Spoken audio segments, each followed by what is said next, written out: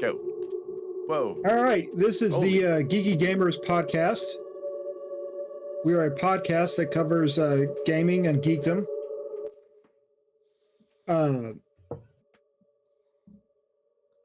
Yep. Yeah. So they say. That was really Absolutely. Come on, man. We put you right on the spot. You can't. Yeah. Who are we? We've got some Super Patreon pro. members. Yep. We are. No, wait. Let's go back. Oh, let's go back. We are That's good. DreadLore and the Geeky Gamer podcast. Yeah. We've got storms going on in my neck of the woods right now. Yep. Mine too. There was the loudest fucking lightning that Yeah. happened as soon as we started. Oh, really? Oh, I didn't hear it. I Oh, was yeah. like, oh It's shit. because you're in California. Go ahead. It rains Right. here, too. Yeah. So going on with the intro. We are DreadLore / the Geeky Gamers podcast. We've got Patreons. Right? We've got Patreon members. And those members are Tim Roberts, Daniel Holker, Natalia Cline. Natalia Cline. Who else? Anyone else? Ember Nostalgic. Ilaria. Amber Ilaria. Oh yeah, Amber Ilaria. Yeah, / Oh. nostalgic. She's both. Yeah, and That's pretty much it. That's all four of I them. sent you a little message on Discord. There's You probably music. didn't see it. yeah. So the podcast is hosted by two gamers, Ken and Bill, and the DREADIES cast Hey, when they show up, and our guests, who we'll get to in just a second. that's right. We have casual conversations about geeky topics with a Pleasant focus on stories, ttrpgs, filmmaking, video games, content creation, lore, and just whatever shows up. Whatever, baby. Whatever. Who's the music? Holker. Music is done by Not uppercase letters. not uppercase letters. numbers. Not Not uppercase. All lowercase symbols. letters. Yeah. And Mr. Interrupt. And Mr. Interrupt. They bequeath their music to us. If you haven't heard their music, you suck. You should probably go to YouTube and fucking Spotify or where the fuck ever you go, man. You should go there. So harsh. Who we have on tonight? We also have video production by come Couchfire on. Media. Oh, those guys. You know, they need no introduction. They need do. no introduction. You know who doesn't need an introduction? Trois Who? Productions. Trois because they're just the best. Nobody. Thank knows you, who they JV Hilliard, for sitting through that intro. are. Oh, it's spectacular. That's great. I've never seen Holy anything shit. more professionally done. It was Yeah, fantastic. there we We go. started There we go. exactly at I've worked 7. on it a lot at work. So, well practiced, very smooth, Hulker. Those are great. Yeah. It was Um, smooth. JV, do we go by JV or something else? You can call me Joe. Joe, who are Makes you? it easy, right? I'm well. How about you guys? Yep, good. Who are you, sir? Well, I am an epic and dark fantasy author. So if you are a reader and enjoy things like Game of Thrones or Lord of the Rings or play Dungeons and Dragons, that's really my wheelhouse. So it's a mix of what I would describe as epic fantasy meets dark fantasy. So the good guys don't always win. And, but it follows along some of the same, paths that you would find in those books. So Terry Brooks, R.A. Salvatore, Margaret Weiss, Tracy Hickman, Terry Pratchett, obviously Brandon Sanderson, those kind of guys.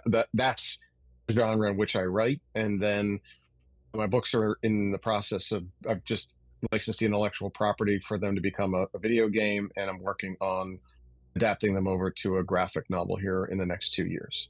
Holy shit. I'm So envious. much. Okay. So much. Well, I feel like you should probably tell us about the book series. I know it's called the Warminster series. I jumped on Amazon and listened to some of the audio sample, which was interesting. It kind of gives a little bit of an idea of how you write and I guess the sort of topics that are going on. But it really doesn't give a whole lot. It's a little taste. It definitely seemed like dark fantasy, like magic was involved. It seems like the main character, at least in that, is a guy who has dreams, foreboding dreams. So, and then there's some dude he's watching, which I'm assuming is, he's like, hey, what's up? I'm assuming he comes off like a bad guy, but I have a feeling he's probably like the old wise man in the mountain who turns out to be a kind of good guy. Am I wrong? Good. He's a bad guy. Yeah. Tell us a little bit about it. This is tell us about it. Yeah, sure. So the Warminster Saga is a 4-part quadrilogy that begins with The Last Keeper, the first book in the series.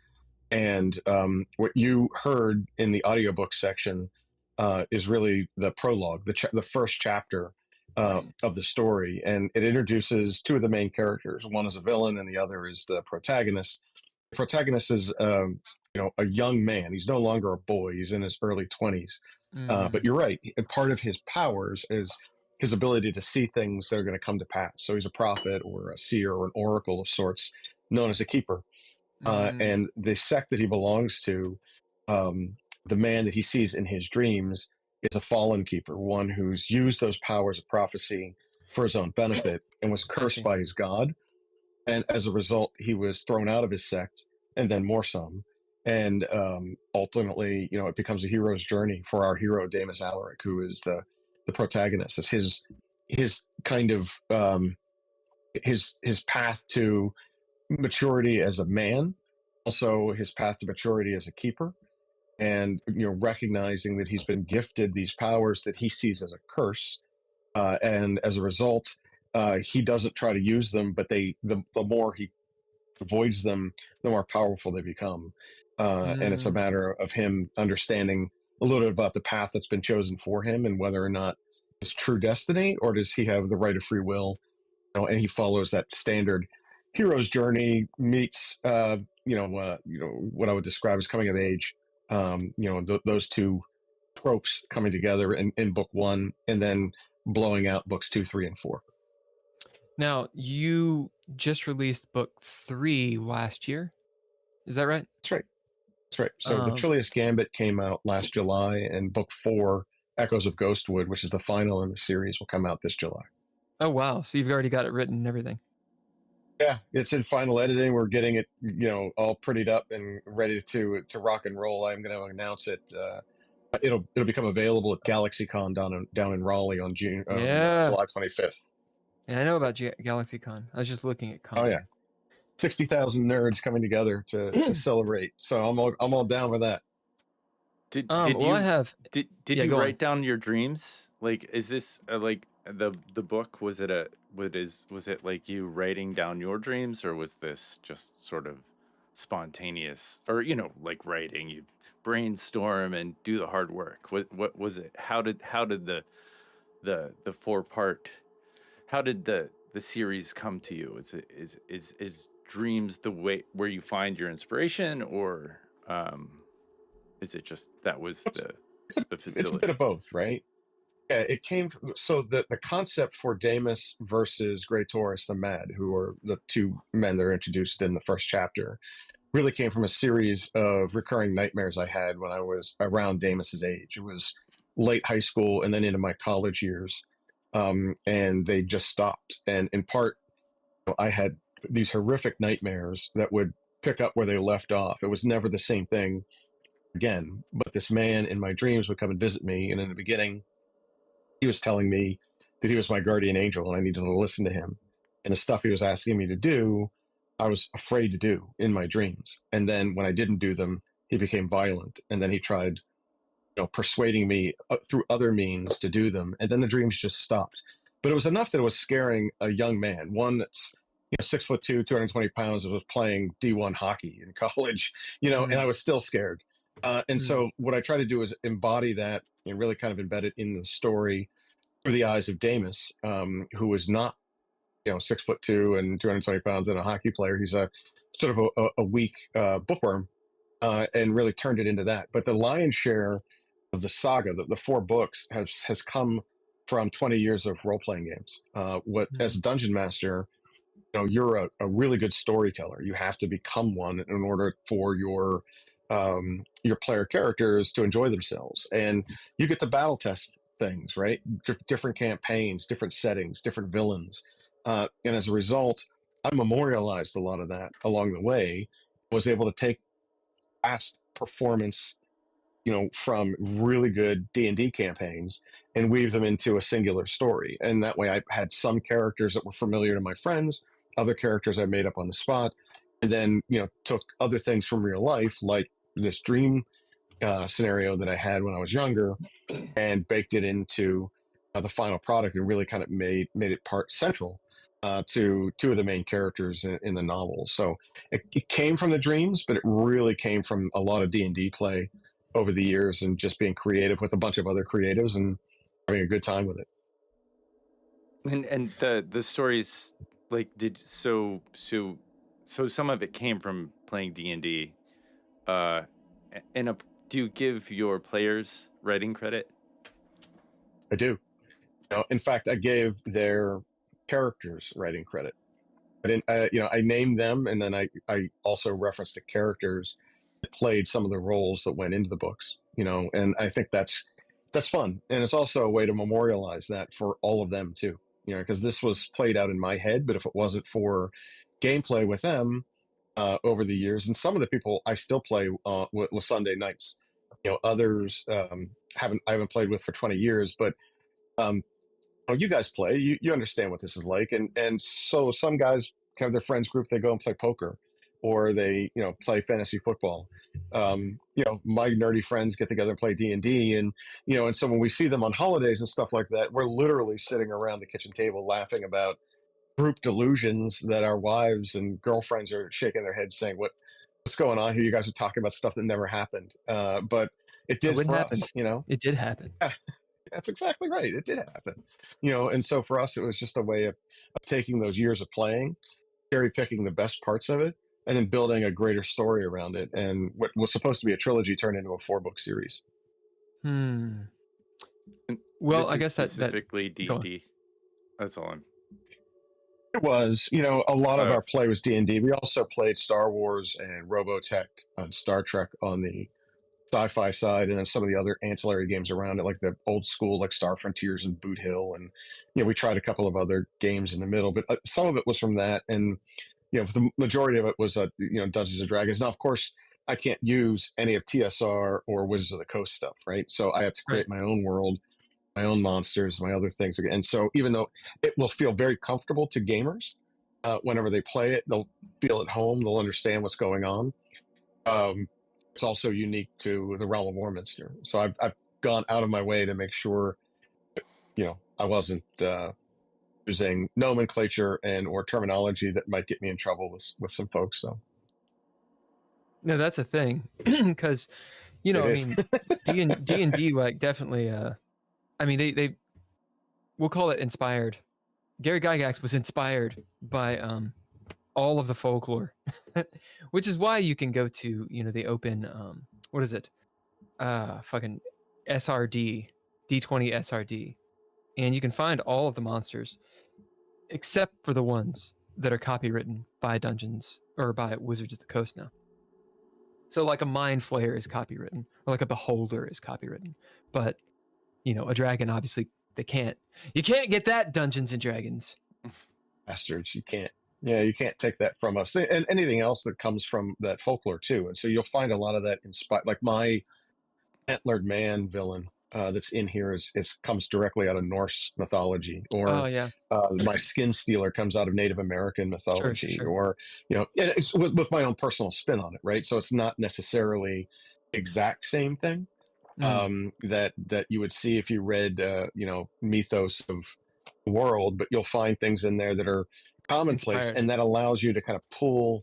I think people, when they're suspending disbelief to be inside a fantasy realm, if you give them something that's they're familiar with and grounded in that familiarity, it makes it easier for them to believe it and follow along, because they know at least the path that you're setting forward. And you can have right and left turns in it, and you've got to do stuff that's unique, including the names. But ultimately, there are no Native Americans in my realm, right? There's no America for there to be. So the skin stealer was really born from the inspiration of a skin walker, or the antlered man came from the master of the hunt, or some of the other monsters that I've used, and I call them cryptids. I was going to ask if they were cryptids.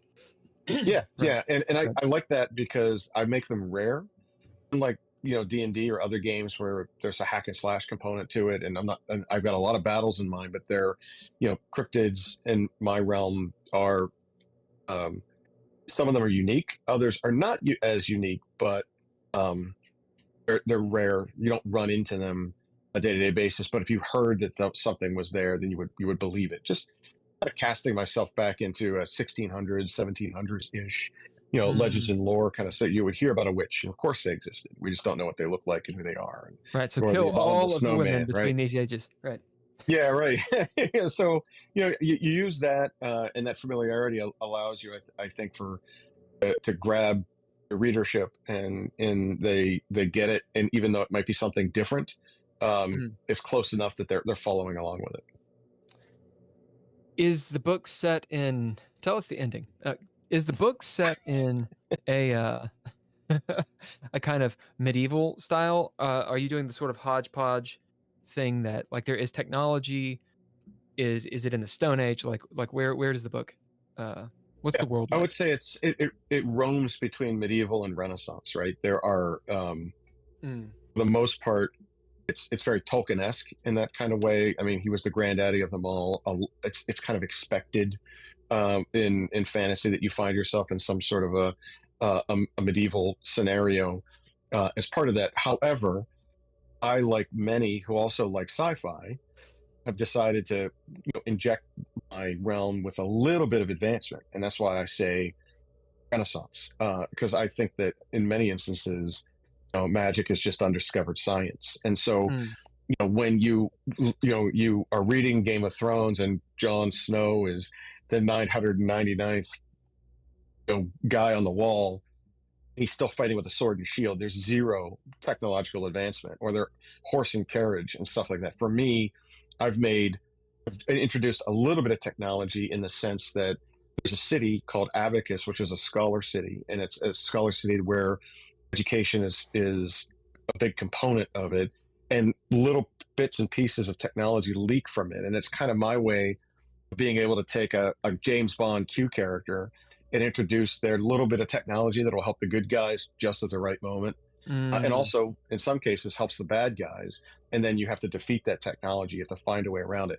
But it's not something that would blow you out of a standard fantasy realm. I mean, these are things that would be acceptable, that you would recognize, but then you would see that the realm is advancing based on the city of Abacus primarily, and some other places in the world that haven't been discovered, in my novels yet, but I know in the top of my head it'll end up in novel 20 somewhere, but here, that's a place that allows that, and then I can slide those little things of advancement in there. So it's, if there was like a steampunk version of it, I guess that would be close to it. There's no mechanical things just yet, except for some clocks and, there's some cool stuff that I use for my naval warfare battles.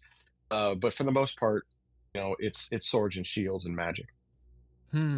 Interesting. There's a name for that. We were talking about that the other night, Bill. It's not Ravenloft. It's a world. You talking about Greyhawk?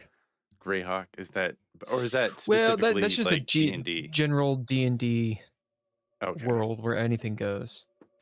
Is kind of Greyhawk. Yeah. I mean, or it sounds a little like Craster, Bill's game that he made. It can have major technological advancements, but for it's the end of this dying world kind of thing.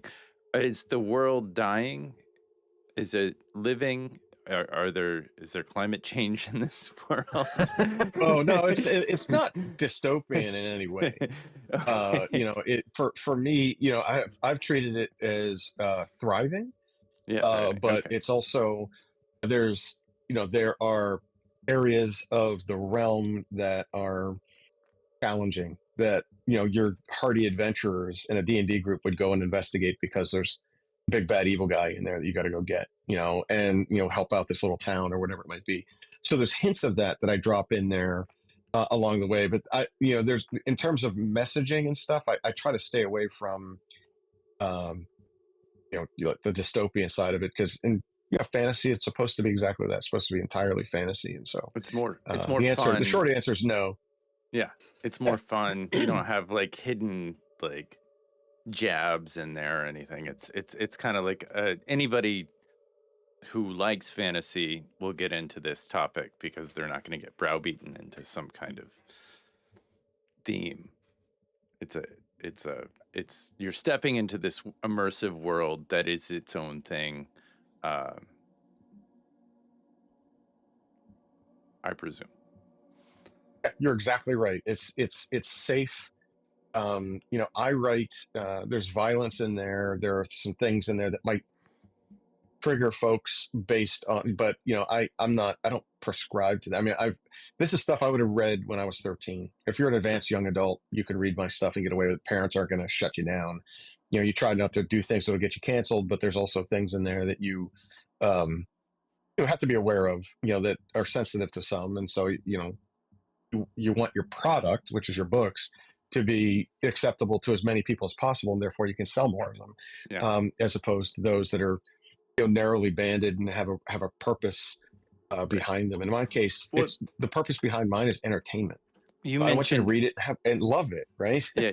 You mentioned Terry Pratchett, and like I think Terry Pratchett can kind of go out of his way to like have that theme. Of course, he uses a lot of techniques of like, oh, there's an egg timer, for instance, or he'll take modern things and interject it into the disc world as a description, kind of in a tongue-in-cheek way, and there's always kind of an underlying theme that he's trying to tell in his stories.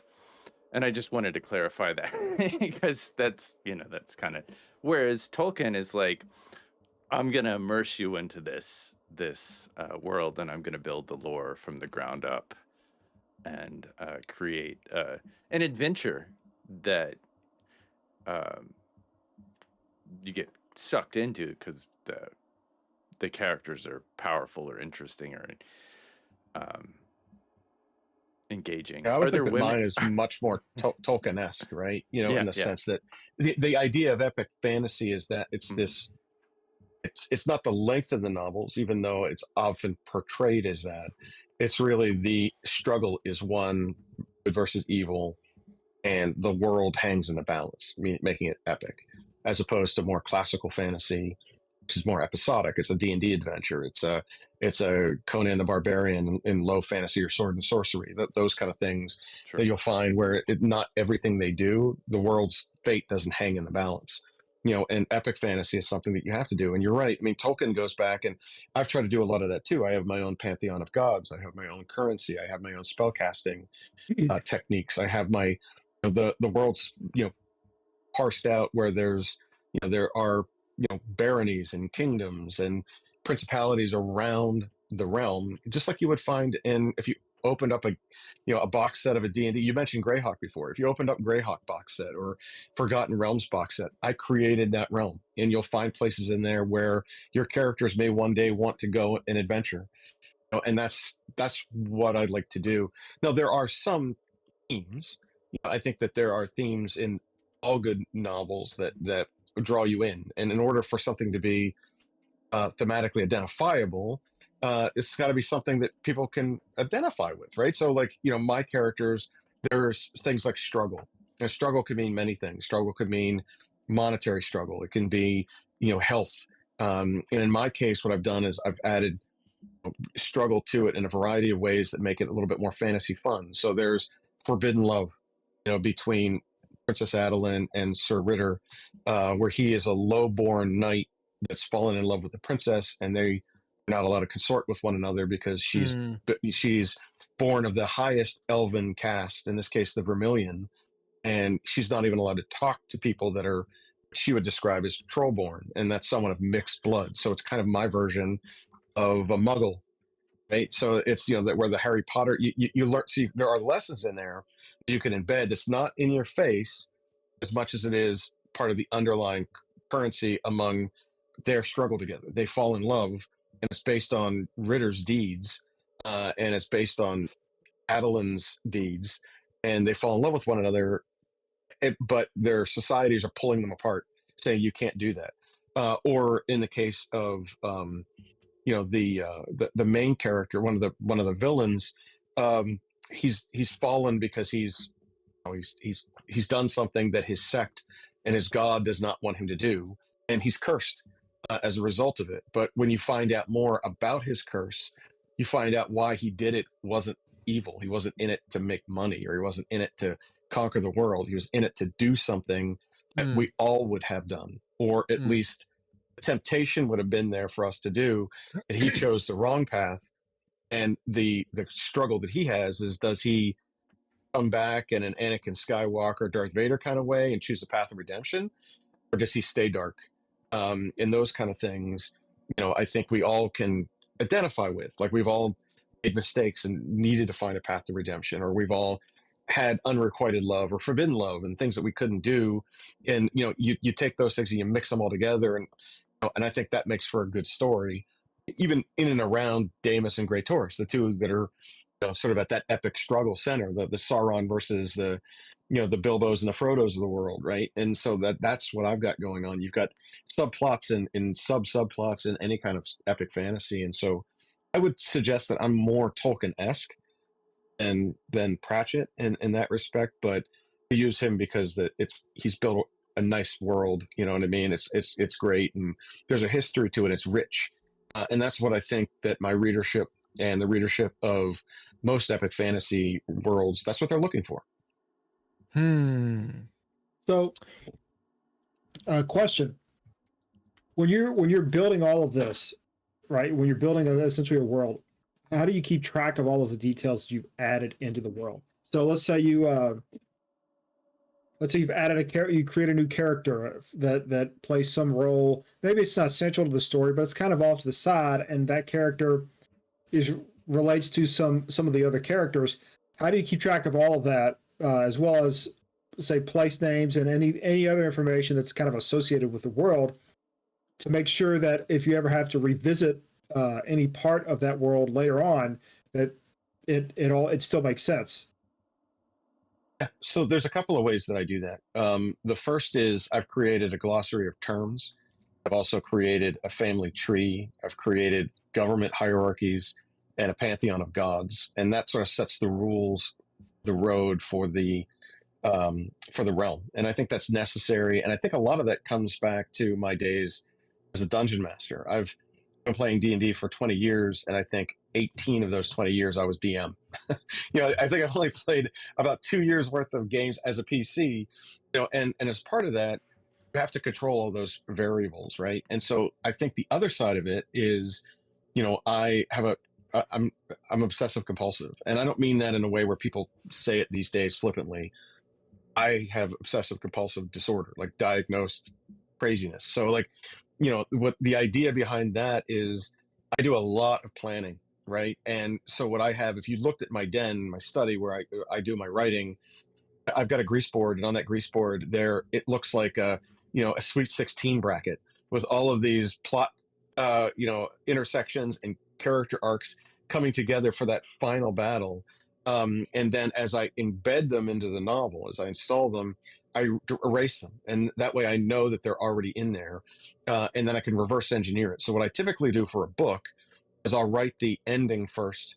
I go back to the beginning and write that, and then I fill in the middle. And I'm not real sure if a lot of authors do that. Sometimes I'll even write 7 to 9 chapters on just a single character, and then assimilate them in, and that's how you kind of keep track of it. You have to, because you're right. I mean, if you look at my books, there's a map. There's also a close-up of the map if you go to my website. If you you pick up the glossary of terms that's in the books, you'll be able to follow along, so that you as a reader who don't know it as well as me go and reference that, especially if you're in between books and you need a refresher. Those things are important too.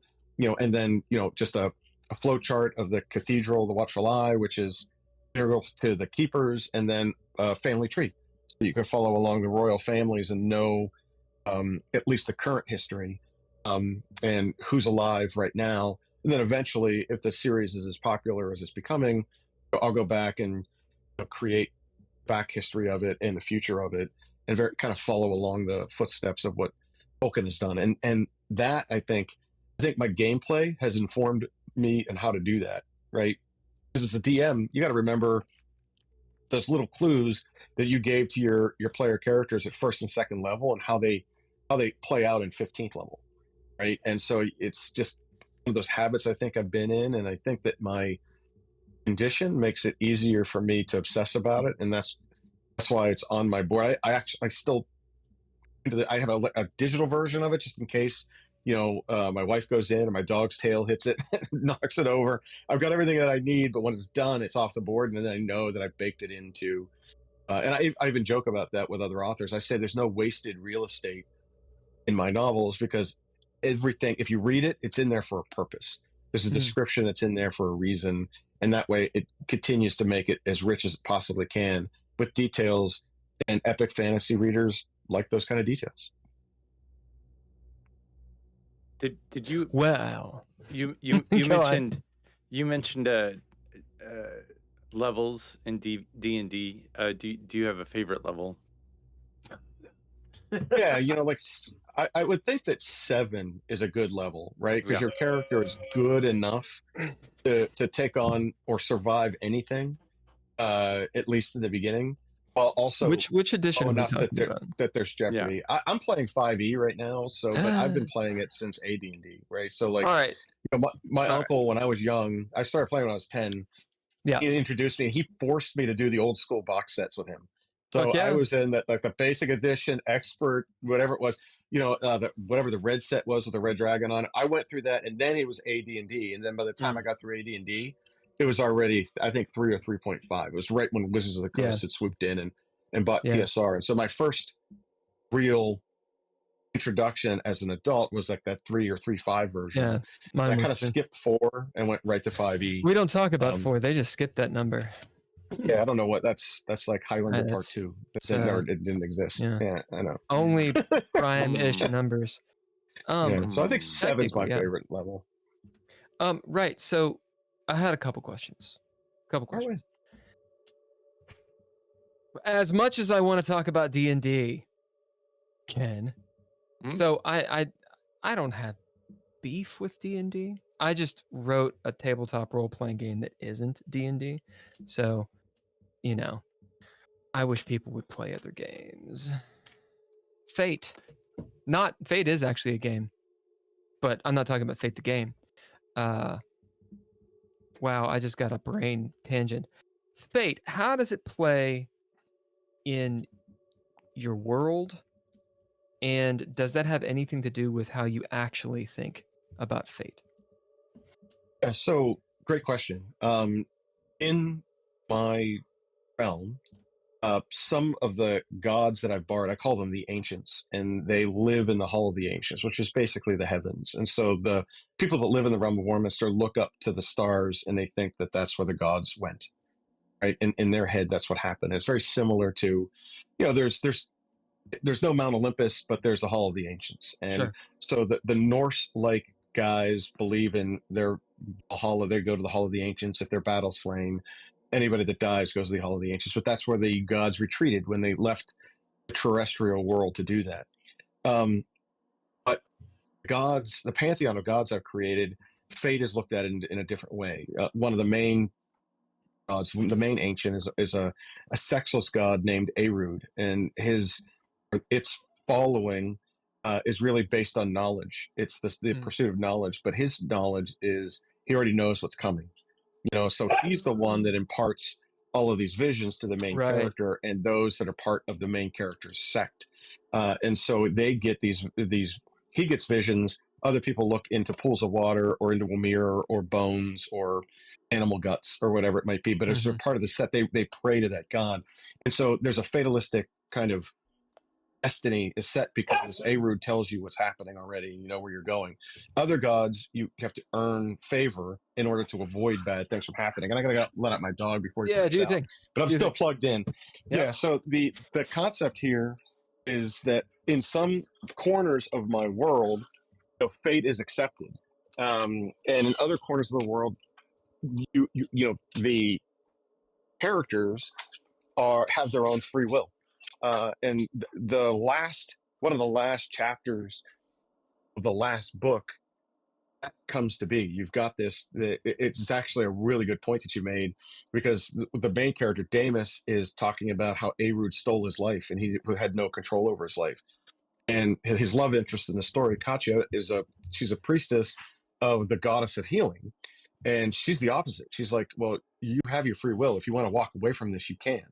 I'm not going to stop. He can't stop you. He just guided you here and he's brought you here. And so it really takes a look at at fate and free will and smashes them together. And I think that's a really cool theme. And the way I look at it is, I think there are things that some people are destined to do because of talent or some sort of familial right to it. But again, it's just like you said, like my dog is telling me, which is that, and that's Thor, by the way. That's my husky.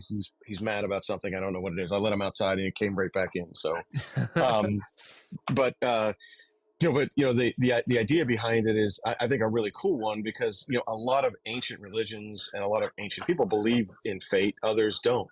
And they believe in that free will. And so I think that that's cool. And we see that in today's world too, where some people, you just think, oh, well, he was born to do that, or she was born to do that. And they've got a special talent for it. So it's hard to deny that maybe they kind of were, but if you don't believe in a god or any kind of that stuff, then, hey, they were just born talented, and they've got this gift, for lack of a better term, and they've used it to maximum advantage. Hum, hum, hum, hum, hum. Okay, you have a publisher. How'd you do that? Oh, wait, hold on. Okay. So talent, you believe that an innate talent, or do you think that it takes work? Oh, it's both, right? So, talent, there are certain people that get a head start, right? And people are just born in a variety of different ways. Like, if I was 5'9", I would not have been playing college hockey. Right? I was 6'2" and I could skate, so I was born with a certain form of attributes, but it also took work for me to hone that to be more competitive and earn that scholarship, right? Same thing with folks that are born more intelligent, or born more beautiful. They're, like, I've got a face for radio, guys, right? Like, I'm not going to show up, on, many TV shows. It's just, but it's okay. I could work to try to make it better, and that's what people do. And they try to maximize those things. So I do believe that some people are born, and might not have as much talent and have to work for it. And other people are born with a little bit of a head start, whether it's because they're born into money, or they're born into the right family, or they're born with a certain physical or mental attribute that gives them those advantages of just it is what it is, and you could recognize it, but of course you then have to hone those skills. That will only take you so far, and sometimes you see that in a lot of sports where Tom Brady was a 6th-round draft pick, was the best quarterback of all time because he worked his butt off. He didn't have the best talent, wasn't the strongest arm, he didn't have Dan Marino's arm, or he didn't have the body of some of these guys like Cam Newton. But ultimately, the guy's the best quarterback ever because he put in the elbow grease and made it work. So, you have a publisher. How'd you do that? We came back to that. So, getting published was a choice, right? There's a couple of tracks that folks can go down these days. There's a traditional publishing track, which I did. And then there's the hybrid publishing track, which I can get into in a second. And then there are those that are indie authors. And indie authors are those that just write their stuff and go through Amazon and other outlets to get it published and hustle and, try to sell their wares online and do what they got to do to make it. But they're publishing on their own. I'm the opposite of that. I wrote my first novel over COVID. My day job, I'm a defense and technology lobbyist, and DC was shut down for like a year and a half, so I had nothing to do. And my wife was like, "You're gonna drive me crazy. You got too much energy. Go do something." And so, writing a novel, which is what I was doing, was writing a novel, was something I kicked off my my bucket list. And I ended up sharing that with a professor friend of mine, and she said, "This is publishable. You should get a development editor." And so I got a development editor, and he read it and said, "Hey, this is really publishable. You should talk to my friend who I used to work with at a different publishing house. She has her own publishing house now, and she might take your work." And when I talked to her, she said, "Yeah, I'll publish you, but you have to promise me 3 books, not 1, because fantasy and sci-fi typically are rarely standalone novels. There's an expectation that there's going to be a series." And so I committed to writing 3, which became 4, which is becoming another series after this, and some standalone novels based on the more popular character origin stories and things like that. And so I found my way to publishing very non-traditionally. It was unorthodox. Typically that doesn't happen. The way that most people get published is they write query letters to a variety of agents that represent similar artists and authors and try to get their attention. And if they get hired, they will then represent them in front of, they'll take them to their contacts at certain publishing houses and get them published, or write a query letter directly to a publisher. In some cases, you can't write letters to publishers. They basically say online, "Do not reach out to us. You have to come through an agent." In other cases, they'll accept new work on occasion throughout the year, and you have to hit the right windows to do that. And then it's a waiting game. It really is a matter of them seeing that you've either got a good story or a new story or something that you're riding the wave right now and the popularity. And 10 years ago with the Twilight series, it was vampires. Everything was vampires. 5 years ago, it was dystopian. And nowadays you've got different things that publishing houses are looking for because they're popular right now. Sometimes that's because of movies or TV shows. Other times that's because the right book took off, and all of a sudden, bang, everyone's writing in that same genre or with those same themes and things. So getting published isn't easy, and you end up sharing royalties, with your publisher in order to get the resources that they can bring to your products to make them more viable, get them onto bookshelves and things like that too. So I found my way there, and it was easy compared to others. I have a friend of mine who, she's been a published author for years. Her publisher passed away. She got the rights to her books back, and it took her 141 query letters to other publishing houses before she got picked up again. And Wow. she was already published.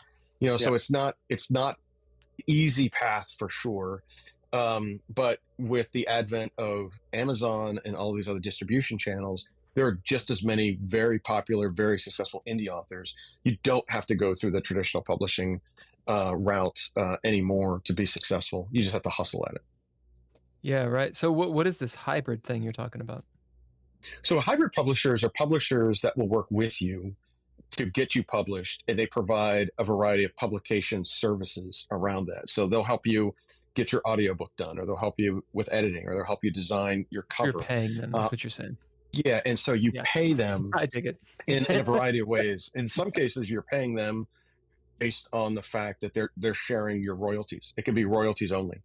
I dig. In other cases, hey, pay me, I will create 500 books for you and send them to you, or I will do this for you, but as a result, there's a fee structure involved as Right. part of that, and then I, as the hybrid publisher, are going to take that money and feed my staff with it, right? And that's how I'm making my money. I think we're gonna actually here in a few weeks have a guest on who might be a hybrid publisher person type thing, who does that kind of thing.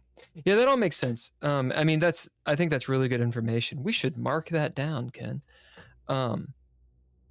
because you know, myself as an author, an indie author, and doing the, as you call it, a hustle and such, you know, that information, sure, it might be a Google search away, but it kind of isn't. It's good to hear from someone who's actually been successful and is becoming more successful. You know, the ropes and how you blah blah blah blah blah blah blah blah blah. You're gonna be at GalaxyCon. You got artwork, and it looks like the cover was done pretty good. You've been to several cons. Tell us, why are you going to cons? You go where the buyers are, right? And you know, I own several businesses, and you know, I look at myself as my brand, and my books are my product, and I treat myself in this endeavor as an entrepreneurial endeavor. And so I've gone to libraries, and you can get 20, 50, 100 people at libraries. You can get your own book signings at bookstores, and you'll get 20, 50, 100 people at bookstores. You go to GalaxyCon, you have 60,000 people that are there. They're all geeks. It's not, hey, this person came to the library because they're local and they're part of their book club and they don't read fantasy. They don't buy anything.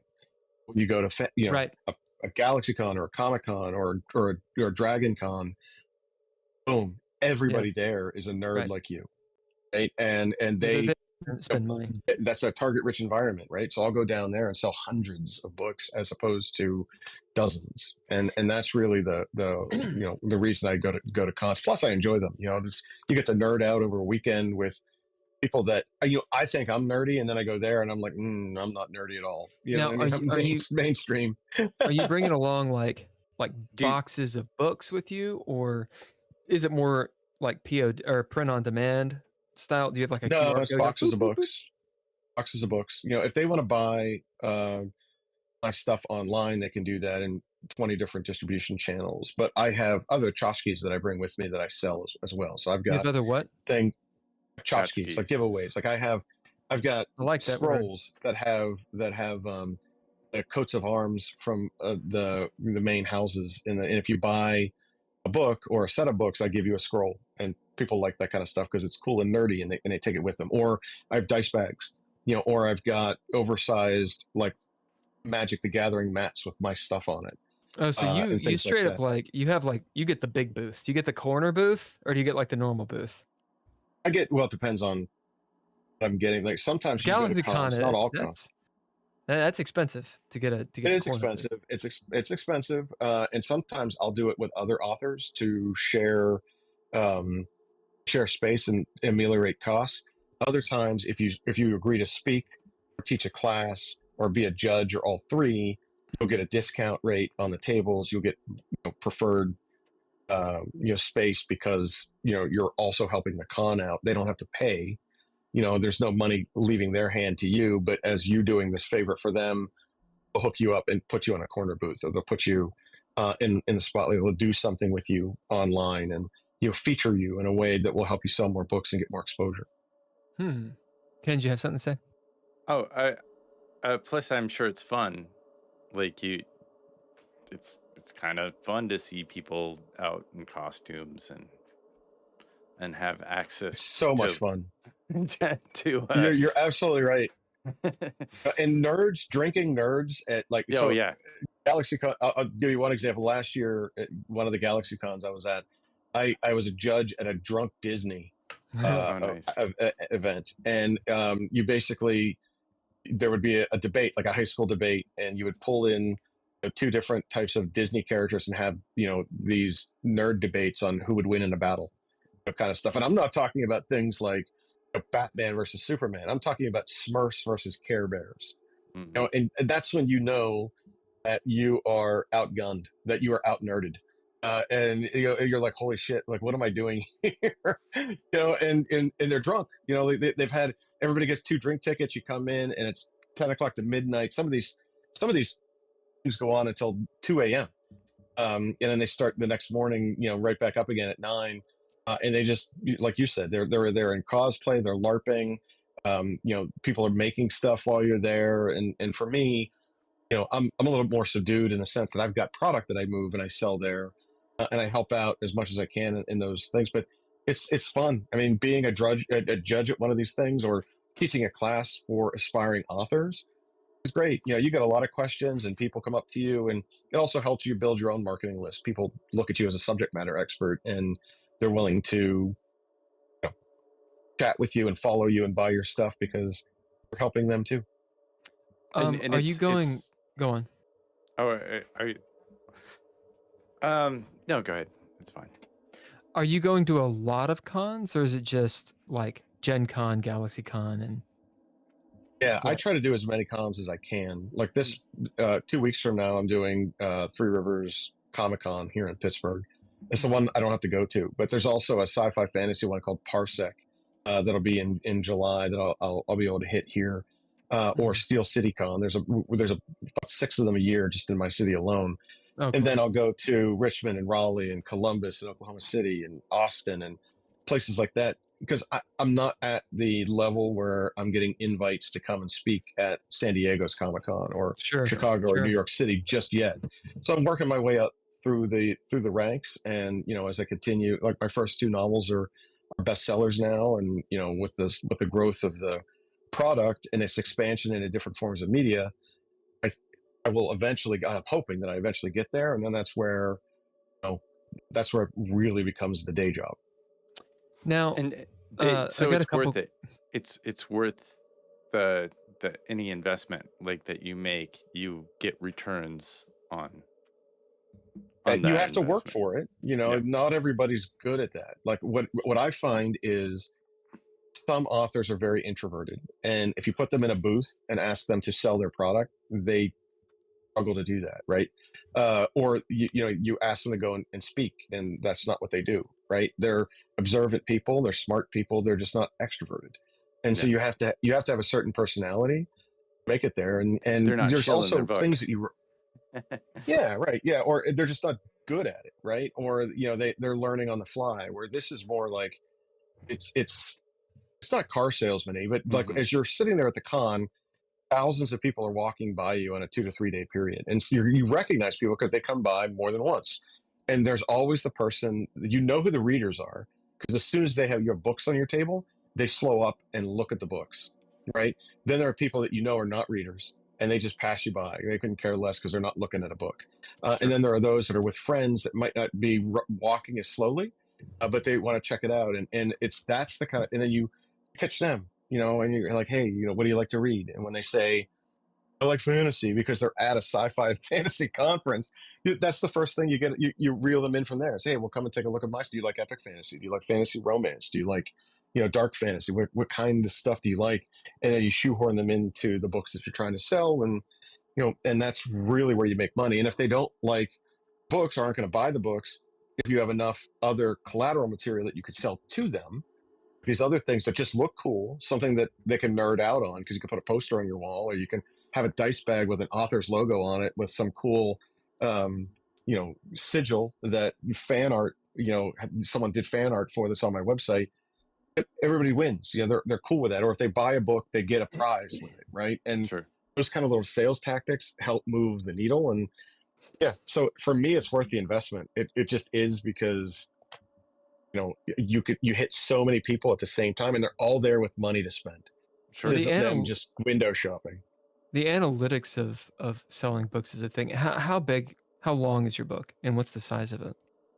So my books are typically between 470 to 500 pages, 150,000 words.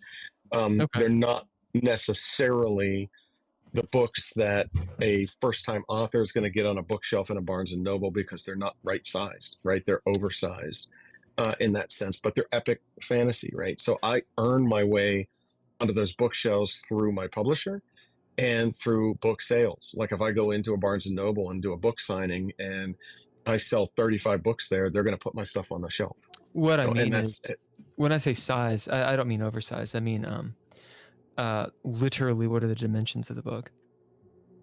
Oh, that's a Is it really like good a U.S. question. trade, or is it like an executive, or It's this size. it looks like an it looks like an 8.5 or Yeah, executive? I don't know. That's a good It might be a question. 7. Is that's a hardback or is it a softback That's a or paperback.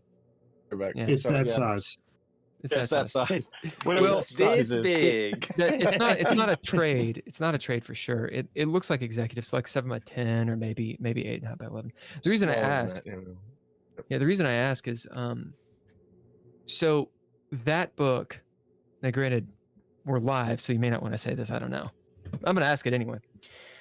That book, as a hardback, let's see, 400 or 500 pages at that size, easily costs $35 to $40 to print. Right, as a hardback, and that's assuming you're going through like, well, all of the printers. There's like 3 printers, and that's it, right? So whomever your publisher is, I'm assuming they can only cut costs so much. So if you're buying as a paperback, it's really not saving you that much more money, right? So I don't know what your price point is. Are you willing to give that, or do you not want to? No, I mean you're right around the dollar amount, right? So it's about $30 for the right sized hardback, or if you do it with a box set, which I'll be able to do when I finish the series here in July. The box sets are sometimes just as expensive. So those are limited runs, or you ameliorate the cost by doing a much larger run, right? And through those orders, you're now taking a business risk. Well, saying, "Hey, I've got you're touching 200 of these sitting in my it's trunk. not, I got to not move just them." 200. Yeah. It's not just 200. It's 200 times 30. You're talking about $6,000. Six in like minus sales tax when you pay whatever, $6,000 or $7,000 to just get the books, and then when you sell them, what does a book like that run? You can't run more than that. Like they're usually like $27.99. Like my paperback of that size on Amazon is $21. So when you sell a hardback, you're looking at $35. You know what I mean? Amazon, it's much of a break even. Amazon's a little bit different though, right? Because you have a publisher, you might be able. I should say your publisher might be able to negotiate with Amazon, but I would, unless they're huge, I doubt it. Amazon does whatever the fuck they want, right? So like my book, for example, is $80 on Amazon hardback, and it's about the same size. The reason is because I don't have the sales. You got a bunch of sales, they're going to sell more, but Amazon will actually discount the same book to $40. So there's no profit whatsoever. What I'm asking is, when you sell your book, let's say offline, like on your website, or let's say it's not Amazon, at the con, how much do you charge? I charge what it says on Amazon. Okay. And the reason so you go to Amazon and you is charge that. You have to, because they're going to do that. Hey, so if I'm selling my book at $25 and they can buy it on Amazon for $21, print on demand, and get it delivered to their house for free because they're an Amazon Prime member, why would they buy it for $4 more at my table? You could sign it. So you have to be cognizant of where Amazon has you price pointed. I see. So it's interesting because they got their phone out and they're like, I wonder how, I'm just gonna, So is digging, and again, you don't have to answer because this is rather personal stuff. Gotcha. When you're going to go to GalaxyCon and you're going to take 300 books with you, have you paid that up front, or has your publisher given you those books and then you're It's a mix of both, right? So when I publish a new book, part of my contract is that I get 500 advanced reader copies for myself. Right. So I don't pay for those, and I could sell those at whatever dollar amount I want, right? Because they were ARC copies that I'd gotten prior to. So if I sell them at the con for $20 a piece, $20 times 500, I made my money back, 10 grand, right? So like that's good. But that's not always the way it is. Like some people, I'll get people to buy them on my website and I sign it and I mail it to them, right? And then it's the cost of the book plus the cost of shipping, and the supplies and things like that too. So they pay a little bit overpaid. If they're buying it online, they would typically want to buy it at Amazon, or if they go directly to my publisher, they'll get the best price possible, right? So I direct people to Dragon Moon Press because I want them to buy it there, and then I don't have to share part of my Sure. my royalties with Amazon before it gets to me. It goes to Dragon Moon, and we split our. It's negligible, is what it is. Amazon is horrible, in my humble opinion. Ooh. Okay, so in the event you did not have a traditional publisher, so this is a big what if question. Obviously, anything goes. And you were doing indie. How would you tackle this problem? Well, I wouldn't use any hardbacks at all because you're just not going to make money on them, right? So you go paperback, ebook, and audio. Audio is important because audio is the fastest growing place where people go and buy books. If you look at it, a lot of people are just doing it because everyone's in a different stage of their life and they've got kids and soccer games and travel and on the bus and on a plane. And so people will listen to their books these days and say it's reading. So audiobooks are very popular. So you have to have an audiobook for that. And you can find the right audiobook producer and voice. If they do it at a reasonable cost or they do it for a royalty share, you don't have to pay that money up front. So audio is important. Ebooks are also important because then I can sell an ebook and not have to worry about dragging them with me in a car, sending them ahead and paying postage, worry about them getting damaged. Did they arrive at the right place? All the kind of stuff that comes with that, because an ebook is always going to be pristine. It's something you just download on your phone or you have it on your computer. And so if I were an indie author, I would look at those two things. And then paperbacks are a good way, almost as a loss leader, in the sense where you're selling the book, you're breaking even on it. But as you sell that book, it's in one other person's hands. And then you're facing them down to get a review. Those reviews are critical in the way people view your novels and the relative success that they have. And there's no necessarily magic number out there, but you want to make sure that you're asking people to leave reviews for you every time you sell a book, because Amazon's algorithm will pick that up and then they'll promote you. Goodreads, that people don't know, are owned by Amazon. You don't have to buy the book from Amazon to put a review on Goodreads, or other outlets like Shepherd. Or if they buy your audiobook, make sure that they're hitting it. They're leaving a review on Audible, or they're leaving it on iTunes, or leaving on any of the number of those. And all of those things add up. When people go and look at the amount of reviews you've gotten, if you're getting a lot of 4s and 5 stars and people are buying them and you're over 100 reviews and 200 reviews, and you aggregate them together and you got 500-600 reviews on a book, all of a sudden there's validation and gravity that comes along with that, because it's not just your family members that went out and left you a nice review. Now it's like people that you don't know bought your stuff, read it, and then went and got the other one and the next one and the next one, and they're talking about it. And because as much as you think you have a lot of friends, you don't. Asking your friends to leave reviews, 1 out of 5 do. It just never happens. That. It just never happens. So I look at that. If I were an indie author, I would look at that and say, look, I'm not going to make a lot of money on this sale, but that's okay by me because it's in your hands. And if you leave me that review, that's just as good as me selling a book. You mentioned audiobooks earlier. I wanted to go back to that just for a second. And I think it's interesting because you were talking about, having somebody read and you had to have that aspect in circulation. AI voice, what do you think about that? No. So there's a couple of things about it that make me nervous. Not just AI voice, but anything AI originated, right? Because nothing's original there. You're stealing from someone else and repurposing it. And there's a lost art to that. I'm not one that's going to go protest about it. I'm not one that's going to be involved in some class action lawsuit against it. AI art, AI writing, all that kind of stuff. It's here, and it's going to just get, more and more prevalent as part of that. But there's a discipline that it takes when you're writing something and it's new and it's there. And so when you're using a voice, I don't know. You're stealing someone else's voice. I mean, the computer doesn't know it. It's just going out and finding voices that match what you're asking, and someone else's voice. In the same way you've stolen their art when you did your own AI art, or when someone used Grammarly or ChatGPT to write their book, they actually stole it from someone else's book, verbatim in many instances, and it doesn't know. And now they've got AI detectors where you can tell if someone's used AI in any form, even if it's your business and you're just using it to create an ad for yourself. You can run it through an AI detector and it'll say there's a certain degree of assurity that this came from a bot, like someone else did this. And so I think it's a fad. It's not going anywhere.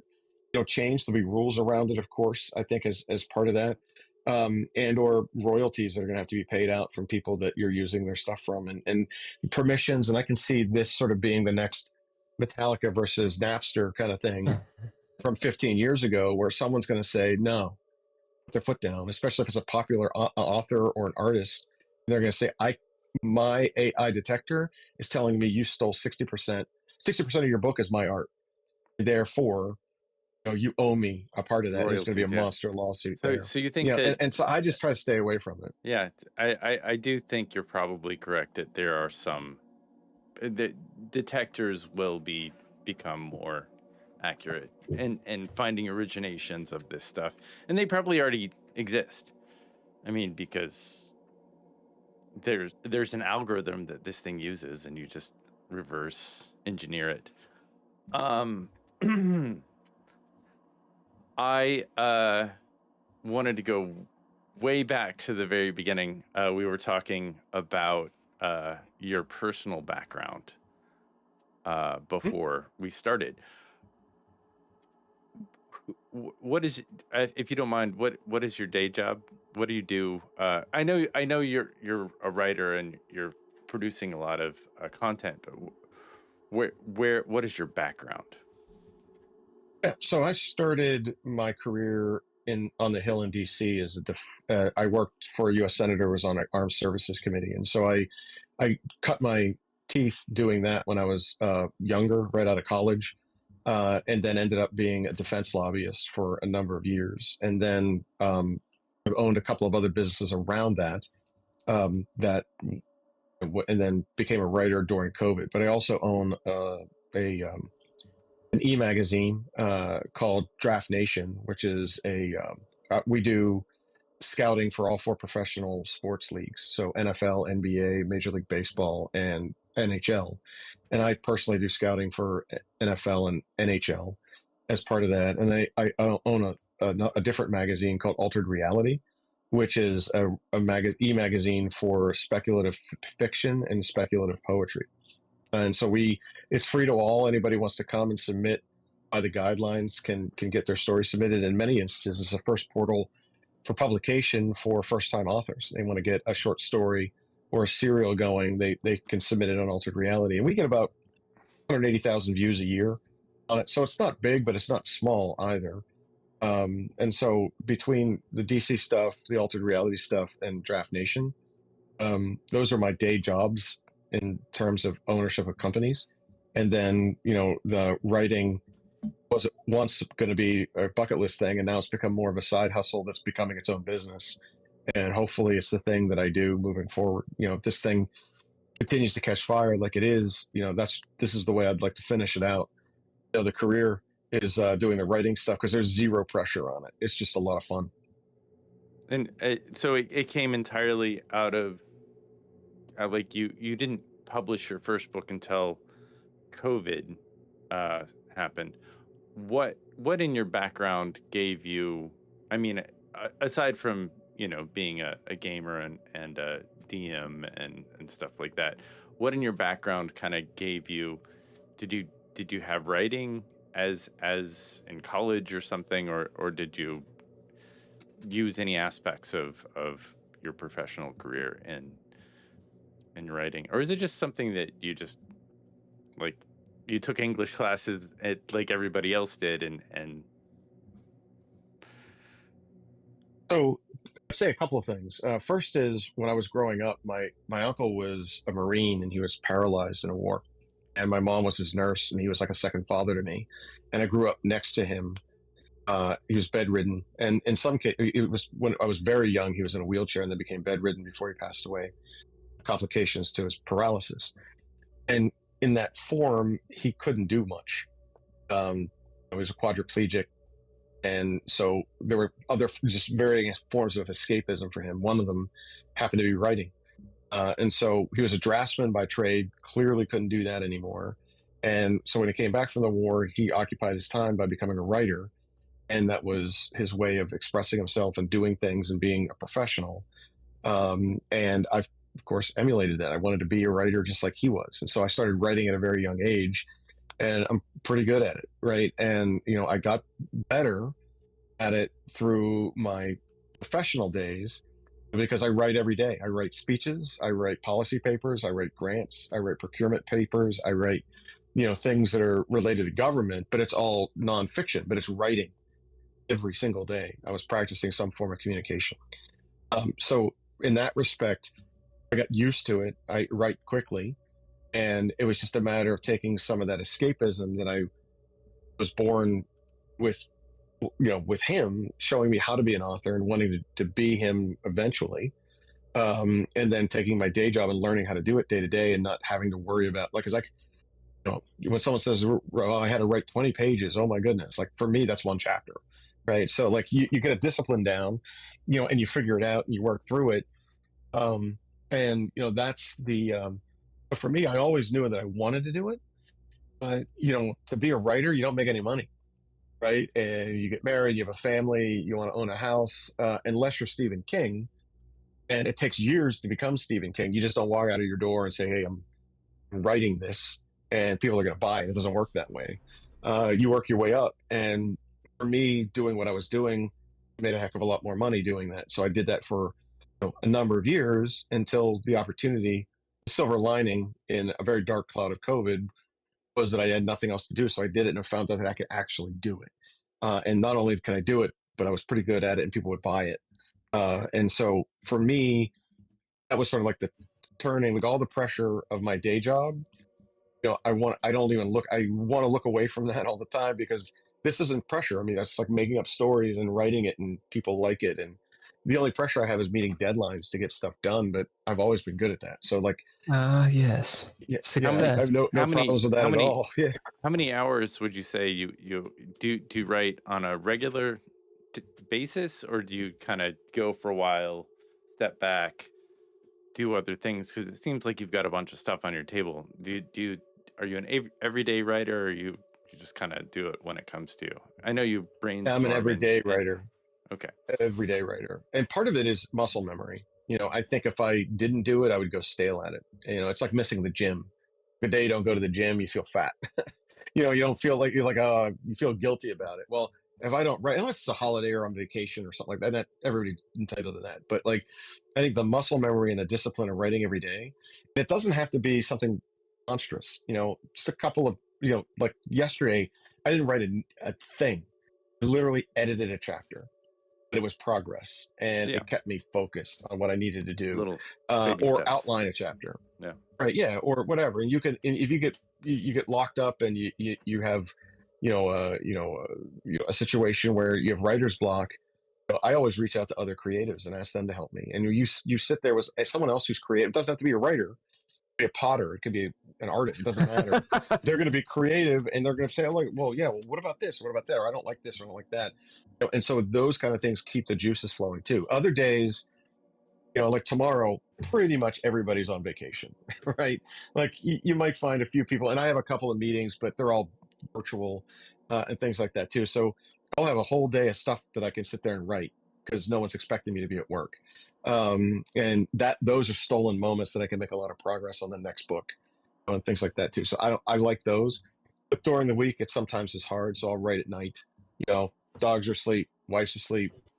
It's 9:00, 9:30 at night. I've got 2 more hours to put in, and I pound away at a chapter or two. And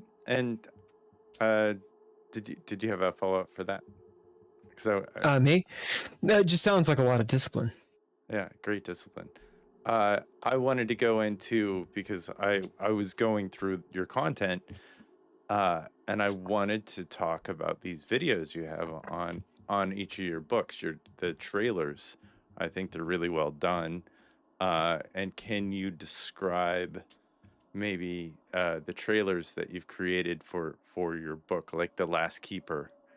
Because in watching it, it's got this moody blue, realistic. It looks like there's some budget and some really wonderful.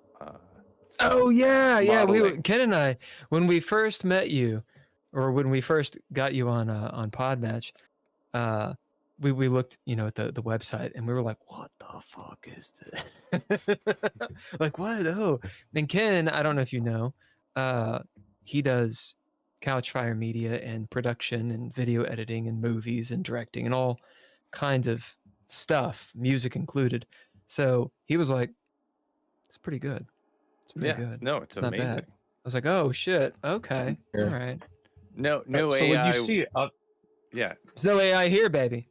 no AI. So most authors these days put together book trailers like movie trailers, and most authors use Canva or other sources of tools that they can add to their tool chest to do it, because it's inexpensive, and for a couple $100 they can make themselves really nice book trailer, but they all look the same, right? It's like still photos of something and your clip art that you got from Shutterstock or whatever the hell it's called. I mean, and they put some music that you found that you could download for free and use and things like that, and that was great.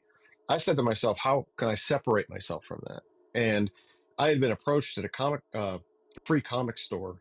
Excuse me, there was a free comic day at a comic store where I was doing a book signing. This guy comes up to me and shows me a couple of videos that he did, and he owns a company called Light Raider Productions, and he's also a Pittsburgh guy, but he had done music videos. He does fashion week and runway shows. He's done movies. He's done Oscars and things like that as part of his cinematography. And he said, he's done but Oscars. My real passion is he's like, got so some he'll go- Oscars. Good. Yeah, no, he doesn't have Wow. Oscars. He's done shows where they Oh. paid him to film at Oscars. And Oh, stuff he's like filmed. That. He's, So he's guys, filmed. yeah, he's legit cinematographer. Yeah, I got you. But since we live about 10 minutes from one another, I said, well, what's it going to cost? And I was like, look, I'm not made out of money. I am not going to get a bunch of money from my publisher for this, because we can do it on our own. Show me what you got. And he's like, I'll do this. I'll do it at a reasonable cost.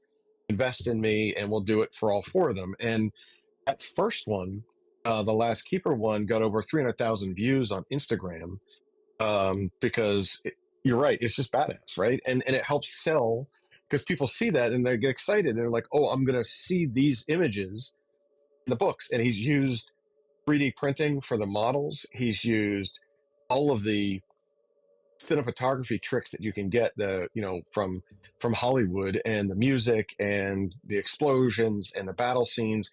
And he's done this stuff with fog machines in his backyard and lighting. And the fourth one that comes out, I've got this battle scene among wizards, and he's got literally the spectrum of wizards firing stuff back and forth over top of one another, with this giant dragon, this death dragon swooping down onto everybody. And he went to like a rapids at Ohio Pile, and got this big, like this cascade of water. I mean, he literally went in the field and did some of this stuff, and then brought the models in and all of those Hollywood tricks, and makes it look great. And he does it within the confines of a minute or less.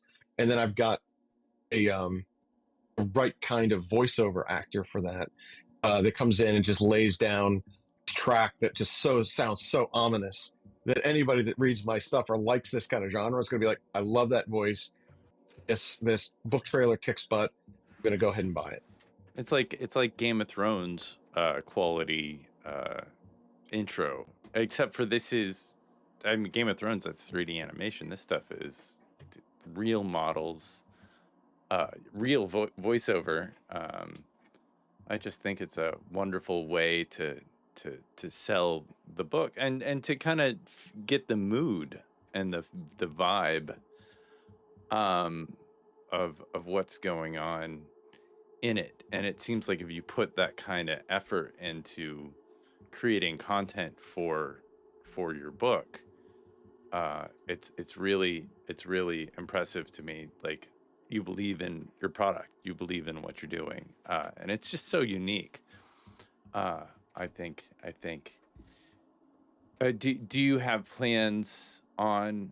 I mean, would you want to make a film out of this? And if you did, would you use the cinematographer if you tried to make one of these films? Are they even makeable?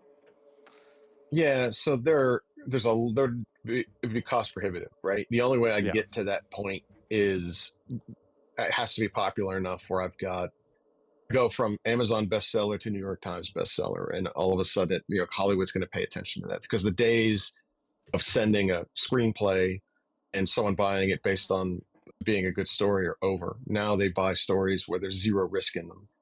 There's a name that comes with it, or it's already sold a bunch of copies, and as a result, they know that you've got 500,000 followers on all of your social media, and you're going to have people that are going to show up and buy tickets to see your movie adaptation of it. So while I think it is imminently doable, I think I'm years away from that, in the sense that I've got 14,000 followers on X, right? Or all in, I might have 25,000 followers on all of my channels, my social channels. And the first two books are Amazon bestsellers, but they're not New What York does Times that or mean USA exactly? Today. So Amazon has rankings within the system, and if you sell a certain amount of books, you'll see that you get flagged for being a bestseller if you're in the top 200 within your categories or your subgenres. They will flag it, and sometimes they'll put a little moniker next to your name saying this was a number 1 bestseller or top 10 bestseller, and things like that too. And so, you get a badge, you put it on your website, and from there, then people know that, all right, well, there's communities invested in it. People are buying it, Right. downloading it, reading it, listening to it. Clearly it's got some momentum, and they want to read stuff that's popular, and they want to read what their friends like, and they want to read something that generically the consensus is good enough that I'm going to buy it too. And so Amazon will rank that, and other systems will rank theirs as well. Amazon's is sort of like the industry standard for that right now, at least at that first rung. USA Today and New York Times, you're talking about tens of thousands of books per week that you have to sell, and that's Stephen King, J.K. Rowling. I'm not there yet. So, and those are the books that are being translated into movies, and you have to find the right showrunner and all this. Sure, a showrunner is a very important thing. I'm years away from that, but I think my story is one that's I would think would be very visually pleasing. I think the adaptation that's coming within both the graphic novel and the video game will ultimately align with that destiny. Like, I can see that happening. Yeah, the graphic novel seems video really games interesting. do a lot better financially than I think films these days, or books. So if you have a video game in development with this, and when you do get a video game developed, can you send us the cheat codes before everyone else so that we can get online? And we're just that good, right? If we know, who knows how we do it? We're just that good, right? Just send it to us a few weeks beforehand. We want the digits. We want the codes. Yeah, well, there will be programs for early adoption, and if you early adopt and you help us gameplay it and test it out and break it so that we can fix it before it goes out, you're going to be rewarded with things in the game that are that other people want. So Double me Joe as Joe, and then Joe Archie, and then I'm in the process of nailing down the graphic art group that does it. I've talked to Glass House in Florida and a few other places that have sort of an anime style to it that comports well with. Oh, you want an anime genre. style to it? Yeah, I think it'll go really well with what I've got going on. So I think the same kind of folks that would like to watch Demon Slayer, the same kind of folks that watch Robotech. Yeah, that kind of art. Now here's a question: did you ever watch Macross Plus? I did. I think first and third generation were the best. The original Macross, Hunter, Roy Fokker, Min May, that was the best. I think the third one with the Invid was pretty good. You're talking about Macross Robotech. You're not talking about the. Proto-human. Yeah, you're talking about Not- Robotech, yeah. which is the American Talking about- adaptation of Macross. That's right. So in Proto-human. Macross Plus, yeah, but of course Macross Island and everything. Yeah, I you're see, right. see, So see. that's exactly right. So that's what I'm talking about when I say that. So yes, It's. yeah. It's So I've watched it, but interesting. it's not the same. No, it's Yeah. not the same. No, it's not the same. Macross Plus, my brother got me into, and I think it's just like a mini series way back. Like there's only like 4 tapes to it. That's right. Tapes. Did you say tapes? I said tapes. VHS. Dating yourself, my brother. Dating yourself. One of our buddies, I still have it. He gave me the entire first season of Robotech, and it's on. I think it's on 1. It might be on 2 tapes, which he pirated, or matey, or off of the television, because you could do that with VHS. Mhm. Anyway, okay, so you're mentioning Robotech, got some Robotech, and that's like Cowboy Bebop style. Or are you talking like Inuyasha style? There's different Harmony art. Gold, like 1980s ish Robotech style art meets today's Demon Slayer kind of art, or Interesting. some of the like cyberpunk stuff. Okay. Those kind of and Cowboy Bebop is fun. I mean, it's that same genre. Yeah, that but it's not toony. It's not toony, right? And when you go to any of the cons, it's pervasive. It's almost like they want to see that. This is so you can So sell books. That's why you want to do it, because you go to cons and all these fucking what are they called? It's not weeaboos. There's some slur I'm looking for that I don't actually even know what it is. But those people. Okay. So it's more of a I'm going to say it as a statement, but it is a question. Okay? Yep. It's more of a marketing thing, and it has nothing to do with art or creativity that you're going in that direction. Yeah, for me, I like the art style. I liked it. If I had to choose an art style, an art form for me, it would be Castlevania. I think that's the most. That's As the in the Netflix one. Is that what you mean? Netflix Castlevania. That kind of, and you can see It's more anime Cowboy in there. Bebop. It's more Cowboy Bebop. It is, but you can see the art. You can see that in there, right? And so for me, that's like if someone said pick a style, I would have them watch that That's what you first. want. I would have them watch Robotech second, and say take these and squish them together. Okay. So it's not only what the people want to dress up as, but also it's actually the style of book that you would actually dig. Now, how are you it's gonna stuff that's enjoyable? How are you gonna adapt a 150,000 word book into a graphic novel? With great difficulty. I'm finding out as I go, like doing the storyboarding for the video game and doing the storyboarding for the graphic novels. It's hard because you have frames, 8 to 12 frames on 2 pages, and then you're stuck within a certain amount of pages in a graphic novel, right? Yeah. By standard size. And so I have to exclude things that are important to the novel. So it's almost like rewriting it through illustration. Right.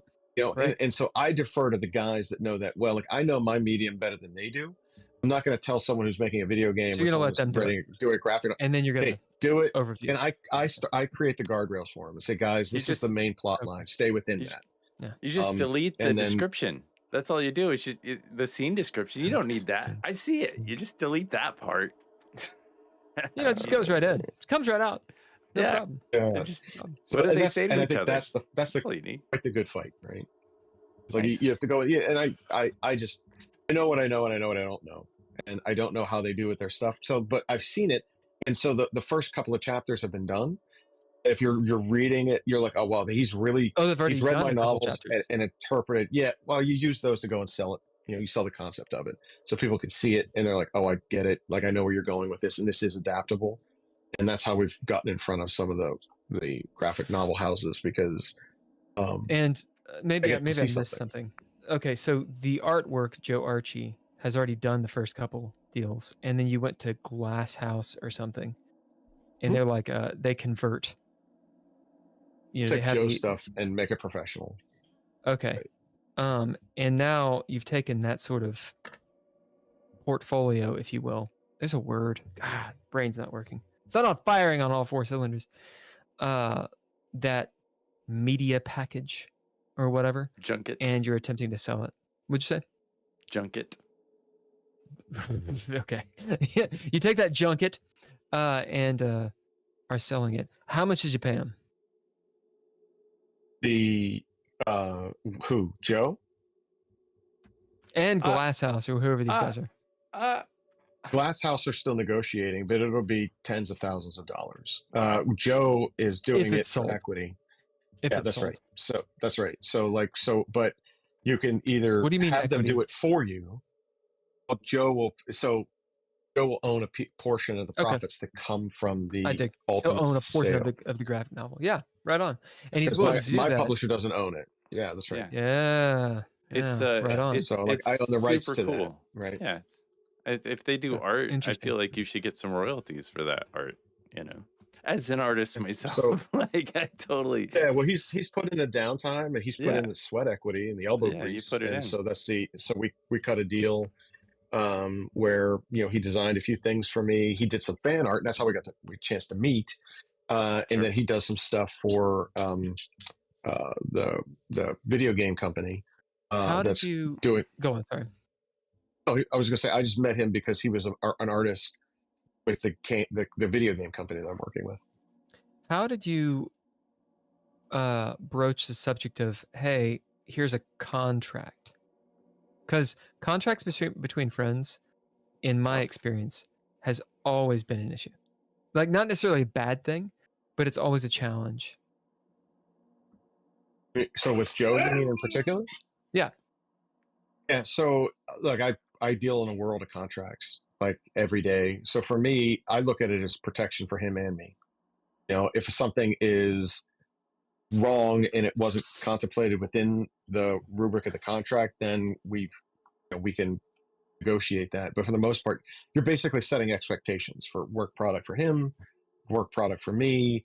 Sides agree to those things, and if things go smoothly, which they normally do, there's going to be bumps in the road, but you see your way through that. You can go ahead and make that work. So for me, I'm used to dealing in contracts, and for me, this is a separate venture covered under its own LLC. And if we sell it, we are going to make money at it, right? And then if someone buys into it as a partnership and they want to produce it for us, now we're giving up equity to them and ownership for them as part of that too. It's like, so you can go ahead and sell a book, and then the people that bought your book are going to do whatever they want with it, right? And you have to play along with that because you sold it under that contract. Or you could own your book, have someone publish it for. There's a variety of ways you can do these things. Same thing holds true under the contractual obligations. And as long as you have a good intellectual property attorney, they'll walk you kind of through it. And if you're fair, you even tell the attorney, I want you representing both sides here equitably. And typically you get a good product. Well, okay. That's a really good answer, but it didn't exactly answer my question. Okay. Which is probably my fault for not communicating. It's your fault. I'm not trying to be convinced of having contracts. I think they're good. I mean, how did you broach the contract? As in, like as a friendly? He actually broached it with me. He was doing stuff related to, as he was helping the video game company as a subcontractor, helping them design art for it. And he fell in love with the novels, and he's like, I can see this being a comic book. And I said, I'm a comic book nerd. I want to see it as a comic book. And he said, well, what if outside of our agreement with Elderverse and Big Cat and Niantic, what if we did something on our own in terms of the graphic novel stuff? Do you have the intellectual property rights to this? And so I double checked it with my publisher, and I did. And then we decided to carve it. But he actually approached me about taking that next step because he wanted to do it. He started doing fan art as he was reading it. He would send me clips, and I would have these fan art things. And typically, when I take fan art and I put it on my website, right, or I'll do social media around it, and thanking people, because that's really humbling. And he was taking time out of his own schedule to do that because he was in love with the story. And so you've got that kind of passion that follows along with it. It makes it a little easier. So what this is what I'm hearing. COVID happens and you got your COVID project or your COVID project, which, you know, a lot of people did. You kind of went for yours, and it's been a dream for a long time, and you killed it. You made an awesome story, and then all of a sudden, all of these people started being like, "Let's do shit." Right? Hey, here's a publisher. Boom, publishing. But you're working in between this because you're going to cons, and you have the mind and the skill set to be able to capitalize on all these opportunities. Right? Right. Nice. Would you ever write something makeable? Like, not makeable, like instead of going fantasy, would you ever like write a romance or a western or like a cop detective? Nothing. You're strictly fantasy. Or would you do a noir I have a really in your good setting? idea for. I have a good idea for a vampire novel or a vampire series of novels. I've always been a vampire fan. Vampires are cool. I could see me writing that. I could see me writing a horror novel. But ultimately, it's not my calling. My calling is fantasy adventure. Like, could someone talk me into doing a project with them on a sci-fi thing?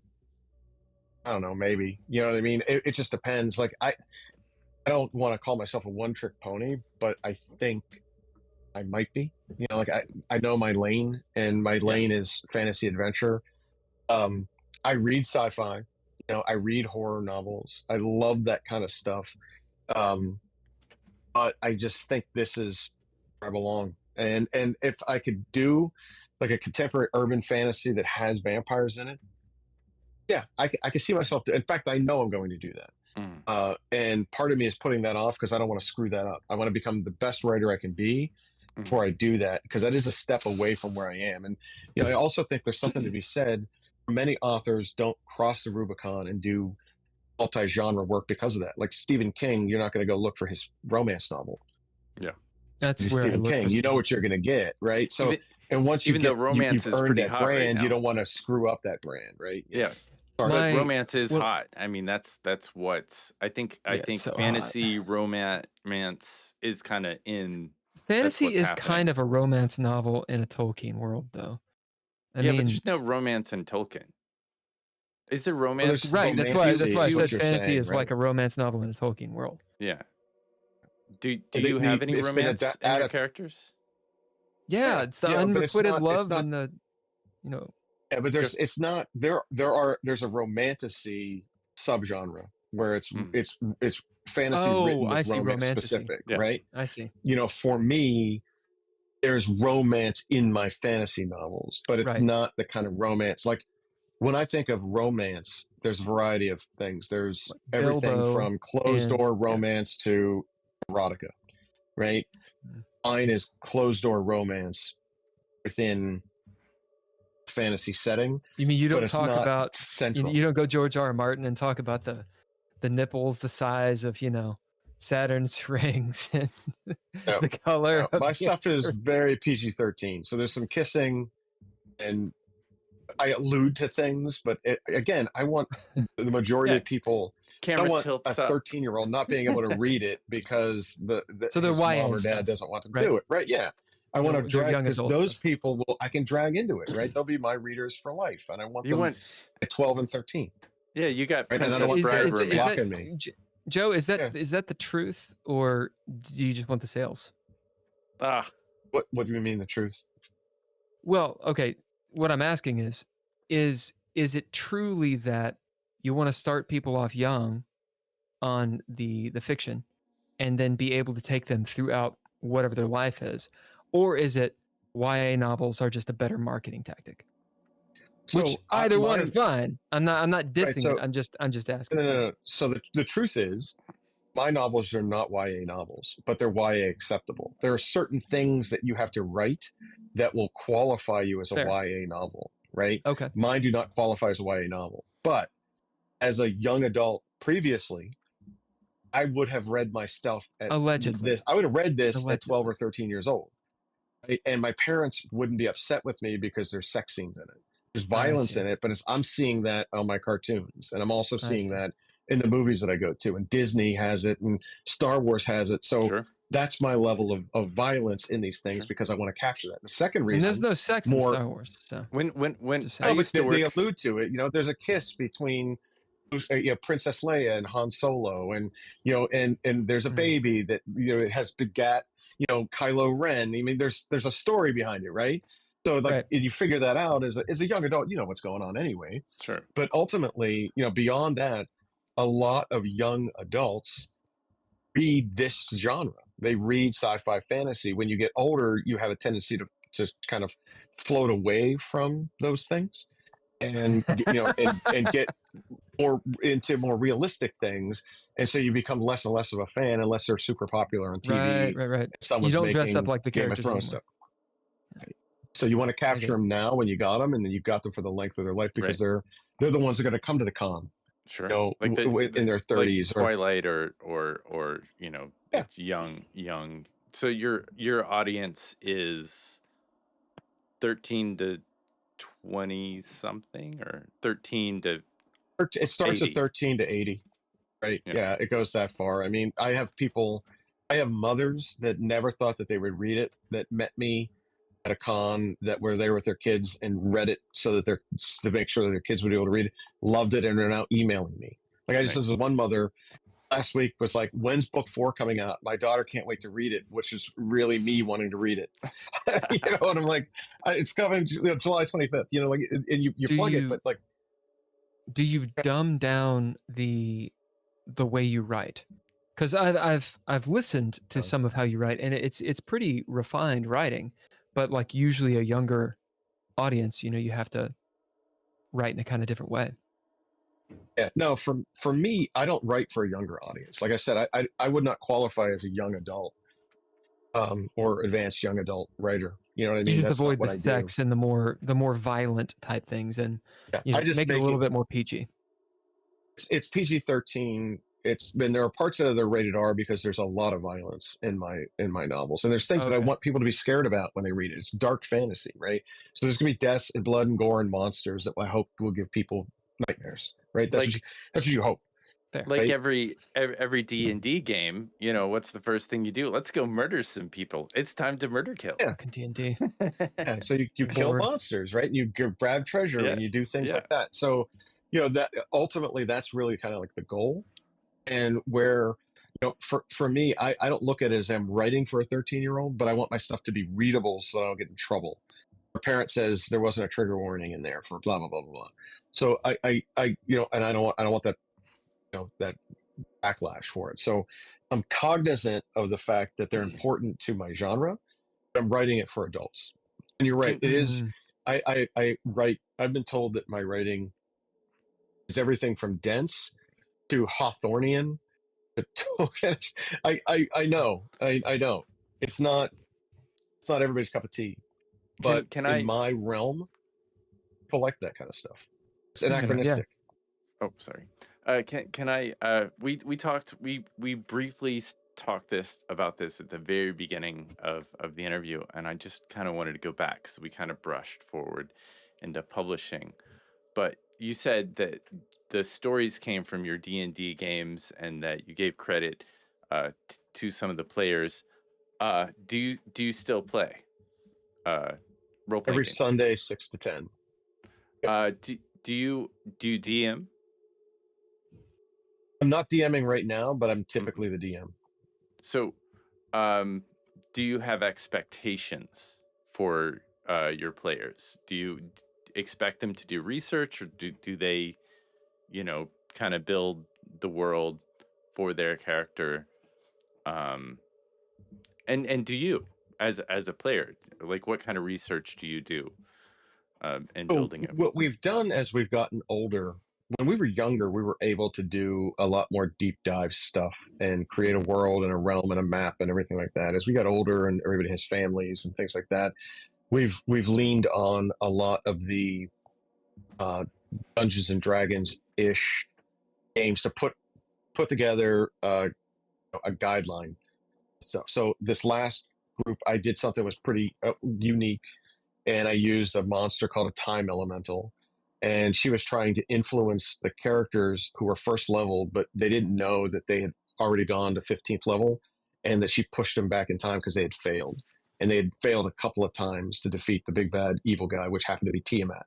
So I was using a set of modules that had come out through Dungeons and Dragons set within this Dragon and Dragonlance parameters, but I made my own story about it. And I allowed my player characters to make whatever storylines they wanted. So I used the books because they had maps and there were cheats in there that I could use. And right now we're going through one that, you know, I'm now playing a character that I'm writing about. And she's, you know, but we're going through this sort of like Greek mythology kind of world, right? Where it's still D&D. Again, it was a book that was put out. So there's some guidelines that Dungeons and Dragons has set for this, and we're following along those, but it's our current DM's entire take on it. Like, he's created this stuff just to follow along what our characters want to do. So I created a character that I want to write a story about, and I told him the story behind it, and we weaved it into this Greek mythology-esque Dungeons and Dragons setting, and everybody else made characters that also kind of fit into that in one form or another. So yeah, sometimes I'm creating in a brand new world. Nowadays, I'm borrowing a lot more D&D stuff just to keep pace, so I don't have to create my own maps or, you know. Have you ever thought about create monsters? Go on, Ken. But I mean, I'm looking at your website, and you have such wonderful maps. That's literally the question I was going to ask. That's literally the question I was going to ask. Right? Yeah, that map I created 20 years ago for a D&D session when we were in college. So Yeah, this was my question. In your games, have you ever played games in the world of Warminster? So the realm of Warminster is an amalgam of 5 or 6 varying campaigns over a 15-year period. So parts of the world have had different adventures in them, and they were all disparate at one point. All I did was take them and put them on a single map for the sake of the book and the realm of Warminster. I mean, I created my own game out of it, right? I mean, going forward, since you have the world and now it's a complete thing, so you don't want to play anything in it. Oh, I'll tell you what, I would love to see this become a role-playing game. As funny as you mentioned about hey, well, can this be a movie? I'd rather it be a role-playing game. I think that would be badass, right? Like, if it's the next generation of, you know, if Wizards of the Coast came knocking on my door saying, hey, we're going to put the realm of Warminster in our stuff and make it the next Forgotten Realms or the next whatever, I am down. Like, that is lifelong dream, right? Like, that is perfect for me. You would like it to be D&D. Yeah, or be adapted for a role-playing game on its own, just called the Realm of Warminster, with its own D20 kind of rules adapted to it, because that's sort of standard and generic. D20 is if a whole someone wants to thing. make something else out of it, it's fine by me too. D20 is a whole thing. Have you played any other systems like D6 or something out of D10, since you like vampires? Or yeah, well, I've played Vampire Masquerade. I've played a couple of games. One was called Ashen Stars, which was a sci-fi game, which was a D6. Okay. And things like that. So I've played those just to take a break away from the D&D stuff. But we always kind of fall. Feels good, doesn't it? Feels good getting away from D&D. It does. Question. It does. Why do people have such a hard-on for D20s? You mean the actual die or the system? Yeah, I think that's what it is. I mean, it might be D&D. You know, DM sounds cool. You know, Dungeon Master, Dungeons and Dragons. It sounds cool. Sounds cool. But like, I don't understand. Like, people are like seriously all about that system, and it ain't that good. Oh, I think part of it is everything else is a derivative of it, right? It's almost not entirely true. That's not really true. I think in the 90s, you're right. Out. But yeah, well, that's where it came from, right? It came from strategy games. It was, hey, we want to do something more than our strategy games, and we want to take this to the next level. So what if Napoleon did something different, right? And that's the key. So you go back and you look at the strategy games that you were playing, and now all of a sudden you're role playing that general, or you're role playing that conqueror, or whatever it is, and you're able to do that. Then this game was born from that, and the system was set forth. Sure, nothing's ever perfect, but because it's sort of the standard in which everything is gauged, it's easy because everyone understands it, right? It's like, See, all right, that's well, the I was thing. I born into that. disagree. I see where you're coming from. I really do. But I do disagree that people understand it.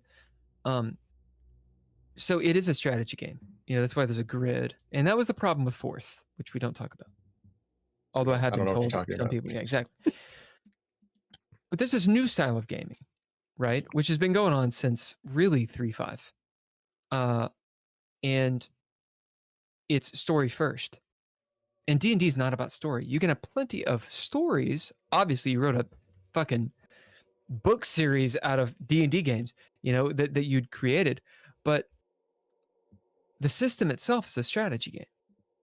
And there are other tabletop role-playing games, as in, I'm not just playing the warrior without a personality, because that's what a role-playing game is. That's what original D&D was. You could add stuff to it, but you're the warrior, or you're the thief, or you're the whatever, the wizard. This new idea of creating a story, of getting out of the dungeon, of asking the question, why are you in the dungeon? Why are you staying in a why do you like dungeons? Why are you in the dungeon? That idea, it's not an original D&D. And D&D didn't fucking create it either.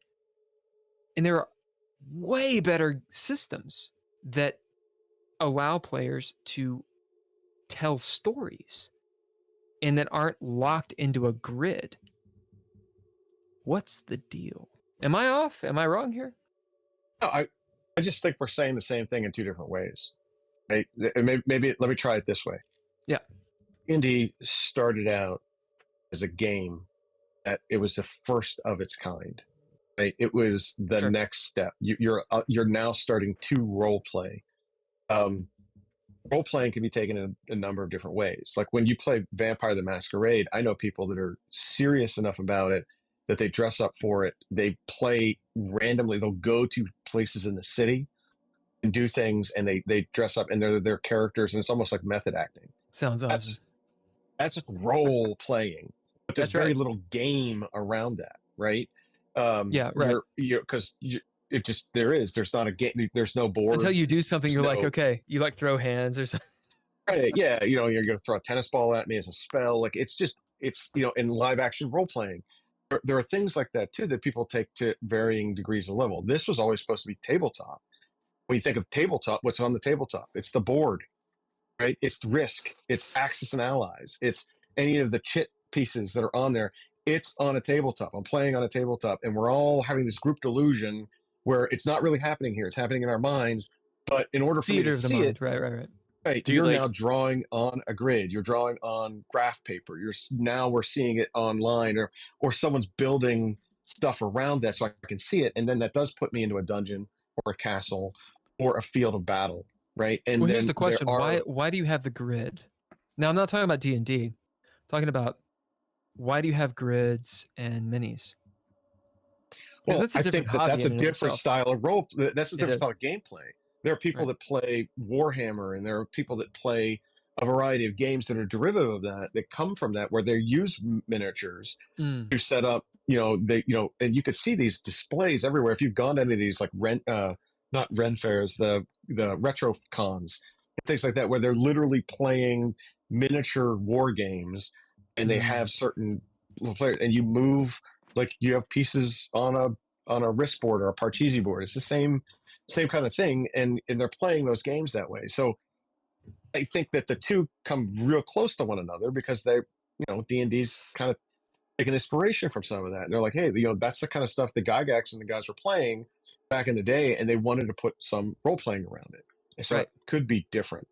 And so they started ranking captains, and all of a sudden they created characters and non-player characters and things like that you would experience as part of that. And then they wrote stories that became modules, and then you followed along with that. And sometimes it was a dungeon crawl, and dungeon crawls were good when there wasn't anything else. But now, like I've been playing for 20 years, and I've graduated from that.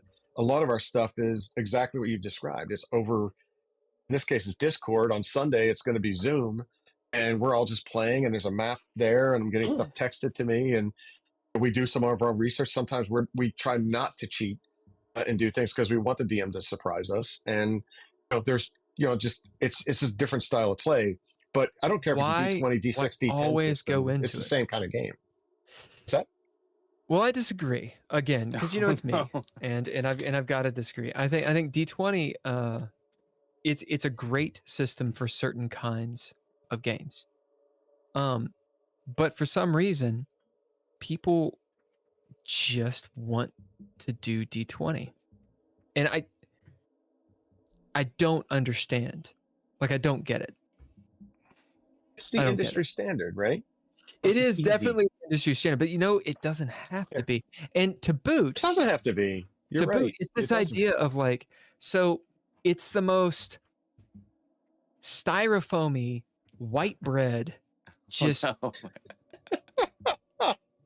behemoth, like wizard. It's fucking Hasbro. People are like, Hasbro, really? Like, I do not get it. All these people and they're like, their ethics. They got all these ethics and things they want to What- fucking say. You and know, it's all can I answer your Hasbro. question? I Can don't get it. Why do we still use feet and inches? I mean, why not just be metric? I mean, role playing games should just be D10s for fuck's sake. Percentage, man. 10 base. Yes, they should. Percentage would actually. Call of Cthulhu. You ever play Call of Cthulhu, Joe? Oh yeah, the Yeah, but I original know what it D100. is. Yeah. What'd you say, Holker? The original D100. Hell yeah. Hell yeah. Yeah, that's right, Ken, you fucking troll. D100 is perfectly fine.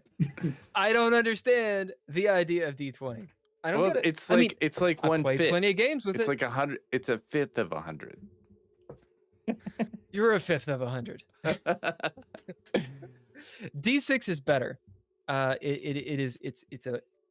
The way the dice go, it's way better for games that you're building characters slowly, that are gaining expertise in certain things, for a longer paced game. Now, of course, it has its own problems. And this is the thing. People will argue about game mechanics sometimes with me. And when it comes to D6, they got no problem being like, oh, yeah, there's a bloat that occurs with D6. I will explain to people that don't know. Joe, do you know what the problem is with D6? Well, there's two little variables, right? So like the problem on my end is in a Dungeons and Dragons setting or a Star Wars setting or Robotech setting where you're using a D20 system, I could tell you to roll as a DM a D4, a D6, a D8, D10, D12, or D20, right? And they all change the variables on what you're going to roll based on the skill check that you're making, or something I want you to do.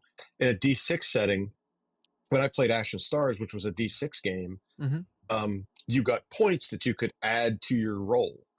Right. And so I could say over the course of the period of a day or before my next rest, I get so many points I can use. So if this roll is important to me, I am going to expend 2 of my points to add to my D6 roll. So the minimum roll I'm going to get is a 3, but I can now max out and do something above a 6 and get an 8. And so there are ways that you can enhance that, but why don't you just roll a D10? So if you've been playing as long as I have, it's just you're just used to it, right? So I've never questioned it, I guess. So I think you actually touch on a couple things here. It's a little bit in the weeds of boring arithmetic, but it's a thing. So Ashen Star I've never played. It seems like it's D6. It's based in D6 and it's D6 inspired. Basic D6 though is you have a bunch of D6s that you roll. So the idea is if you have if you're better at something, you have more D6s. D6s. And then you're adding. And so the obvious problem is what happens when Ken's character has 30 D6s and you have to roll. It's like in D&D 3.5 when you're the wizard and you throw a fireball, right? Finally you're like 20 D6, haha, and you just have tons and tons and tons of dice and you have a lot of number bloat. That's the problem. The issue though is, or the good thing about Axis D6 and allies.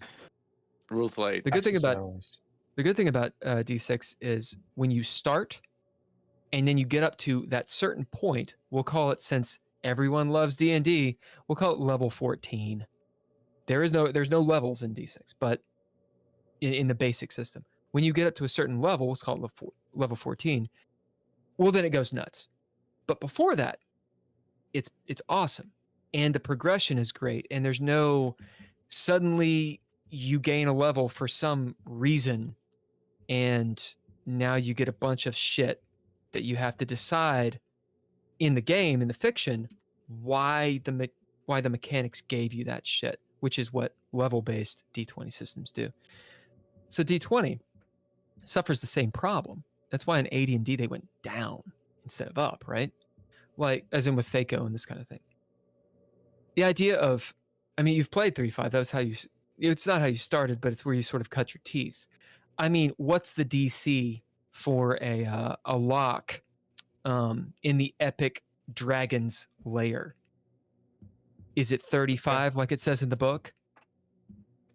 Well, and it just depends on what there was no DC before 5, right? Was there DC difficulty class back in 3.5?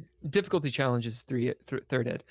The idea is 35 in the epic level handbook of 3.0 was the epic check. But the thing is, you had players, kind of like what you were saying with the D6, Ash and Star. That's what it's called, right? Ashen, as in the color. Like Ashen Star. It actually sounds cool. People, they're gearheads. They figure out the mechanics because the system teaches players how to play, right? What are they rewarded with? And they say, okay, well, I'm not gonna just make the rogue.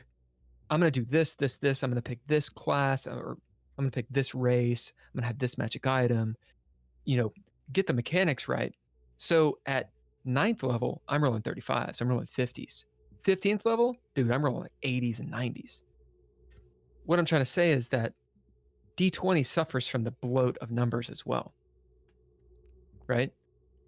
My issue with D20 is not that. A lot of systems do that. It's the mentality it puts players in and the way that the D20 mechanic works. Yes, it affords you to roll D4s and 6s and 8s and 10s and everything, but the mechanic of the system, how the system works, is a D20. Everything's a 5% increment, right? Mm-hmm. This is the issue.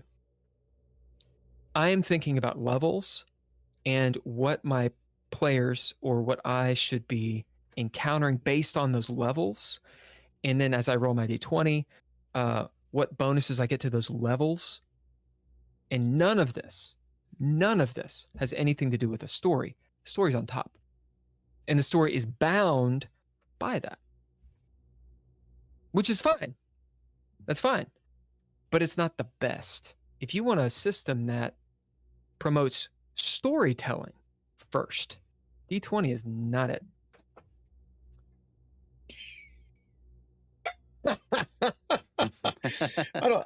Hey, sorry to interrupt, but I gotta go. So hey, what's the sponsor tonight? You didn't tell us the sponsor, Holker. Who sponsored us tonight? You asked, so see you Monday. Oh, you son of a bitch. Oh. I'm asking now, man. Oh, he's gone. He's too late. Damn too him. late. He's gonna tell us on Monday. Do you actually like do you play or when was the last time you played Axis and Allies, and do you like playing? Oh. I enjoy it. I like some of the expansion modules, or the lack of a better term, I don't know what you call it, expansion sets where they had the Germans versus the Russians, or the Americans versus the Japanese, and just focused on that. I thought they were okay. I think the game, once you learn how to play it, and it becomes predictable. Yeah. And it's designed so that if you follow along what happens in real World War II, pretty much happens in the game every single time. And you've got to get lucky, and that's a D6 based game, and you roll some dice, and sometimes the Axis can win, but not once you get past round 3, if they haven't defeated Russia, the game's over. Right. And there's things that you can do as America to put industrial complexes in India, and as the British, you could stop the advance in Africa, and all of a sudden it's just over. Right. It just is. So there's certain breaking points and predictability that once you get there, that it took for the additional game sets to come out to overcome. But I enjoy it. I enjoy the game. It's a lot of fun, and I try to do something different every time I play it, because I've played it enough times that I don't think there's wanna anything I change it haven't up. seen. You want to you- change it So up. it's a way to You just change probably- up and see if I can make a win out of something that no one had never seen happen Sure, before. sure. Do something goofy. So you're talking like global Axis and Allies, global kind of thing, or where you take the two boards and you put them together, and it's like more pieces. Are you talking like the 1942, you know, single board,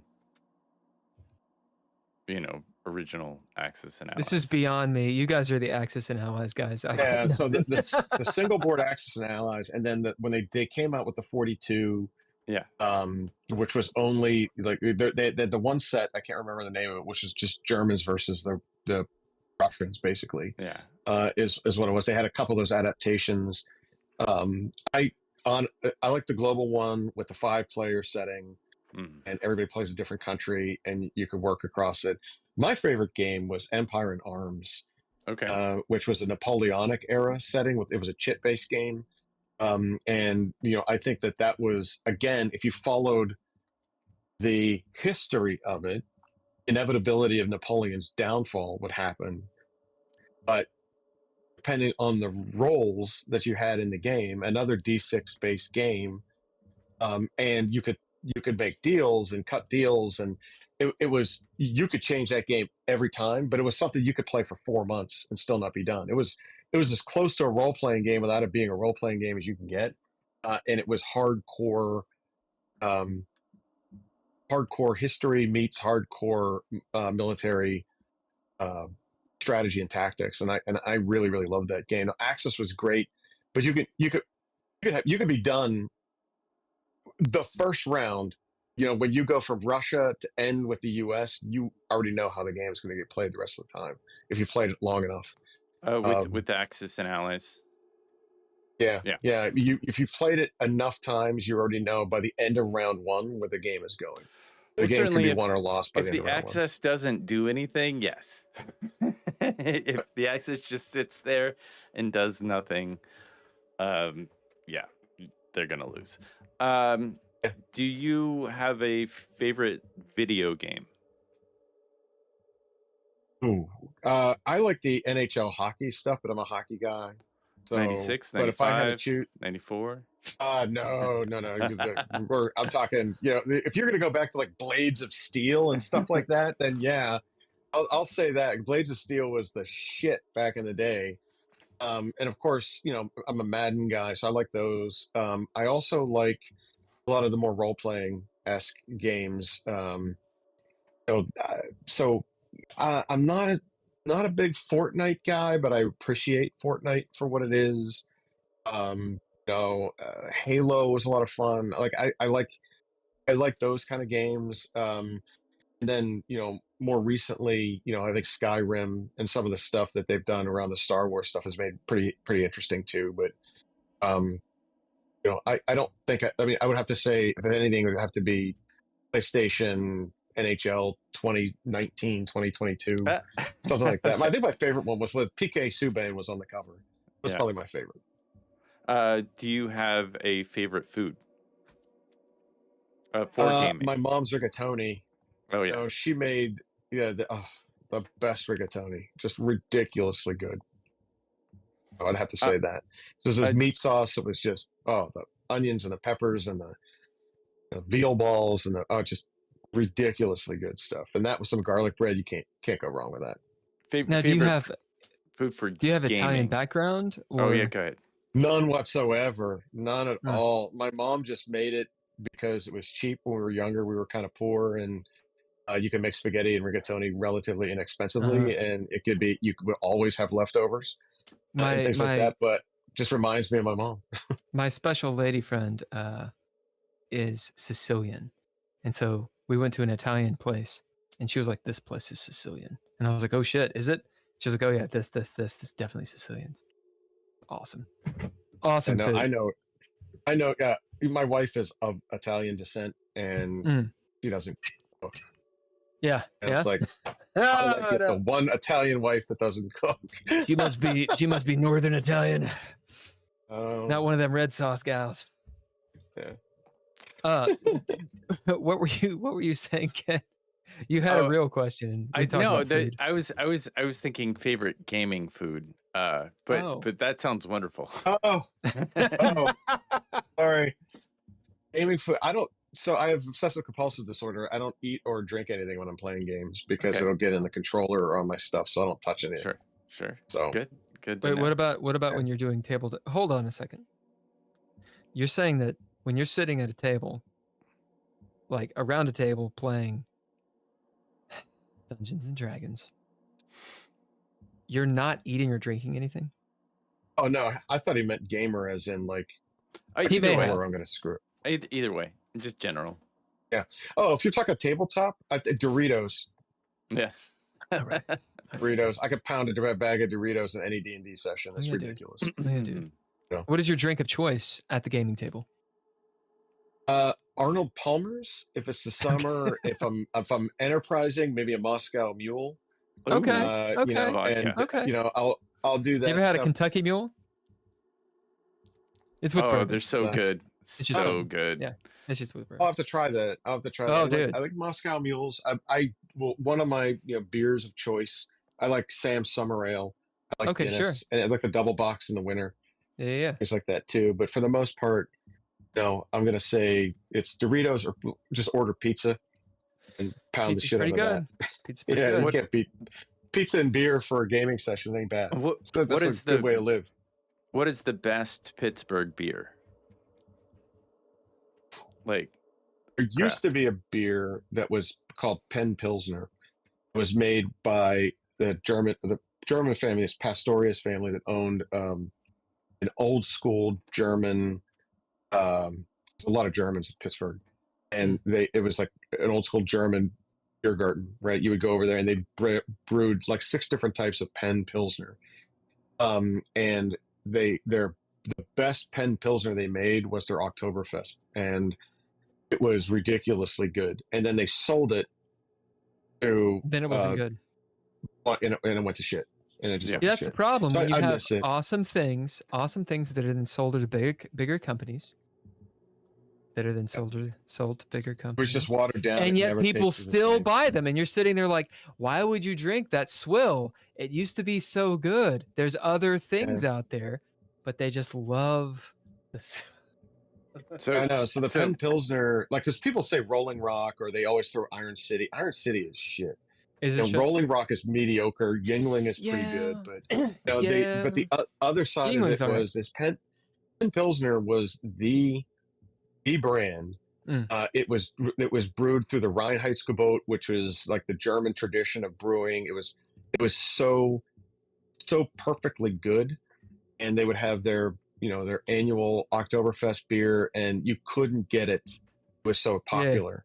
And then the group that bought it just diluted it, and it sucked after that. And the brewery shut down, and they turned it into a bunch of offices, and it's like a ghost town. Like, I can't even look at it the same way anymore. Was Pittsburgh founded by Germans? Because Berg sounds German. I feel like no, it's actually Pittsburgh. It's Scottish. So like it's Edinburgh. Scottish.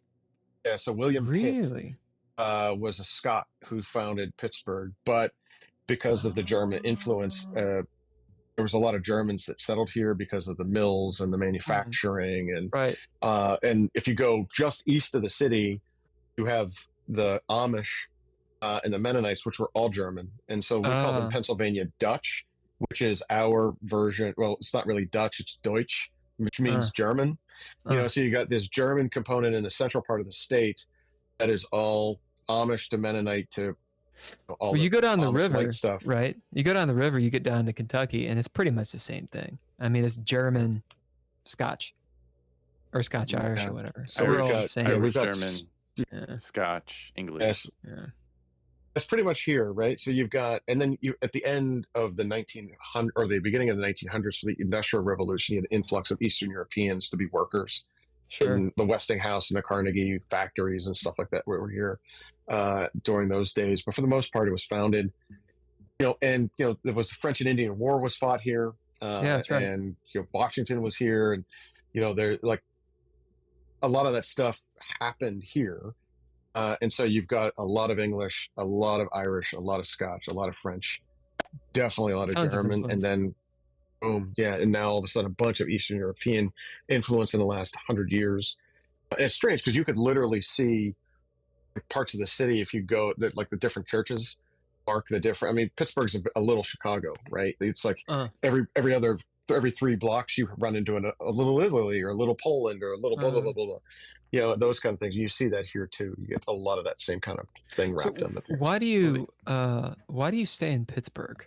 I know that question coming off what you just said probably seems like it has some underlying meaning. It doesn't. It just reminded me of it. Why do you stay in that place? Are you from it? Do you like the cosmopolitan or melting pot feel?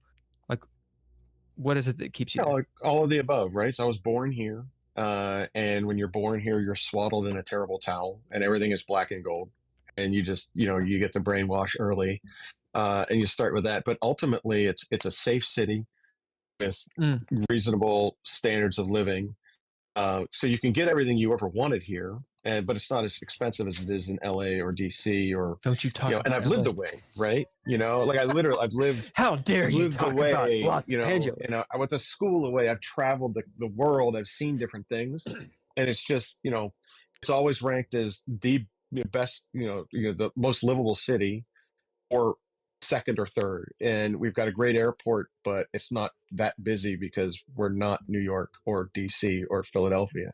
And you don't have the problems of the larger cities. And it feels like it's sometimes you're more Midwestern in the way people treat people here. You don't have that like Sure. East Coast kind of edge to them, but you're also, I'm a 40-minute flight from DC. I could commute to DC. I could Mm. commute to Philadelphia. I could be in New York City or Buffalo or Cincinnati or Chicago. Like it's centrally located. It's just a nice place. And there, I don't have tornadoes. I don't have hurricanes. We get blizzards, but you can live through a blizzard pretty easy. It's Yeah. not like a hurricane or a tornado or all the Yeah, other we kind get of some no tornadoes earthquakes here. It's just for super sure. safe, and it's a good place to raise a It family. And sounds like there's a shitload of really cool cultures that are there too. Yeah. yeah, no, it is truly a melting pot. So Yeah. so you go, you get your book blows up. You go around the world, you're gone for 5 years or you're gone for a long period of time. Everything is what is the first thing you do when you get back to Pittsburgh? Where do you go? Oh, so it depends on who you are and what you like to do, right? So I'm a big sports guy, so you want to take in either a Penguin game or a Steeler game, right? I mean, you want to see that live. We like to do that here. No It's our form Pirates? of entertainment. Yeah, the Pirates are like a minor league team. It's a joke until we get rid of our owners. Oh, It's the way it is. The guys own the team are slumlords, and they should sell, and the league should make them sell, but they won't, and so they cash out, and so it's a joke of an organization, and has been in my entire lifetime. It's just bad. They had a tradition of winning up until this guy bought it, and he just runs it like a slumlord, and that's what you've got. well, they But always the beat the Steelers are Reds. So, I mean, that's the closest team to where I'm at. That was my Yeah, fear. Like, well, but it's not saying if much. you take solace in it, the fact that they're in that division that is Milwaukee and the Cubs and the Yeah, Reds, and yeah. the Cardinals are always on the top of it too. But Yeah. so I would like to do that. There's plenty of places like for visitors that come in, things like going to Permane Brothers so they can get their Permane sandwich, which is, if you've never had it, it's some form of very thick Italian bread, coupled with French fries and coleslaw stuffed in it with meat. And the idea was back Sounds in awesome. the industrial age, these guys didn't have enough time they had 30 minutes. They didn't have time to sit down and get a full meal. So they put their salad and their fries on their sandwich and then sent it out. So Permane's Brothers is now globally known for those kind of things. And so Damn. that's something people might fall into that trap for as well. Nice. Sounds awesome. Yeah, it's good stuff. So GalaxyCon, I know we're going back a little bit. I was just looking at conventions, and like the Artist Alley booths and that kind of thing. Since Artist Alley is usually cheaper than actual booths. I shared a booth with my buddy Logan Nance, who also writes. He actually writes vampire and werewolf style YA stuff. I did his audiobook and that kind of crap, and he allowed me to jump on his booth at a comic convention in Kentucky. And the reason I mention all this, and actually the reason I was asking you all those questions in the beginning, is how does one choose the cons that you're at? One of the things that I found out at it's called Lexington Comic and Toy Convention. So those people, I mean, I sold the books that I had, right, for tabletop role-playing games, and then Logan sold out of his novels. But it was actually kind of hard because most people are looking for comic books or toys, which neither one of us were selling those, right? I mean, he sold some comics, but when it comes to fiction, how do you choose in your cons? And do you just go to any of them and all of them, or what? So sometimes the cons choose you. You know, like you have to apply. Sometimes they're very competitive, and you have to be at a certain level to get in, right? Like they want to see your resume to make sure you're viable and you can get in. So some of the cons at the beginning I could never get into because I wasn't at that certain level, and now I've got a story to tell, and people they want you at some of these cons. So sometimes you're invited, sometimes you have to apply, and you get vetted, and you win some and you lose some. Other cons, like the ones you're describing, that are more regional, they're going to take more people's money because they're smaller. But I also feel like some of the Galaxy Cons of the world, you get the same amount of people coming to them. They're just based in smaller cities. So like if you like the Comic-Con in San Diego is like the granddaddy of them all. Yeah, it costs a lot of money to get in there, right? Or right. New York or Chicago. But when I'm at Raleigh next month, there'll be 60,000 people there. 60,000, right? It doesn't matter that they're from Raleigh. You know, it's just how many people they get in the door over a 3-day period. So for me, you know, the answer is I want to get to as many of those cons as I can, and I fit a sliver of some of them everywhere I go. So GalaxyCon has a lot of TV and movie personalities that come, and people are there for their autographs. And then there are other folks that are in artist alleys, as you described, and or other vendors that are making things that are in that sci-fi fantasy zone, and you just fit into that. But there are other cons that are out there that are just like, I'm going to a library con. So it's only authors, and people that are coming are only readers, right? But the people that are walking in the door aren't your readers all the time. They could be romance readers. They can be nonfiction historical people that are coming in the door, but they're there because it's a library con. And there's just, unless you have like a Gen Con or Dragon Con, that's all they do is fantasy adventure, then some of the people that are coming in are not going to be interested in your stuff. But that's okay. If 60,000 people walk through the door and 2,000 of them are interested in my stuff and 500 walk away with my book, I'm happy with that, right? Yeah, Even great. if 100 walk Sounds away like with a my great, book, I'm happy with that. That sounds like a great Right? day. Yeah, 500 people. Yeah, there you go. Yeah, that's what I'm saying. Sometimes like I sold out of my books the last time I was in Raleigh. Sold out. Nice. And I mean, hundreds of books. But in other times I've gone and sold 20, and you're like, holy shit! Like I got my ass handed to me at this event, and you just have to learn which ones are for you and you can't do that. It happens through attrition. And that's literally where I was getting at is, I mean, it sounds like you have you're pretty stable, and then this is something that you're attempting to, being an author and pushing this project forward is something you're growing into. You're butterflying, and that's actually literally what happened with Logan as well. But for me, and I think a lot of other people who are more indie, the job is this, or the job are all the different gigs that we have. And so if I go to a con and I run the numbers, and going back to how much you make or how much you don't make from a book, and yet how much you've put into the book, dropping $5,000, that's not something I can do unless it's on credit. And then it's like, well, that's a big deal. Versus, well, okay, I can take these books that the publisher has given me, even though technically you're paying for it in royalties. You just don't have to do it yet, right?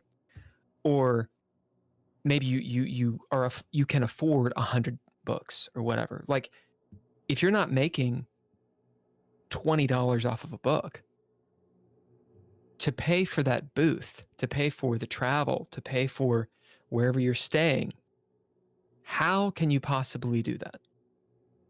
There's a couple of ways, right? The first way is you can go in with others for that table, right? So sometimes I'll show up. There's a group called Pop-Up Bookshop, and they'll have 7 or 8 authors within the same 2 or 3 tables, and we sell each other's books, right? And that way you're ameliorating costs. And or if you're going with a group, you can get an Airbnb as opposed to an individual hotel room. And then there's 6 or 7 of you staying there, and everybody gets their own room, or the couples share the different rooms. And again, you're getting it at lesser. Once you divide it up, you're saving, a half or your third of what you would have paid to be in the hotel or the convention center hotel. And so you'll find that. And or you pack your lunches, right? You don't eat the food at the convention. You might decide to splurge on one dinner while you're there, but everything you're taking to your hotel, and you're making yourself sandwiches, or you're bringing crackers, and it sucks, but you're ameliorating that per diem cost by doing those kind of things. Secondly, you sell other things other than books. So like when I go and I sell, sometimes I'll sell my scrolls or my dice bags or something that looks cool. That has nothing to do with my authorship. It's just something else I have there that they'll buy, and I can increase my margins on those based on the items that they are. Because you saw something that looks cool, it popped when you walk by, and you're like, this guy's selling really cool dice bags or a dice tower, or he has dice that are made. I gotta get those because they're like cool. Or if I buy a book, I get one of those. I get to choose one of those. Yeah, sure, I'll do that, and that's promotional. So what I'll do is I'll also give away bags. Like I've got like shoulder bags that have my JB Hilliard stuff and my. But where are you sourcing my that? website? You see what I'm saying? Because that is another cost, right? Right, but you again, you got to look at it. It goes beyond cost, right? In the beginning, when you're trying to become an established author, you're your own business, right? It's not an art form anymore, right? If it's an art form, you don't care how many books you sell, right? You're just doing it. If people get it, that's great. But this is an art, and you wanted to get it out of you and share it with the world, and it doesn't matter how many books you sell. The minute it matters how many books you sell, it's a business. You have to treat it as such. And so sometimes you spend money to make money later. It's an investment. So taking out a line of credit to run that and buy some things, and taking the entrepreneurial risk of putting those things on the table to sell them, to rebuy them, to sell them more, you're getting things from there. You're picking up people's email addresses, which will go to your newsletter. And whenever you sell book 3, book 4, book 10, these are people that you're pulling along with you, and you're adding them to the list, and they're going to want to follow you and read your stuff. So you're getting that. There's value to that. You're getting people that will leave you reviews. They're getting people that are going to do things like the social media that comes from that, and the ability to be able to say, here, I'm going to go Facebook Live while I'm here teaching my class, or I'm judging things, or check this out, or here's something cool. And you get that there's intangible values that become very tangible when you do them. And sometimes spending that money, you'll make money down the road. And in the beginning, you may lose money, or at least on paper, it'll look like you've lost money, but then you've picked up a loyal customer that will be there for your 2nd, 3rd, 4th, 10th book, right? And so you're going to pick those up later on while they're down there, and they're going to tell people, and you're just going to build your brand and awareness. And so sometimes that comes with the territory. You just have to take that kind of a risk if you care about making money. And If you it's don't care meeting about making money, people. it doesn't matter. It's meeting people. Like the more people you meet, the more people you talk to. I mean, it's kind of like why we do this show. We're meeting people. We're talking to people. We're networking. We're seeing what's going on. Like you can't do anything if you're in your bedroom. Like, well, I mean, technically. I mean, I've got two questions. Actually 3 questions. One, Joe, do you have another 20, 30 minutes? I've got 20 minutes to 10 o'clock. 20 minutes. And then I have another podcast. All right. So let's take a 5-minute break. Okay. Because sure, I know, Ken, you're not going to want to do it. Let's take a 5-minute break, unless you guys don't want to. I'm gonna use the bathroom. If you want to pee or something, I do your have thing. two questions if you want to keep going, and you can take 5. All right, you guys continue. I'm gonna use the Yeah, bathroom. I'll go while right. he's taking a piss. We can All go. right, two questions that I do have beyond Ken's. We'll get to them after. All right, go ahead. Do your thing. All right, this is kind of a tough question. What are you worried about? What problems like circle in your head that you think you can maybe solve, or no, you can't solve, but want to? You know, what is something that is difficult that you think about? So there's plenty of them, right? So the first is plateauing. You know, I'm at a point where I came out of the gate hot. I got lucky. You know, I have a good product. I marketed the crap out of it. You know, I have a publisher that I can work with, and people recommend me, and I've worked for that. You know, I do a lot of podcasts. I do a lot of radio shows. I do as many. It doesn't matter if there's 3 people or 30,000 people. I'm going to it because I want that exposure. You know, and you know, so for me, you know, I've achieved the things I wanted to achieve, but then there's the next rung, and it's hard to get to that next rung without like agent representation, growing into a more of a mid-market, situation with my publishing. For right now, I'm at a small publisher. It's a boutique house. You know, for me to take that next step and to get into all the bookstores I want to be into, some of the things they've told me they want me to do, I'm not necessarily willing to do. I don't want to relaunch my series. I don't want to cut my books, make my 4 books 8 books, so they can fit on shelves in bookstores and stuff like that. So there are decisions, business decisions I have to make, that I'm not keen to make, and I think that they will help me get to the next level. And so some of it is me, you know, basically reconciling in my head that I'm doing this for the advancement of the cause, and then also putting in time, more time. Like if I was doing this full time, which I haven't been able to do, I'd be much farther along than I am, but I can't because I don't make enough money at this, and no one does. You know, in the beginning, you have to get super lucky, or you have to build towards that, and then eventually you can do those things. But I make more money in my day job in 2 months than I'll make in the course of a year Sure. for my books, and it's hard to walk away from. Or several years. You know, Yeah. it's the truth of it all, right? So Yeah. like, I can't do it, right? So like for me, it's those decisions I can't make yet, Sure. right? So like, I can see the path to where I want to go. I just can't get there because I can't justify the loss of other things in the interim. So that just might be the choice that I've made. Other more, But you can't be answers to your fired. question. Can you? I mean, there's no. No, I own my own businesses. No, that's not that's with the great this. thing about it, There's right? no. There's, like you can't. Oh no. Yeah, no, I can't be fired there either because it's my stuff. Yeah. But it's not that as much as it is, you know, if I'm doing this, I'm billing less hours, or I'm having smaller amounts of clients, and therefore I'm bringing in less cash. Sure. You know, so it's a cash versus pleasure. You know, like Sure. this is a And side hustle that's just you turned into invest- something bitter. You invest in your product as well. I mean, you clearly take on risk when you promote your stuff at this point, or is it starting to plateau? Are you breaking even with your endeavor with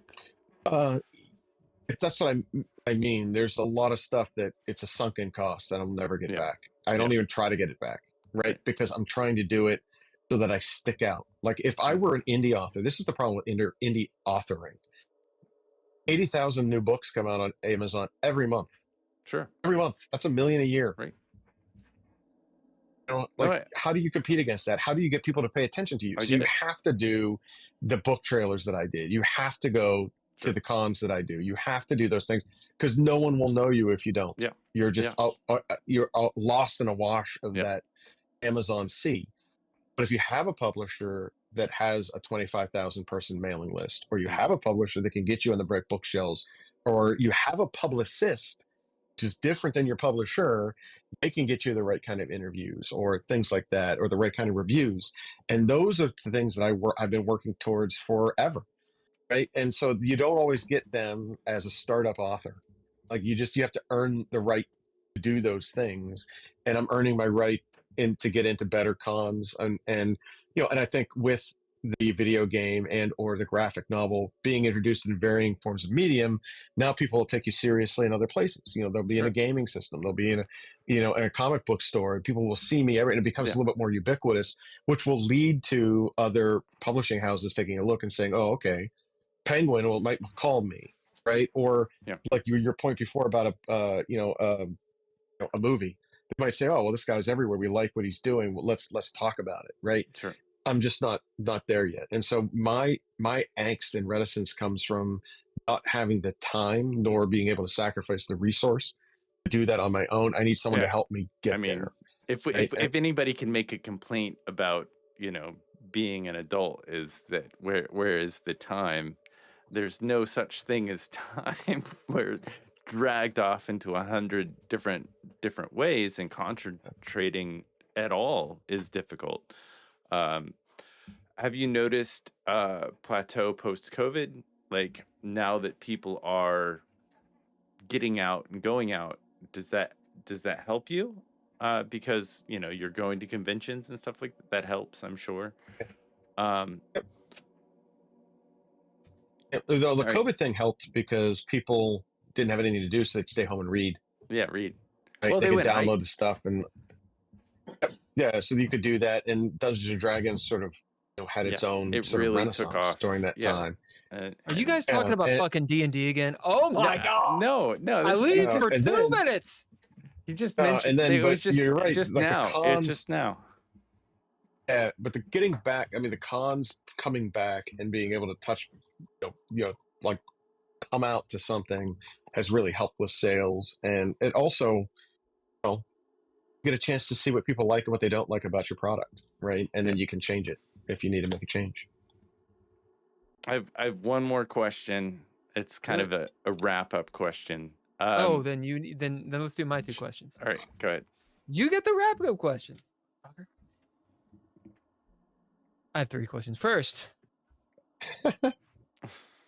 why'd you pick the Admiral insignia? Because I thought it was cool. And it's subtle, cool. right? So it's subtle, right? So like if you wear this out, some people think it's corporate. And when you're sitting there and you're typing in a bookstore and like 1 out of 10 people are looking at you like, I know that looks familiar, I don't get it. And then that 1 out of 100, that nerd looks at you and it's like, I see what you did there. It's subtle. And I'm like, yeah, you got it. I'm a Star Wars nerd. And so for me, it's big enough that people look at it and think, oh, well, maybe that's just a corporate shirt. But the nerds of all nerds know what it is. And what it means. I like the subtlety. I will say though, you did quote the trilogy that just came out. You referenced it. What do you think of the last? This is earlier. You mentioned Kylo Ren. He loves it. And he loves yeah, I heard. I stow it. I stow it right here. It's in the ether. I don't let anything go. No, I'm not saying I fucking hate those movies or anything, but I love those what movies. did you think about them? I thought they were what's the word I'm looking for? Theatrically pleasing to watch, but the movies were just ass. And I think that Kennedy's got to go, and they've got to really stop that. Just the ridiculous amount of political correctness comes from this stuff. It hurts the shows. And I don't mean that negatively, because it's not something that they should be doing and taking care of. It's ridiculous. It goes. They put it before the storyline. Joe, the Force is female. Okay. I'm just saying, like you can't cast people that don't make sense. Like the Boba Fett stuff. Boba Fett's a good guy now. The Tusken Warriors are good guys now.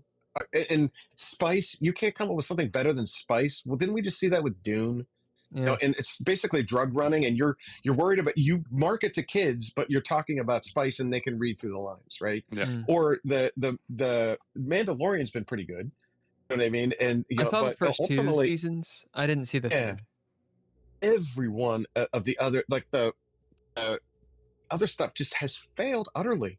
What'd you think about Andor? Have you Andor's? So I actually like Andor because I like the idea of it being a war movie. With Rogue One starting with that, and then living through the eyes of his character, I think has been better. But even like the Ashoka stuff, I mean, can you find an actress that can actually swing a lightsaber? He fights in slow motion, you know, Yeah. or the girl that played the mini Princess Leia, and she like they did these running scenes. It's like, oh my god, just don't do it. Don't do it. Like, you don't have to. It's okay. You talking about Obi-Wan, right? Obi-Wan. No. It's just so Yeah, maybe it was bad. Obi-Wan. So So Obi-Wan, and just every, oh my god, and then those movies, the last 3 movies, only nuts like you and me knew what a dyad was. My wife was looking at me, like, I don't get this. Like, what is this? No, and like I don't know what's going on. She got lost, right? And you shouldn't get lost in a Star Wars movie because they're designed for 13-year-olds, right? It's like, well, they were designed for 13-year-olds, you know, at a certain time. the day. These movies, my bro told me this. He was like, those movies are not made for me. And when he said that, I was like, oh, you know, there are plenty of stories and movies that I'm not the demographic for. And once I got that, I was like, oh, now I don't need to watch them because they're not for me. And I don't have to be mad about the last one. I've not seen the last Skywalker or whatever. And I haven't seen most of what Disney's put out. And the reason is it ain't for me. And then I don't have to be angry about it. I think an argument for this is found in Mandalorian season 2, the last episode. When you see the reviews, not reviews, when you see the reaction videos. Spoiler alert. The very, huh? I said huge spoiler alert. When you see the reaction videos to those, only watch them if you have not seen all of that season. It is, you literally start tearing up because it matters so much what that episode does. And I think this debate, if there's a debate, the vitriol that people have, including myself, towards these what's being put out in Star Wars. People don't understand. They're like, oh, well, it's misunderstood.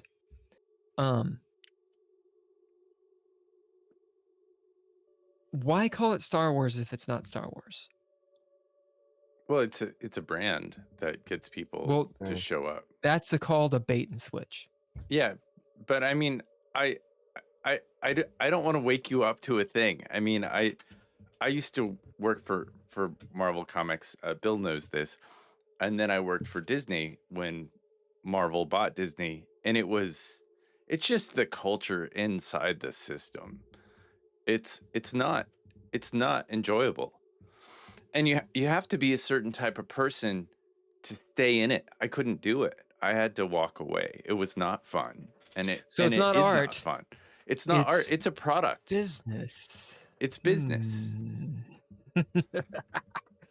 All right. It's just been crap. You know, it's crap. It's crap. Han Solo movie. I mean, I'm still waiting. Dude, like, I don't know. I love Emilia Clarke, okay? But she shouldn't. Oh, I know. I love Emilia Clarke.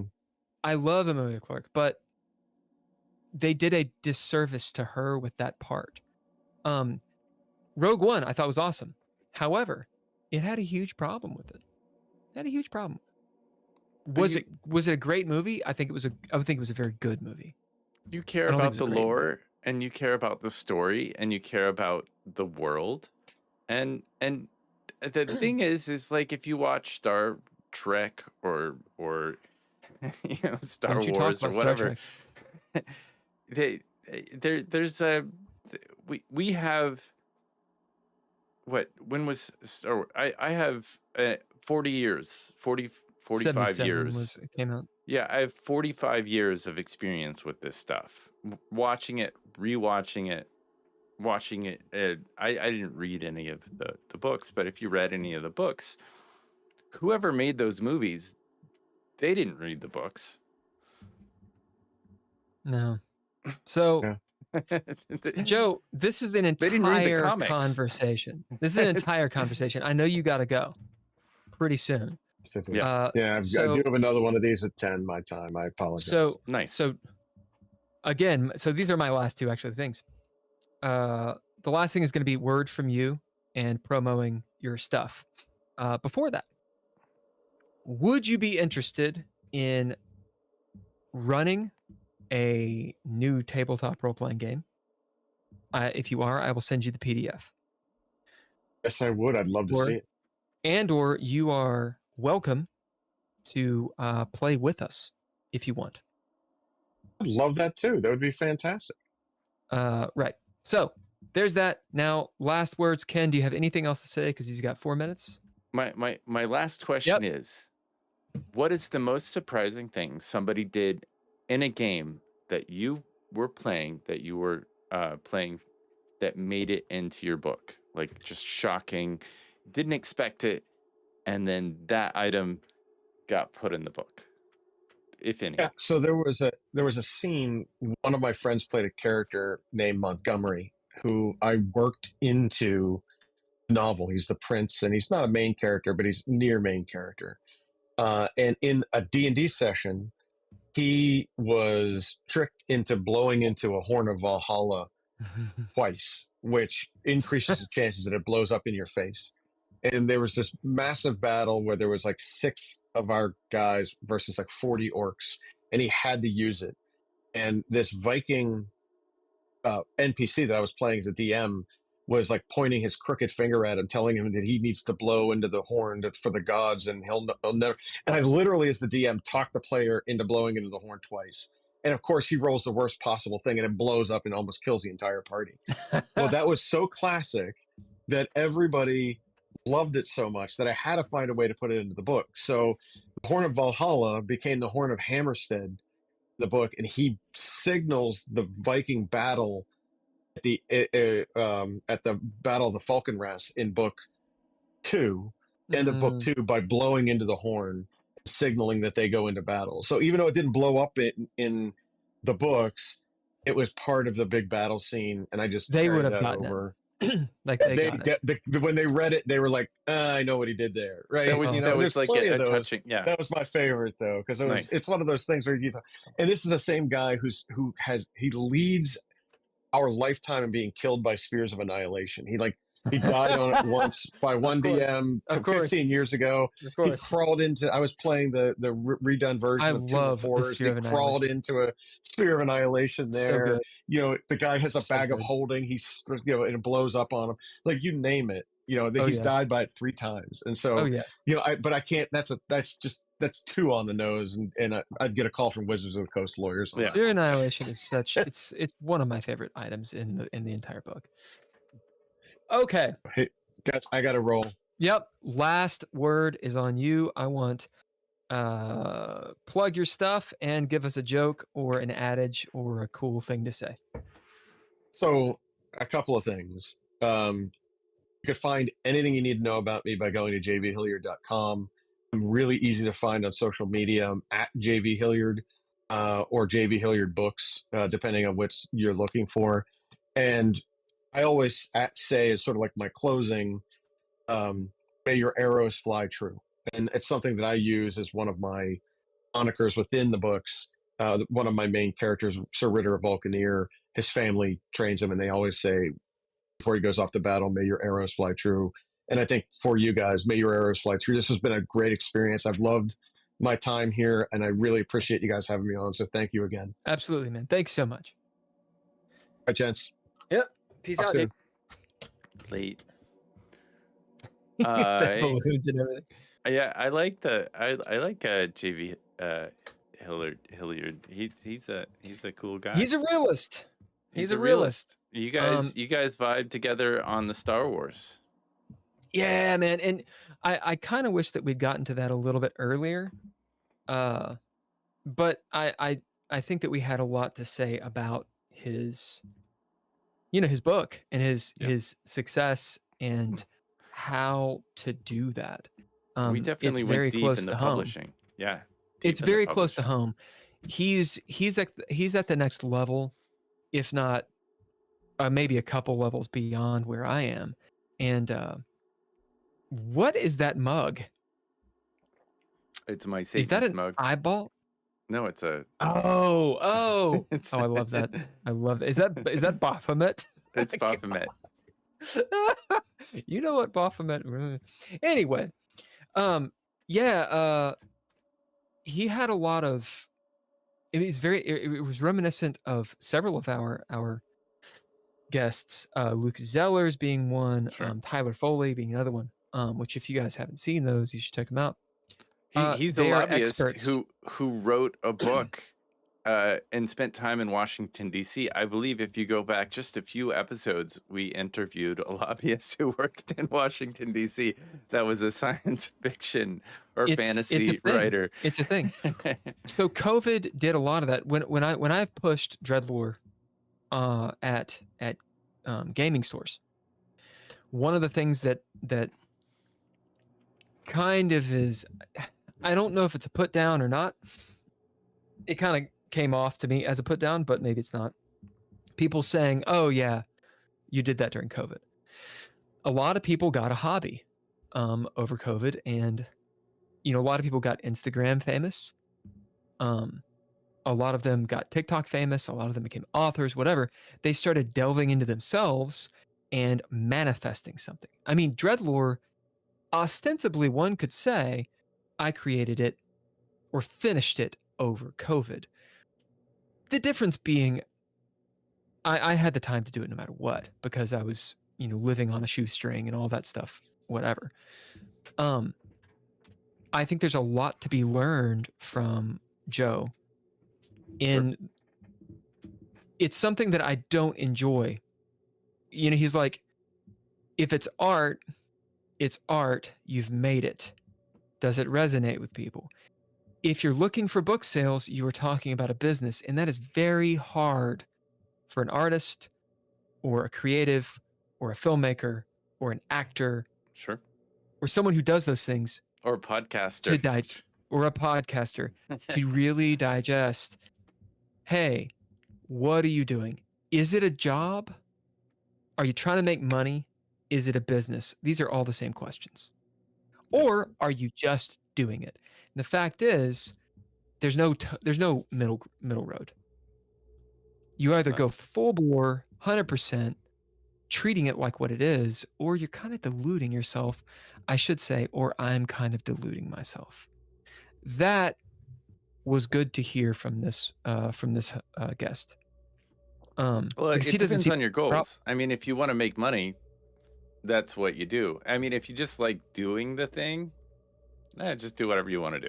Well, if you want to do it and not have to go work at the bar or go pick up gigs or whatever, you want to do this and have it support you, then you are talking about a business. I think your issue is probably not unsimilar to my issue and his to a degree. The reason why he's not at the next level is that he hasn't shut everything down. It's a full-time job to do the one thing, to be an author who sells books, not to be an actor who has a podcast that is, doing also a writer that is also, this other thing. Right. You got to pick your battles. Or you could look at me like I do the same thing. I spread myself thin. This is true to a degree. And it's things that look good on paper and that sometimes work and sometimes don't. Like, you are an actor, so you come out to Los Angeles. You're like, I'm an actor now. And so you pound the pavement and you hustle and you do all the things, and you got to have this and this and this, and you spend the money. Why? Because you have to do it. And okay, cool. You do all of that. There is an enormous amount of time of waiting. People say, well, then you need to be doing something else. It's like, really, what? You should be making things. Right. You do have to pay rent. Yeah. So how are you going to do that? Well, it looks good on paper. What you end up doing is multiple things to facilitate what you're trying to do. And then you get to a point where you're like, I've got this creative energy and I've done all the shit. Here's a project. I need something to stick Because if something sticks, then I can build on it. And I think that's a lot of creatives.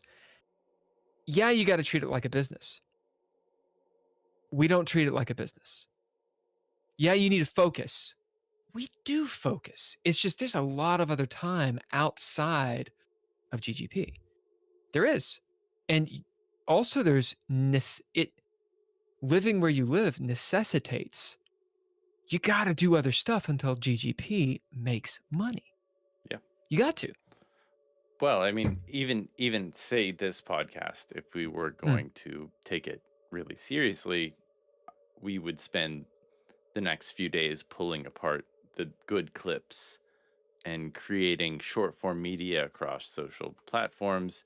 We would highlight our discussions. We would have not only tags, but we would be reaching out into the community and seeing what people thought. And that all takes time. A lot of time. Everything takes time. A lot of time, a lot of effort. And it's a question. It's a question that I think Joe really posited / he didn't really ask it. He stated it, gave an answer to it. Is it a business or is it art? Or hobby. Which is the same thing as art. Yeah. And that's what I'm reducing it down I think to. Art and hobbies are different things. I think hobby. Okay, they are technically different things, but in the scheme of what I'm saying, do you treat it like a business or do you treat it like not a business? Right. If it's not a business, then it is whatever the fuck you want to call it, and it doesn't matter what you call it. That's the thing. Yeah. And you have to toe the line. Yeah. There's a certain amount of money you've got to make. Yeah.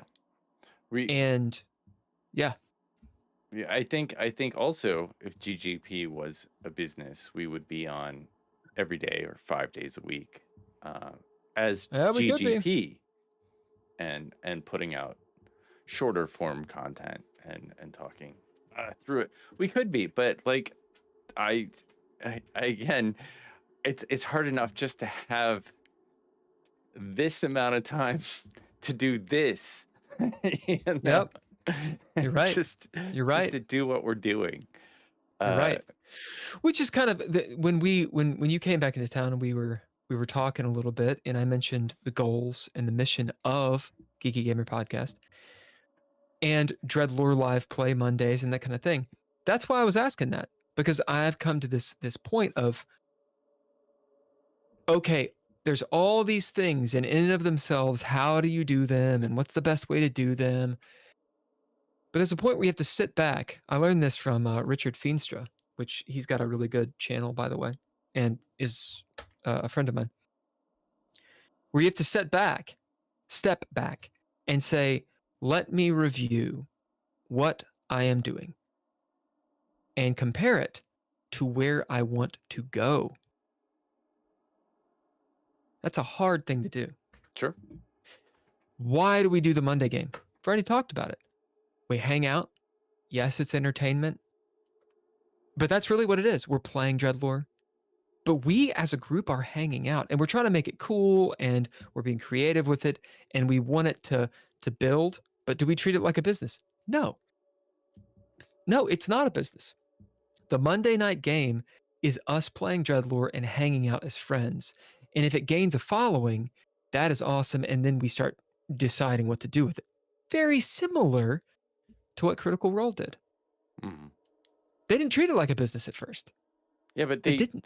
They started out with hundreds and hundreds of followers. They started out presence. As a game, hanging out with each other for 2 years. Oh, playing every day. Or playing every week. Yeah. That game was going on for 2 years. Yeah. And fuck, what's her name? It's not Tina Fey. I was confused her. Felicia Day. Yeah, was one of Tina Fey. Was one of their friends, and knew them because they were voice actors and such. And she helped start Geek and Sundry. And she was like, "Listen, if you guys are gonna play, why don't you play live? Why don't you play at our studio?" That's what happened. And they're like, fuck it, sure. And they had 300 people that listened to them and watched and whatnot. But 300 people's nothing. That's nothing. Sure. It's something, but it's nothing. It's more than we had. It blew up and they were like, oh, holy shit, this is literally now our careers. Yeah. So that's what we're doing with Monday night. And honestly, it could go there. With GGP, I think it's a little bit more serious. You and I we take this time more seriously. We're actually learning. We're trying to promote other people. But that's important. Learning. Like yes. we don't know anything. We don't know everything. Well, not everything. We don't know anything. So it's this idea of like, what is the thing that you're mainstay doing? You know, for me, acting is what I'm doing in Los Angeles. In all the forms that I know, I'm meeting a lot of working actors. I just had a conversation with some working actors last night after acting class. It was a very good class. We put up something from Baby Reindeer, did really well. We put it, which I actually don't like that show, by the way. I need to give it another chance. We put up something that one of the director,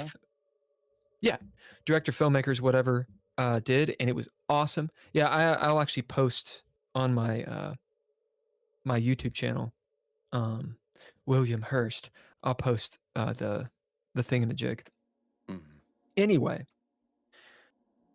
and we're sitting there talking. We're having subs and beers at this place called the Chiba Hut. Never heard of that. And I was asking, and most of the people that were there are SAG-AFTRA eligible. They can't afford it. You know, the $3,000+ Oh yeah, you got to buy in.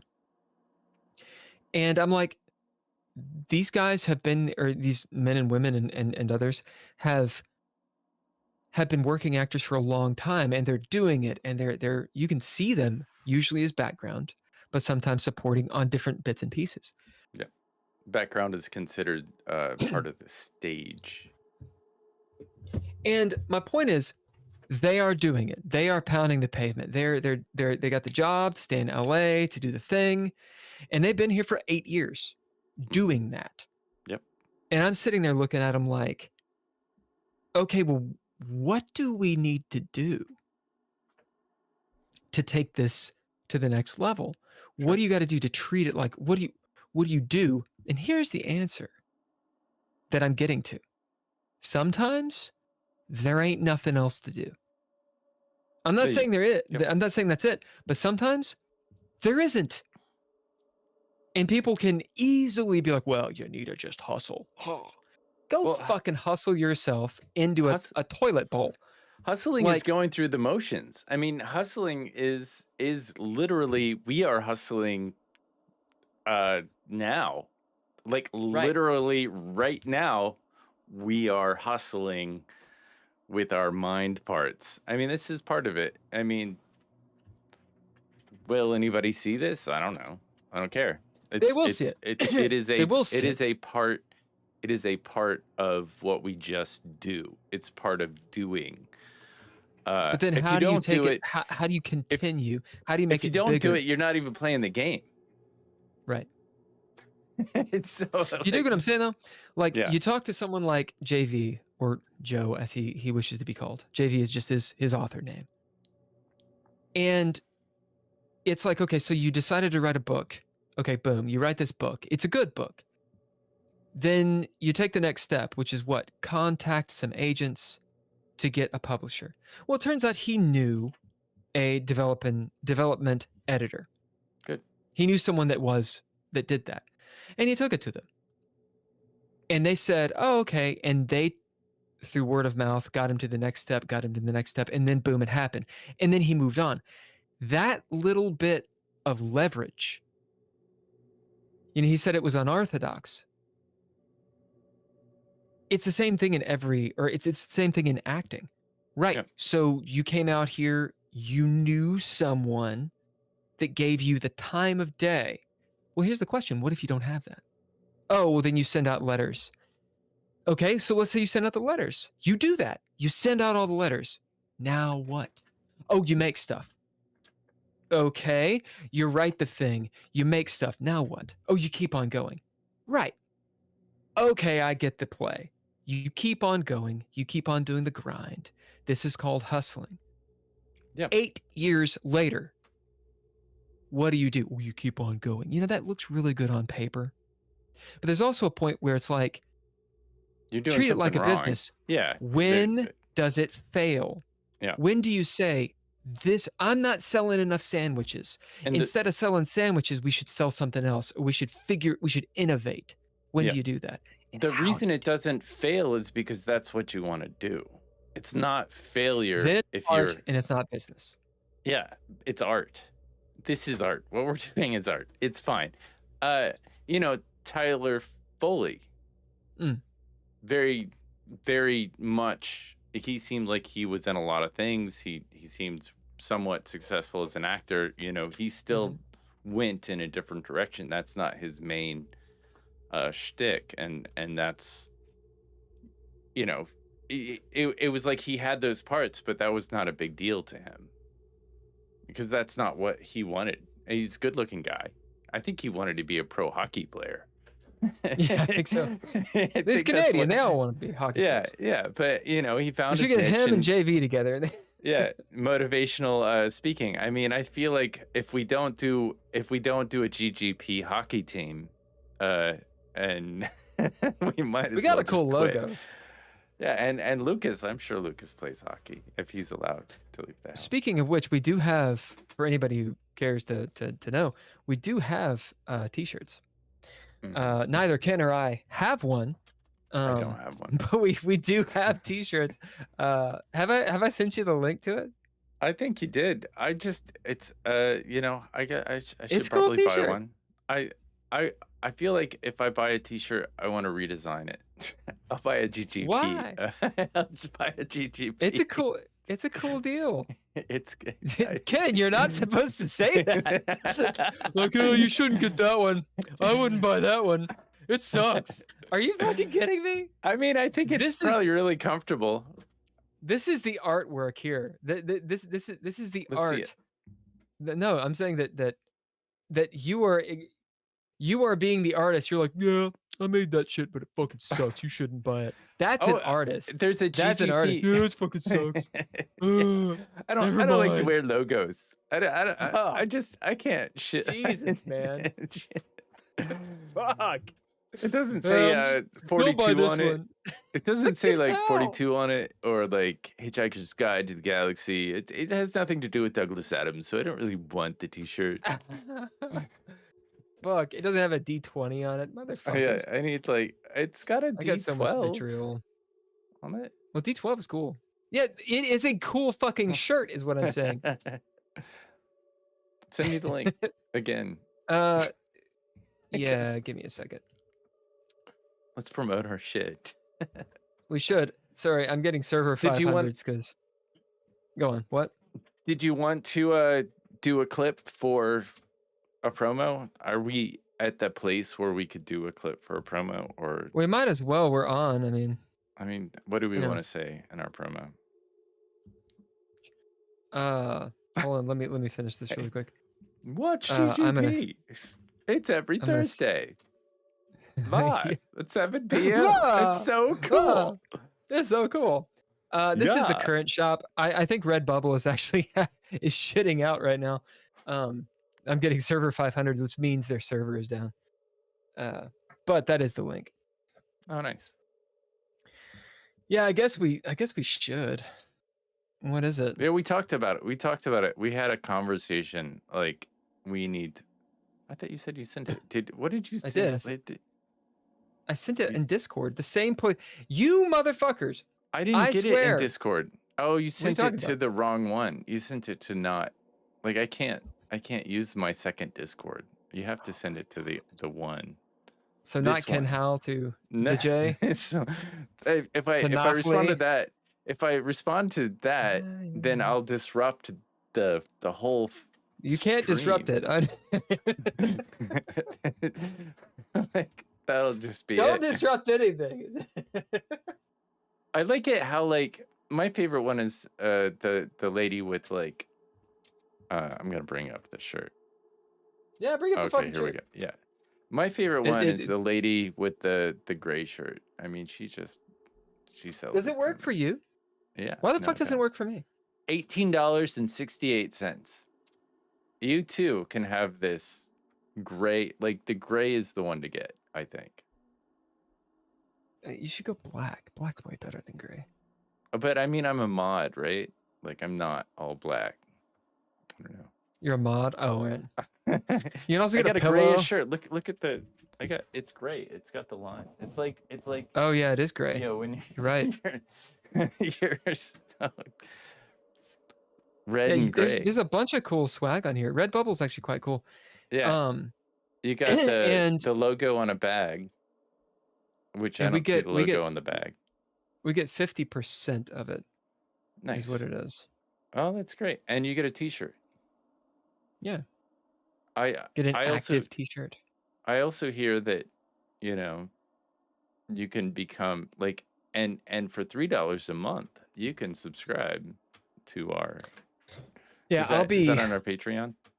Yeah, it's on the Patreon. It's on DreadLore Patreon. I'm actually, so after this GGP, my idea is, I've already created the YouTube for GGP. I'm thinking we're just going to start, like, why not just port over to that, and then start just the GGP stuff. Mm-hmm. I mean, like, DreadLore has 110 subscribers, right? Which is nothing. 6 more than my YouTube channel. Yeah. So in my mind, it's like, why not? Like, if we had 1,000, I'd be like, we should probably just keep DreadLore and rebrand the DreadLore channel. No, but we need to start it again, and we need to like. Yeah. Why not throw the videos onto the GGP YouTube? Start streaming to that. Yeah. Start clean. I can make a Redbubble or a Printify or whatever the fuck it is specifically for GGP. And it's all GGP. Everything's GGP. The Patreon, have a Patreon that's just GGP. Blah, blah, blah, blah, blah, blah. Whatever. In that way, if people want to support it, they can support it in their own way. And DreadLore's a different thing. Yep.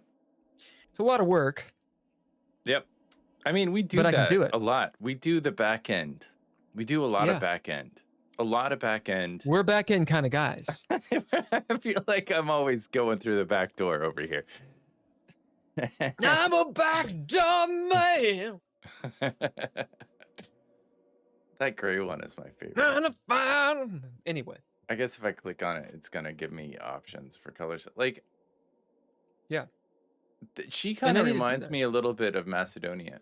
I mean, she's not, but she. Like, I don't know. Wait, who are you looking at? The woman, your model. Oh, I see.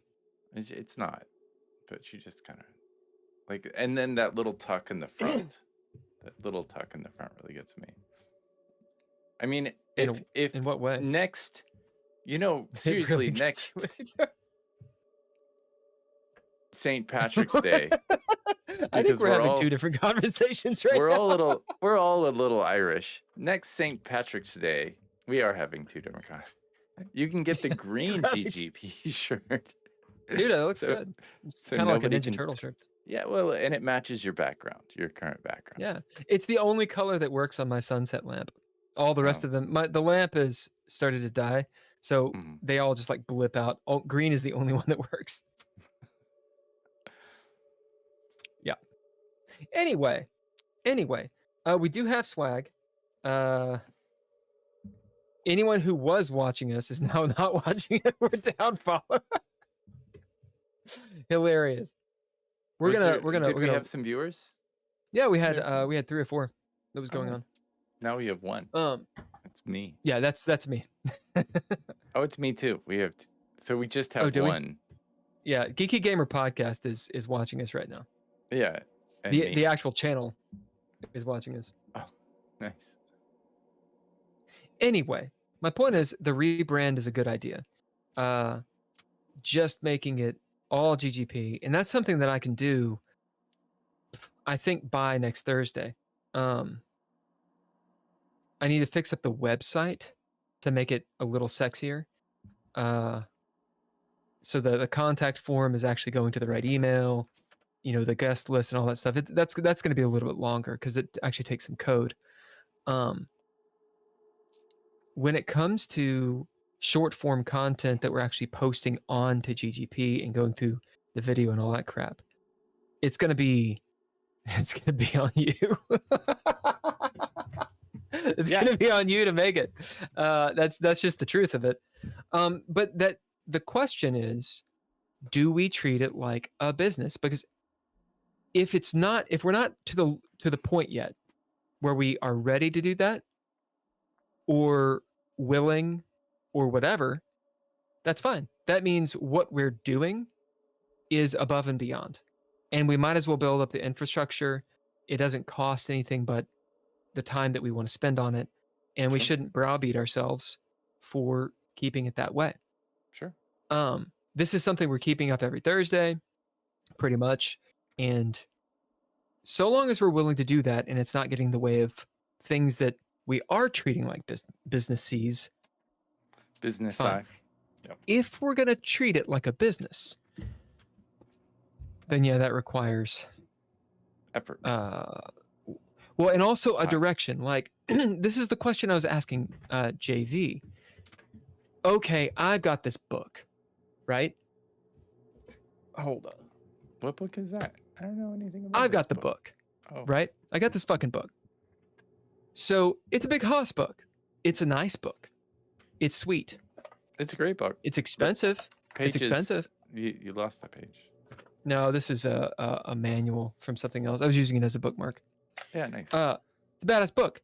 Yeah, you're not going to lose a page. It's a very sturdy book, actually. It's incredibly sturdy. This one was waterlogged, and it works.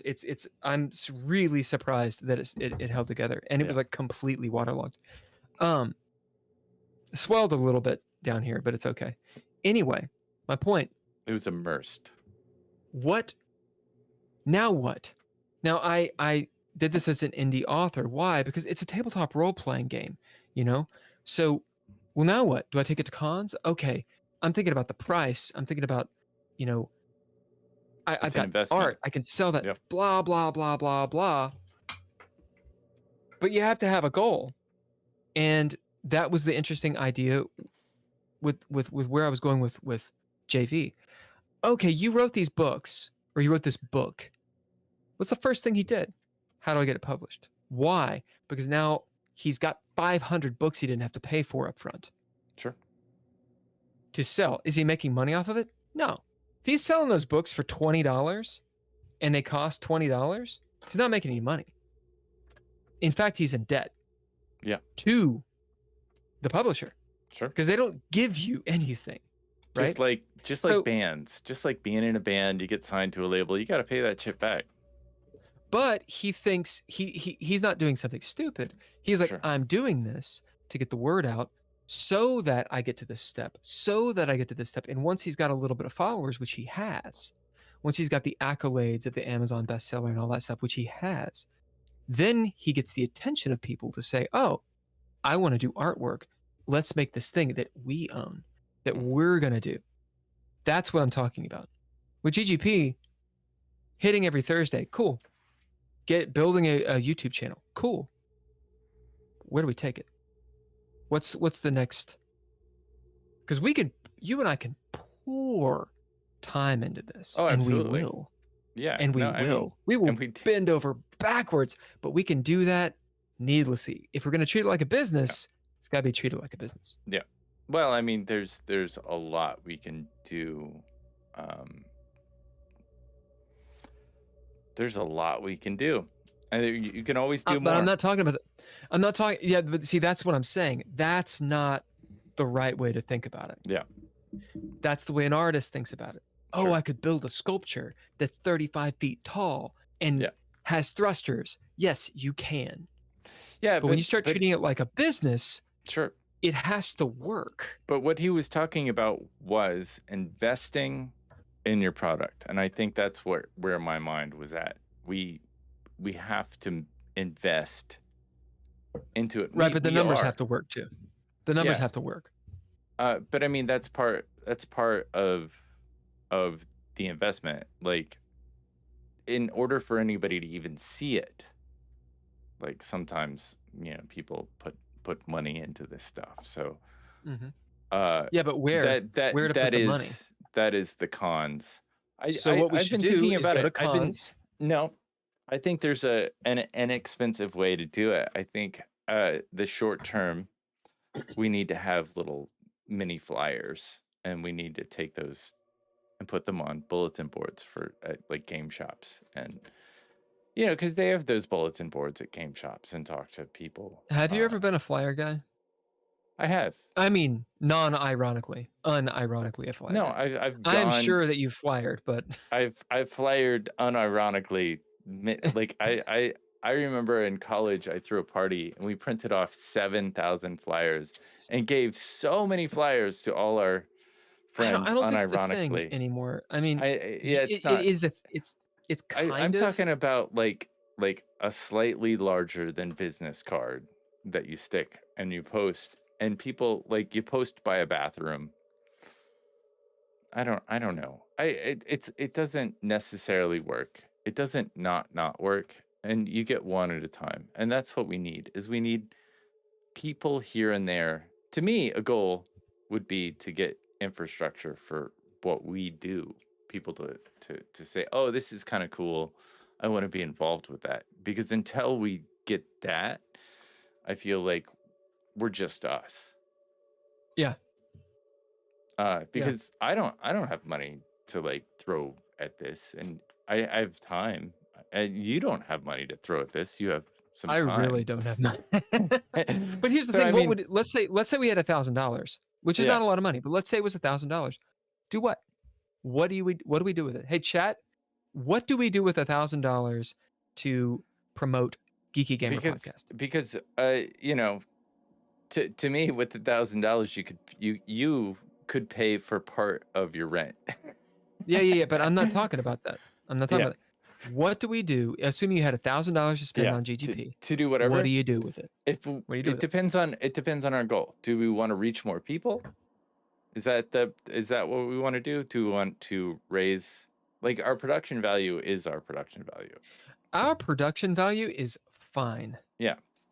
It's fine. I see people on YouTube that have millions, Yeah, right. millions Yeah, of It's true. followers, It's true. and their production value is they don't have an intro. Yeah. They don't give Yeah, a nothing. fuck. There's no music. Nothing. It's Yeah. them in a room that looks like your room looks awesome. It's them in your room. It's them in my room Yeah. talking. Millions. Yeah. Of subscribers. Yeah. So it's And not so about production. It's not about a new camera. What we need, clearly, we have a product that is somewhat viable. And, you know, that $1,000 goes into marketing. Yeah, but marketing, that it's a word. Yeah, it's What a does it word. mean? Well, say for Like, instance, like paying YouTube to, I don't know, it goes to paying a bleach our dude. buttholes. What?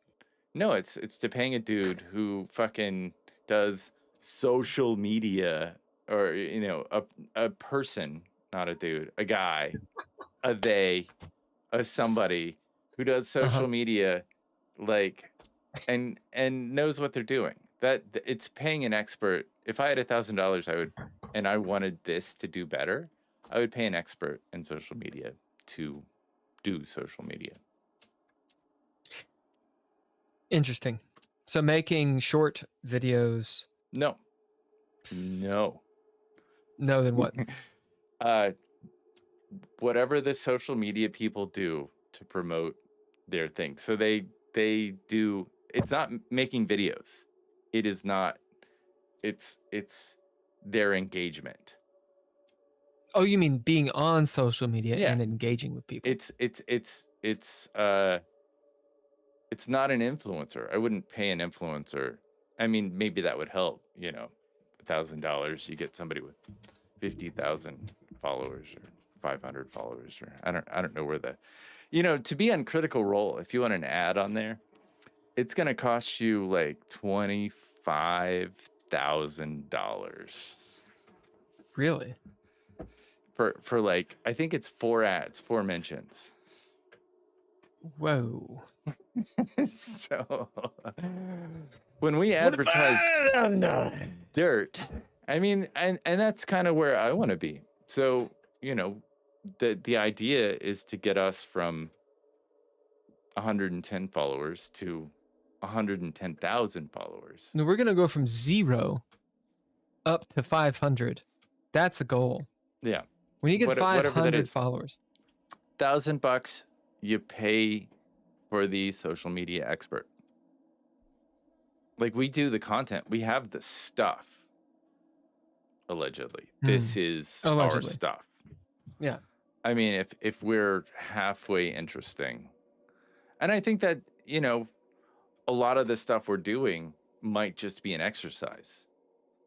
So it's like, maybe we don't even put the effort into doing other things. We just give the social media to, you know, $1,000 to expert to, because that's something I've never done. I've done What?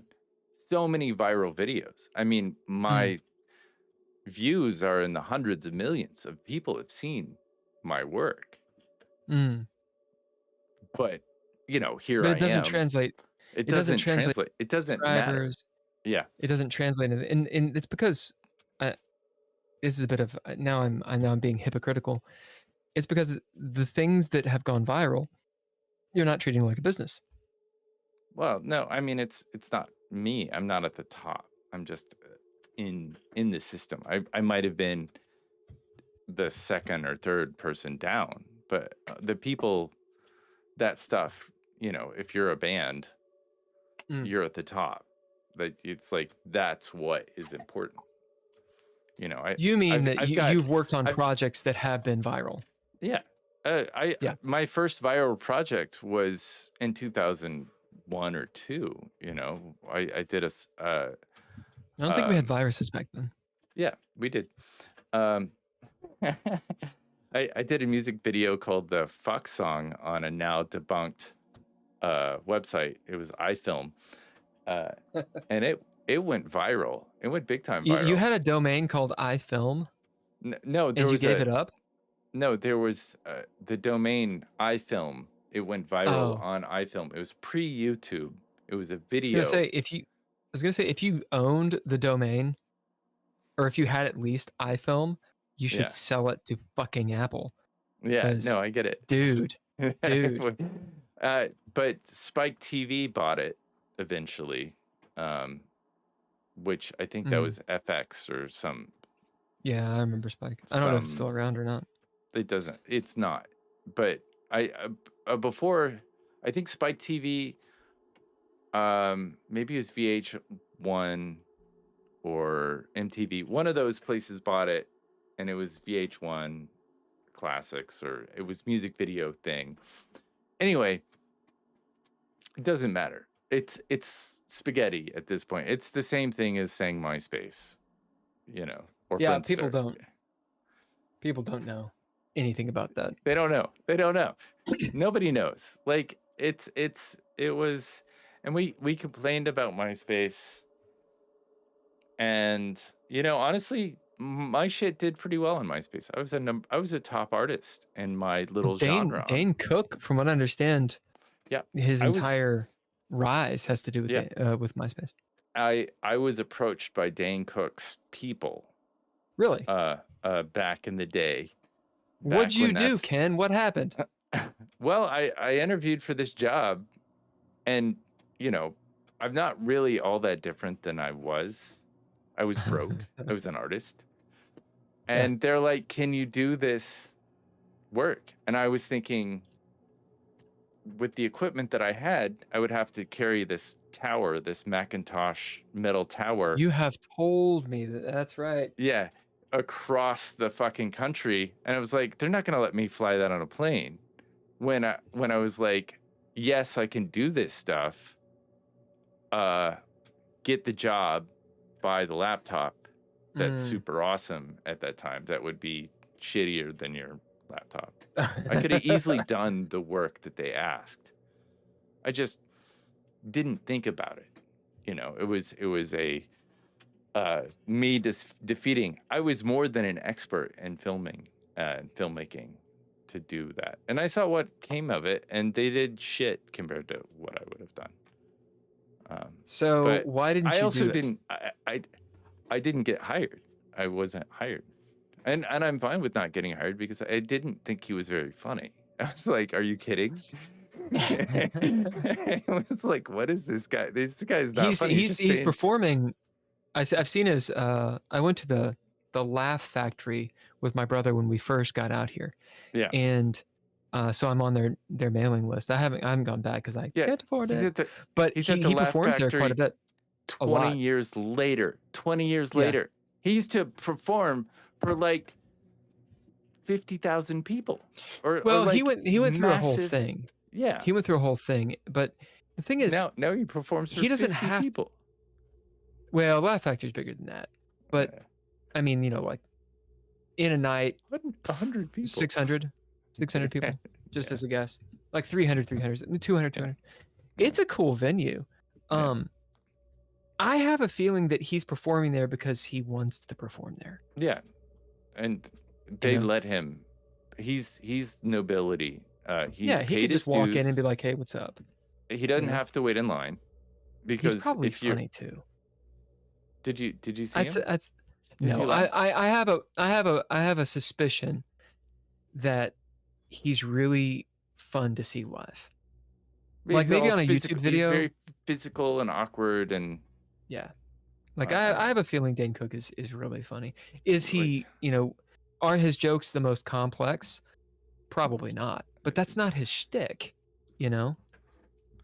I don't know. I'm not trying to like say he's the greatest comic. He went through a whole thing of people saying that he stole jokes. Which I think is the reason that he fell from grace. Well, really, I mean, so you don't like piracy, but you don't like. but you don't have a problem with. Do you stealing think jokes? I'm stealing Dane Cook's stand-up comedy right now on YouTube? Are? Well, yeah. I mean, somebody's got a handheld camera, and this is the gig. I don't know when this video came out, though. That's not stealing Dane Cook's comedy. I mean, we don't hear it, but we're stealing the video. I mean, it's sort of, but it's on YouTube. We're promoting. I think promotion. I think that's we are absolutely. And I don't dislike or like the guy. You know, I just don't think he's funny. I bet he's a very good performer, is what I'm trying to say. Oh yeah, no, he's got a lot of energy. He's probably fun on stage, and that's what I'm trying to say. He's fun. He plays to people that probably find him very funny. But I'm a sardonic, pissed off, angry, middle-aged man who is too smart and a complete idiot at the same time.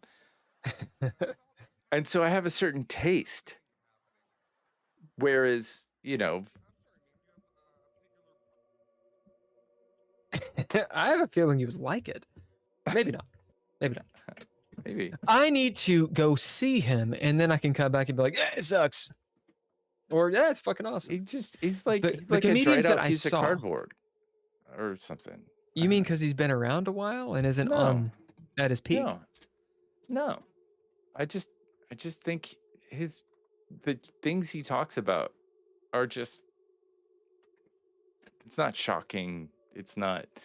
Doesn't turn. There's not the story. Like I don't get invested. I mean, I watched the video. I was never invested. When he every time he's told jokes in front of me, and I've experienced his comedy, I just didn't laugh. I mean, people laugh. I'm not. What comedians do you laugh at? Richard Pryor was fucking hilarious. Steve Martin was good. Was funny. Robin Williams. Newer ones. I like. What is it? Important Things. Dimitri Martin. I liked. Liza Schlesinger. I actually don't know Elijah Schlesinger. I've kind of fallen out of comedy lately. I was watching a lot of Kill Tony, and it killed fucking comedy for me. Mm-hmm. I really like Tony Hinchcliffe, or I liked him on roasts. Mhm. And I was watching some of the Kill Tony, and I was like, oh, this is really fun. And then I was like, man, everybody's just mean. And Really, Tig, really fucking what mean. Tig? She was funny. You probably wouldn't like her. Tig? Yeah, Tig? Tig. What's a Tig? Name? Like Tigger? I know nothing. Yeah, I don't know. Tig- It kind of took it Tig, out of me. Notaro. She's Oh, I don't kind of downplayed. Yeah, I mean, female comics. I don't know too many that. I honestly don't know too many female comics at all. It's I there's like a Sarah minor- Silverman. Yeah, Sarah. She's I think great. she's I met funny. her. Yeah, she's. I don't She's think she's funny in incredible real life. I don't think She's- she's incredible in interviews, as I was literally going to say, but she seems cool. I like her. Yeah, she's cool. When I was she's- younger, I had a really big crush on her. Yeah, me too. No, I get it. You know, I get it. When I was older, I had a crush on her. I mean, it didn't stop. yeah, it's whatever. It's whatever. Tina Fey, I like Tina Fey. Tina Fey is amazing. I don't know if also, she's much of a I have stand-up, crush but- on her. Yeah. I was always annoyed. I didn't like it when she was self-deprecating about her looks, because it's like you can't be attractive like that and talk shit about yourself. I mean, Why? because it sets up a negative, like, women who look at her who are attractive, young women, can get, oh, you're not attractive. Well, I'm super not attractive because she's hot. See, this is where we have a dividing line. I mean, comedy, you can say anything. I do see where you're coming along, but you know, it just seems like training wheels for thoughts. Sure. like I mean, back in the dark ages when I was in church, they would say things like, don't go out to the bar and drink. And I was like, right, but literally Jesus's first miracle is turning water into wine. Like, literally. They drank. So what's the problem with drinking? And they'd be like, well, if people see you and they know you're a Christian, then that might give them the wrong idea, and that could mess with their faith. And that's called being a stumbling block. And I was like, right, but if they don't, I mean, isn't that on them? Oh, your brother's keeper. Oh, the Apostle Paul says this whole thing, blah, blah, blah, blah, blah, about like meat and sacrificed meat. It's this whole thing. I get where it comes from. An attractive person like Tina Fey saying, you know, being self-deprecating about how she looks or whatever could be a problem for younger girls. Like, I get that. But there's another side to it as well. Sure. As in, don't be a pussy. Well, I mean, Like again, grow the fuck up. That's a pretty Like, grow the fuck up. That's a pretty patriarchal, It's not a misogynistic.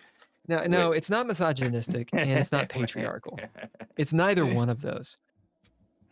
But I mean, the That's thing bullshit. is literally we're talking about young girls, where they do scientific studies on, you know, the way they view themselves. They put themselves, they have imagery shown to them constantly. I mean, we're all bombarded. We don't even notice it of sexuality. I mean, I'm not saying that I haven't cast women that were attractive in a music video to make the band look more popular. Yeah, there's or no problem. Interesting. Is what I'm getting at. Like we can literally look at it. We're not fucking vegans, man. Like, this is what I'm getting at, is to be militant, to be a Nazi about, to be extreme about things, in my opinion, is almost always a bad thing.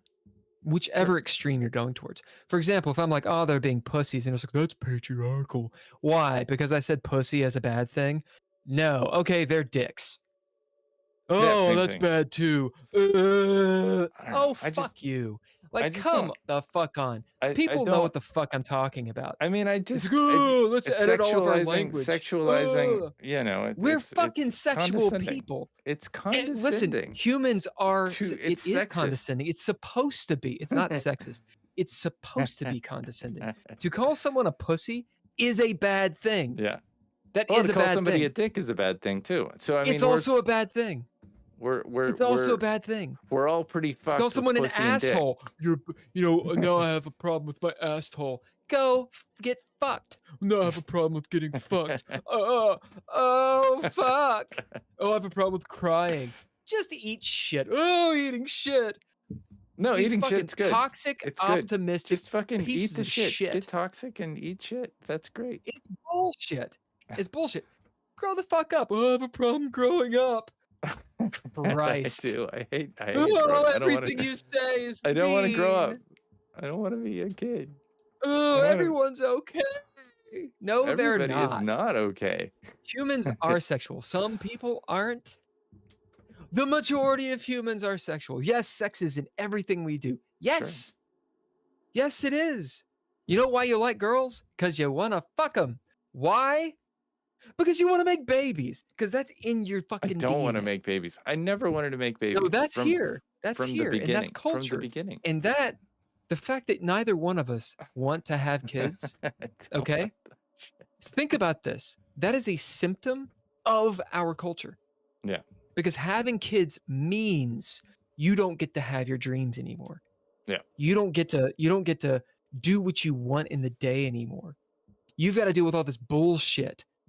That's cultural. Our actual biology, if you put humans in a normal place, go look and see what they do.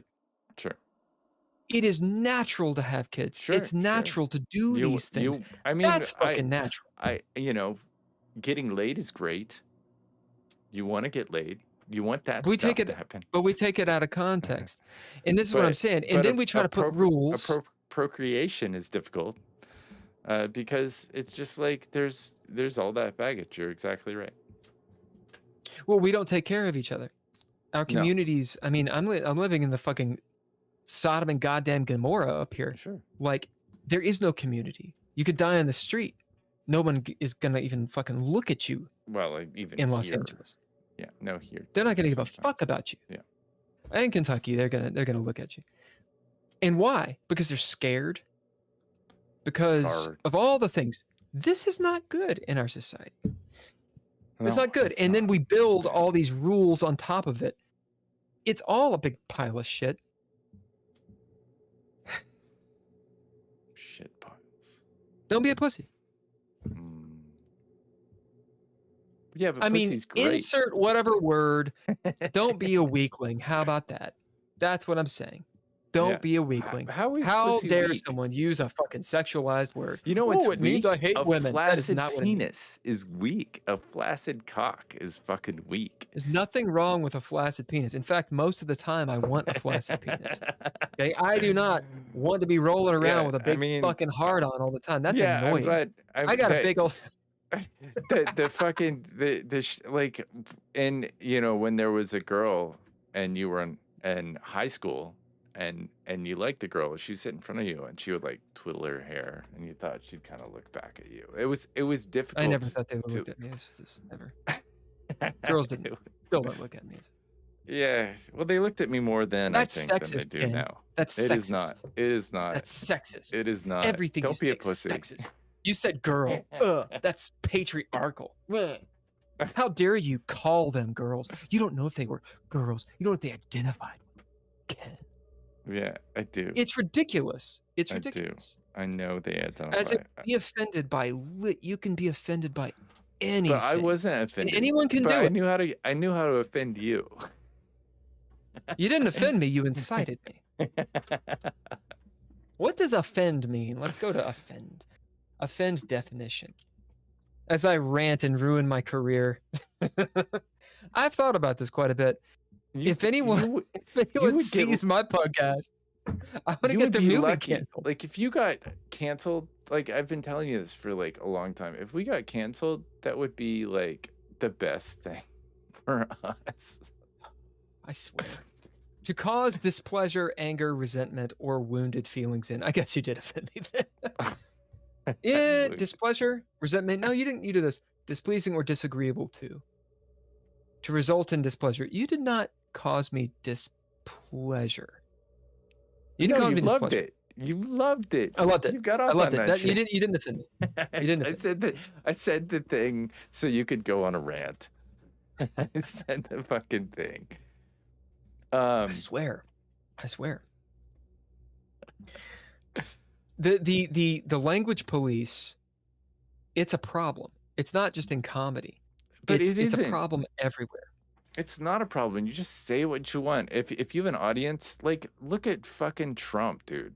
Like, he says whatever the fuck he wants. Like, I hate the guy. I think that guy's a piece of shit. But he says whatever he wants.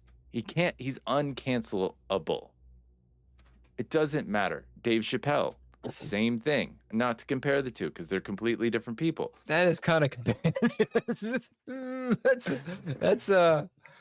that's pretty wild. I don't think Dave Chappelle is on the polar opposite of Trump. I think that they're not opposites. Maybe he is. Maybe he is. But they are different. They don't agree on a lot of shit. No, they don't. The thing is, Trump is an extreme and Chappelle is not. Well, I mean, but if you talk to somebody who saw his show a couple of years ago, he's kind of like pushing an extreme. I mean, it's the same with Seinfeld. Like, but he's doing comedy. He's doing comedy. Yeah, as in Trump is doing comedy.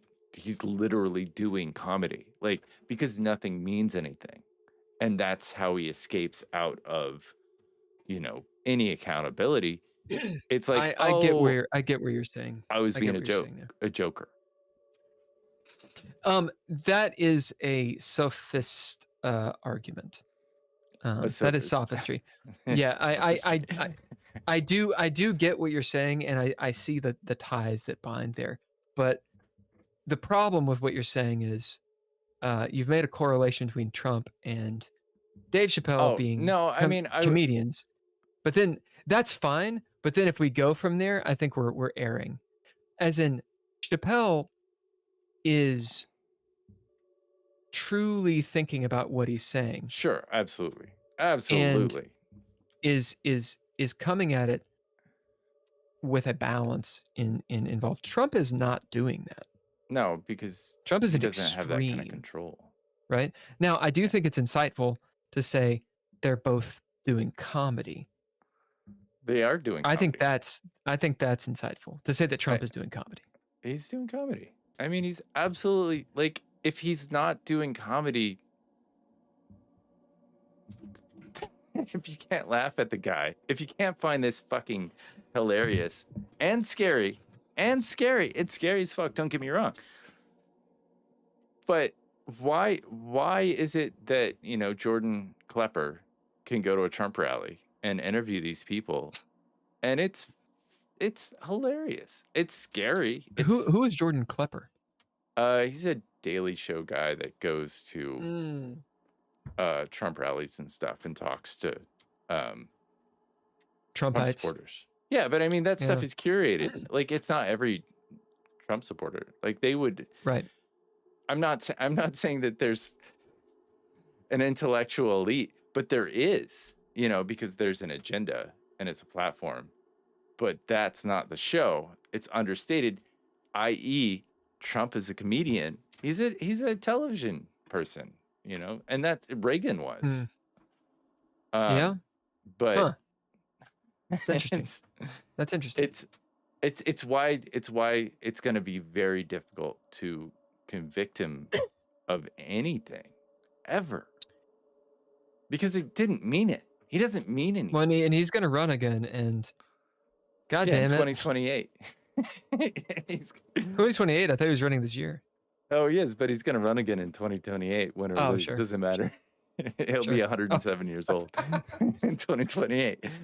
He's going to run again in like 2032. He's never not going to run. Dude's going to run. Well, he has nothing to lose in that regard. Yeah. And everything to gain. You know who's not That's a comedian? A good point. Joe Biden is not a comedian. He tries to make a joke. He makes jokes all the time. He's not funny. No. It's kind of like, come on, dude. I would still vote for him before Trump. And I know it's an unpopular opinion because nobody wants it. People say Gavin Newsom. I mean, I'm a big fan of Andy Bashir. I think he should have run, but I don't know.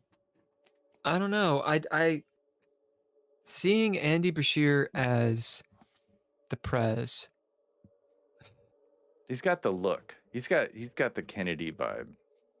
Yeah, but he's not fun at all. Yeah, I mean, they called him Principal Andy for a reason. yeah.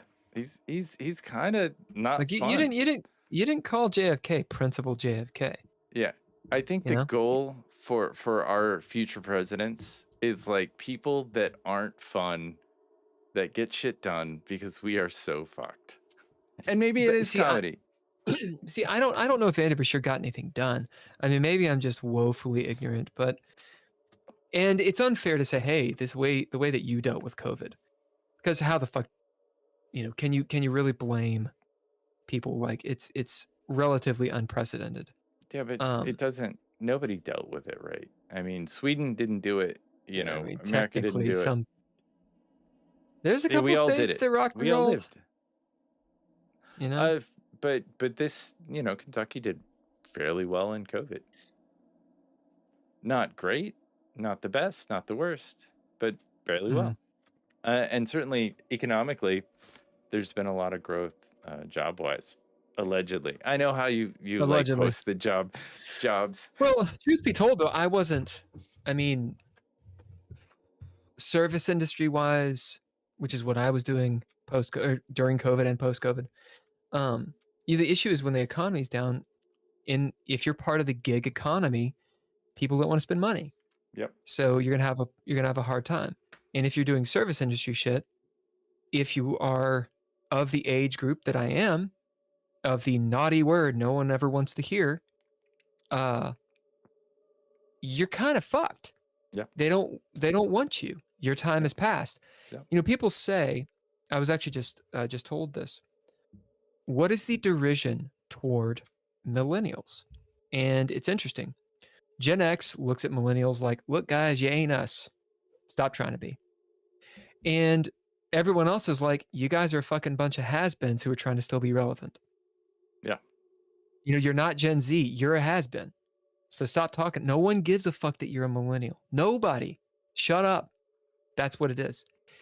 This is what I'm regurgitating. Mm-hmm. And I thought about it. I was like, that's interesting. It also feeds into the millennial victim mentality. Sure. Quite a bit. So where are these jobs?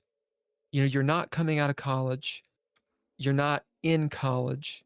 Or actually, if you're a millennial, you probably are going back into college. Yeah. But I mean, I've thought about going to college as a Gen Xer for like 20 years. So I get it. Sure. But, the boot camp generation, these are millennials. But you switch it up. What do you go to college for? Car repair? Nursing? Oh dear God, no. I did do that previously. I mean, elder care? That would be a good one. I mean, you could actually probably get something. You get paid I would say in Kentucky, get paid a good $8 an hour. Yeah, $10 an hour, I think. Whoo! Out here, maybe 17, which is yeah, you get $17 an hour. You I bet you pay could. 35 for anything. Like, I'm gonna go get a hamburger, $35. Yeah. Like the tip starts at 22% out here. Yeah. Yeah. Like, I must tip low and you at can't 20. get hired. No. You can't get hired. When So I was where in are these Utah, jobs? if you want to, like, everywhere I went in Utah cost, like, you want a Dorito, this is gonna cost you $100. Yeah, You were in the desert. Yeah, the desert. You were literally in the desert. It was like going to Utah is like going to the airport or Disneyland. Fuck that. Everything costs so much money. Yeah. So I can imagine, like, Utah is a pretty red state. It's a very red state. Kentucky, Really, Salt Lake City. I guess so because it's very religious, but yeah, Mormons, and they want it's 3 odd. wives to every man. I've never really thought about it, but I have not really considered LDS conservative. I know that sounds insane, but I've never really considered them conservative. Well, I mean, I guess they. it's you're from I Kentucky, mean, you get it. they, You got to get it. Like they're conservatives and liberals that live in the same city. I mean, there's probably more liberal people in Salt Lake City. it's wild. I don't love know that the movie. demographic. Have you seen SLC Punk? SLC Punk with that one guy. Yeah. I mean, yeah. he was not my favorite actor in it, but it had the best acid trip scene in a film that I'd ever seen. The kid who puts the acid in his pants. Is that Oh what you're yeah, talking about? that's it too. But no, they all dropped acid in the salt Yeah. flats. Like it was kind of like a good SLC Punk moment. is an interesting. It That's was a good during that moment. like turn of the century style, Yeah. like late '90s or something, where Yeah. you had the rave one too. I think it's called Yeah. Go. Kids. No, Kids is '95. Yeah. That's not rave stuff. That's just No, fucking that's rave. kids. They were talking raves. They went to raves. Was it raves? Was it raves? Kids who get AIDS. It was kids who get AIDS. Well, I'm talking about Go. It's where it's much more commercial. I wouldn't say Kids is commercial. Kids is fucking gritty. Yeah, it is gritty. But That's I mean, more like skate punk shit. I Yeah. didn't think it was raves. SLC Punk was like a lighter version of Kids. I felt like the kids were doing the I things. see what you're saying. Like I guess it's lighter in some ways. AIDS was really heavy.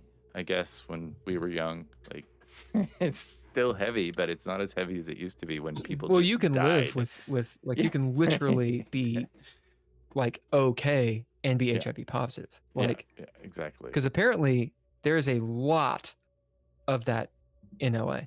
Like I'm told, like it's like a thing. Like people, People with lots and AIDS. lots and lots and lots and lots of don't- people with HIV, I should say. But it's manageable because they actually have the drugs. In '95, you just fucking died. You had a real rough time. Anyway, that took a turn from publishing. Yeah. I mean, according to the CDC, the Los Angeles County has an estimated close to 63,000 people who have AIDS, who are living with What about AIDS. what about HIV? Because there'd be a differentiation between the two, I think. Yeah. Majority of people reporting HIV cases in LA County were from 18 to 40. Okay. Well, So millennials, is that 18 to 40 is millennials, right? 18 to 40? No, that's Gen Z and Is it? Yeah. But I think Yeah, I think we didn't like we were all gearing up. Like I was coming into my sexuality right shortly, like in the 80s, as AIDS was really going big, and Yeah. it scared the shit out of me. I mean, it was like, God. Oh, sure. damn it.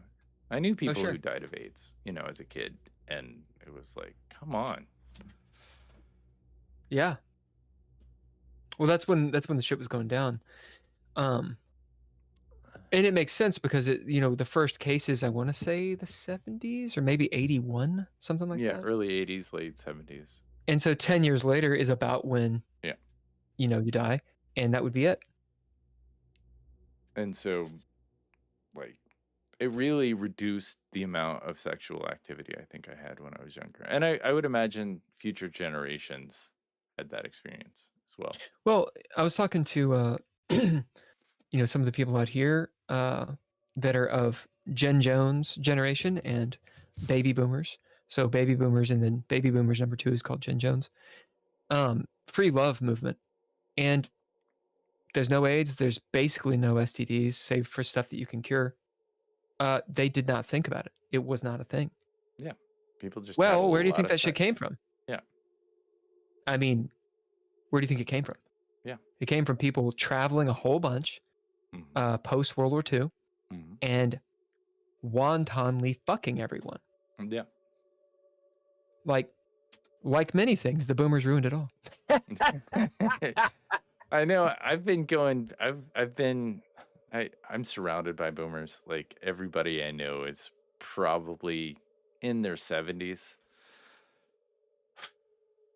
Fuck, dude. Look, I'm fine. I have so much more respect. I've always had respect for boomers, but I do too. I have I get it.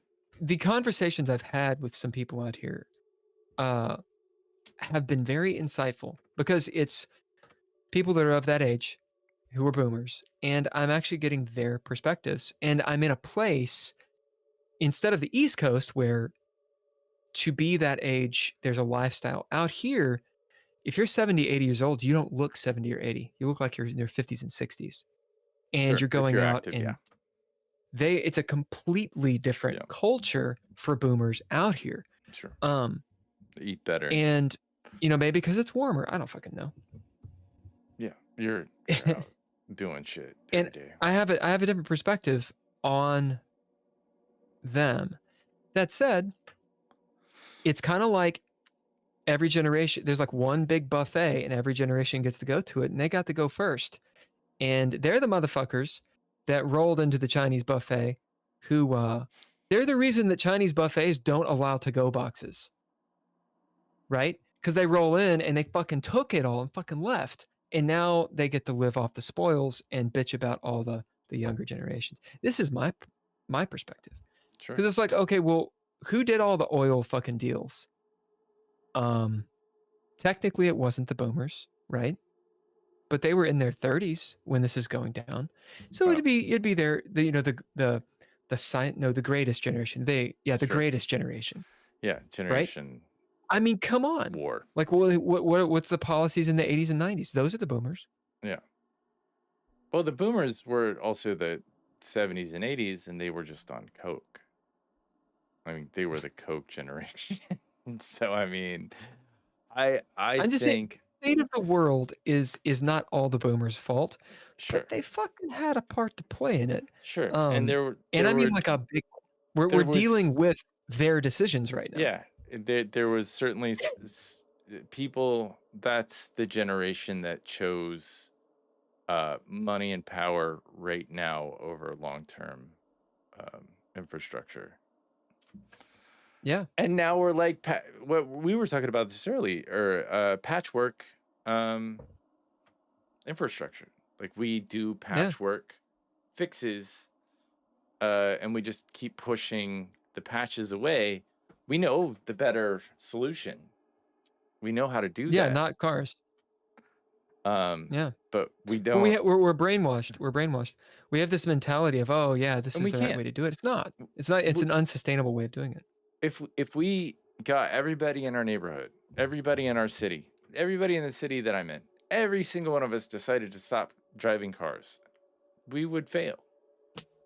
Oh yeah, there's no infrastructure. Those buses come once an hour. Yeah, I've ridden the bus here. It's not fun. Yeah. No, it sucks. And and sometimes it doesn't come, and sometimes it's supposed to come at 10, and it doesn't. They just like you have to have all this money. You have to have this phone. Yeah. You have No, to. you won't get a job if you don't have that phone. You have to have this phone. It's like what? That's slavery, y'all. Like, do you not understand? Sure. You don't have a choice. Oh, we I won't want get a to. job I want to be have this independent. podcast, right? That's right. That's right. Oh God. All right, that's what we got tonight. I have to go piss like a motherfucker. You love telling us that shit. Yeah. I know, and I'm gonna tell you all about it. This has been good. Well, we've been on 4 hours. I think we're good. It's not our longest podcast. No, it's not. All right, let's wrap this up. And you want to do the ending thing? Yeah. Do it. So while Bill is going off and being a pussy and taking a piss, the Geeky Gamer Podcast, thank you to JV Hilliard, who I'm sure if he saw this part, he would probably not want to be associated with us, but we thought he was great.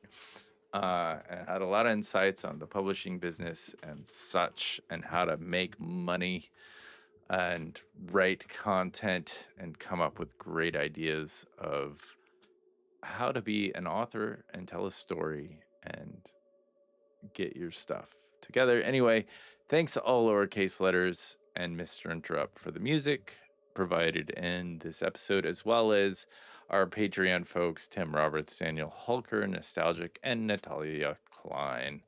Couchfire Media brings the art and media, as well as Ttrpg Productions brings all the other shit that you see on a weekly gamer. Anyway, Geeky Gamer Podcast is Ken and Bill get together and talk games and stuff. That's all I got. You guys have a great evening.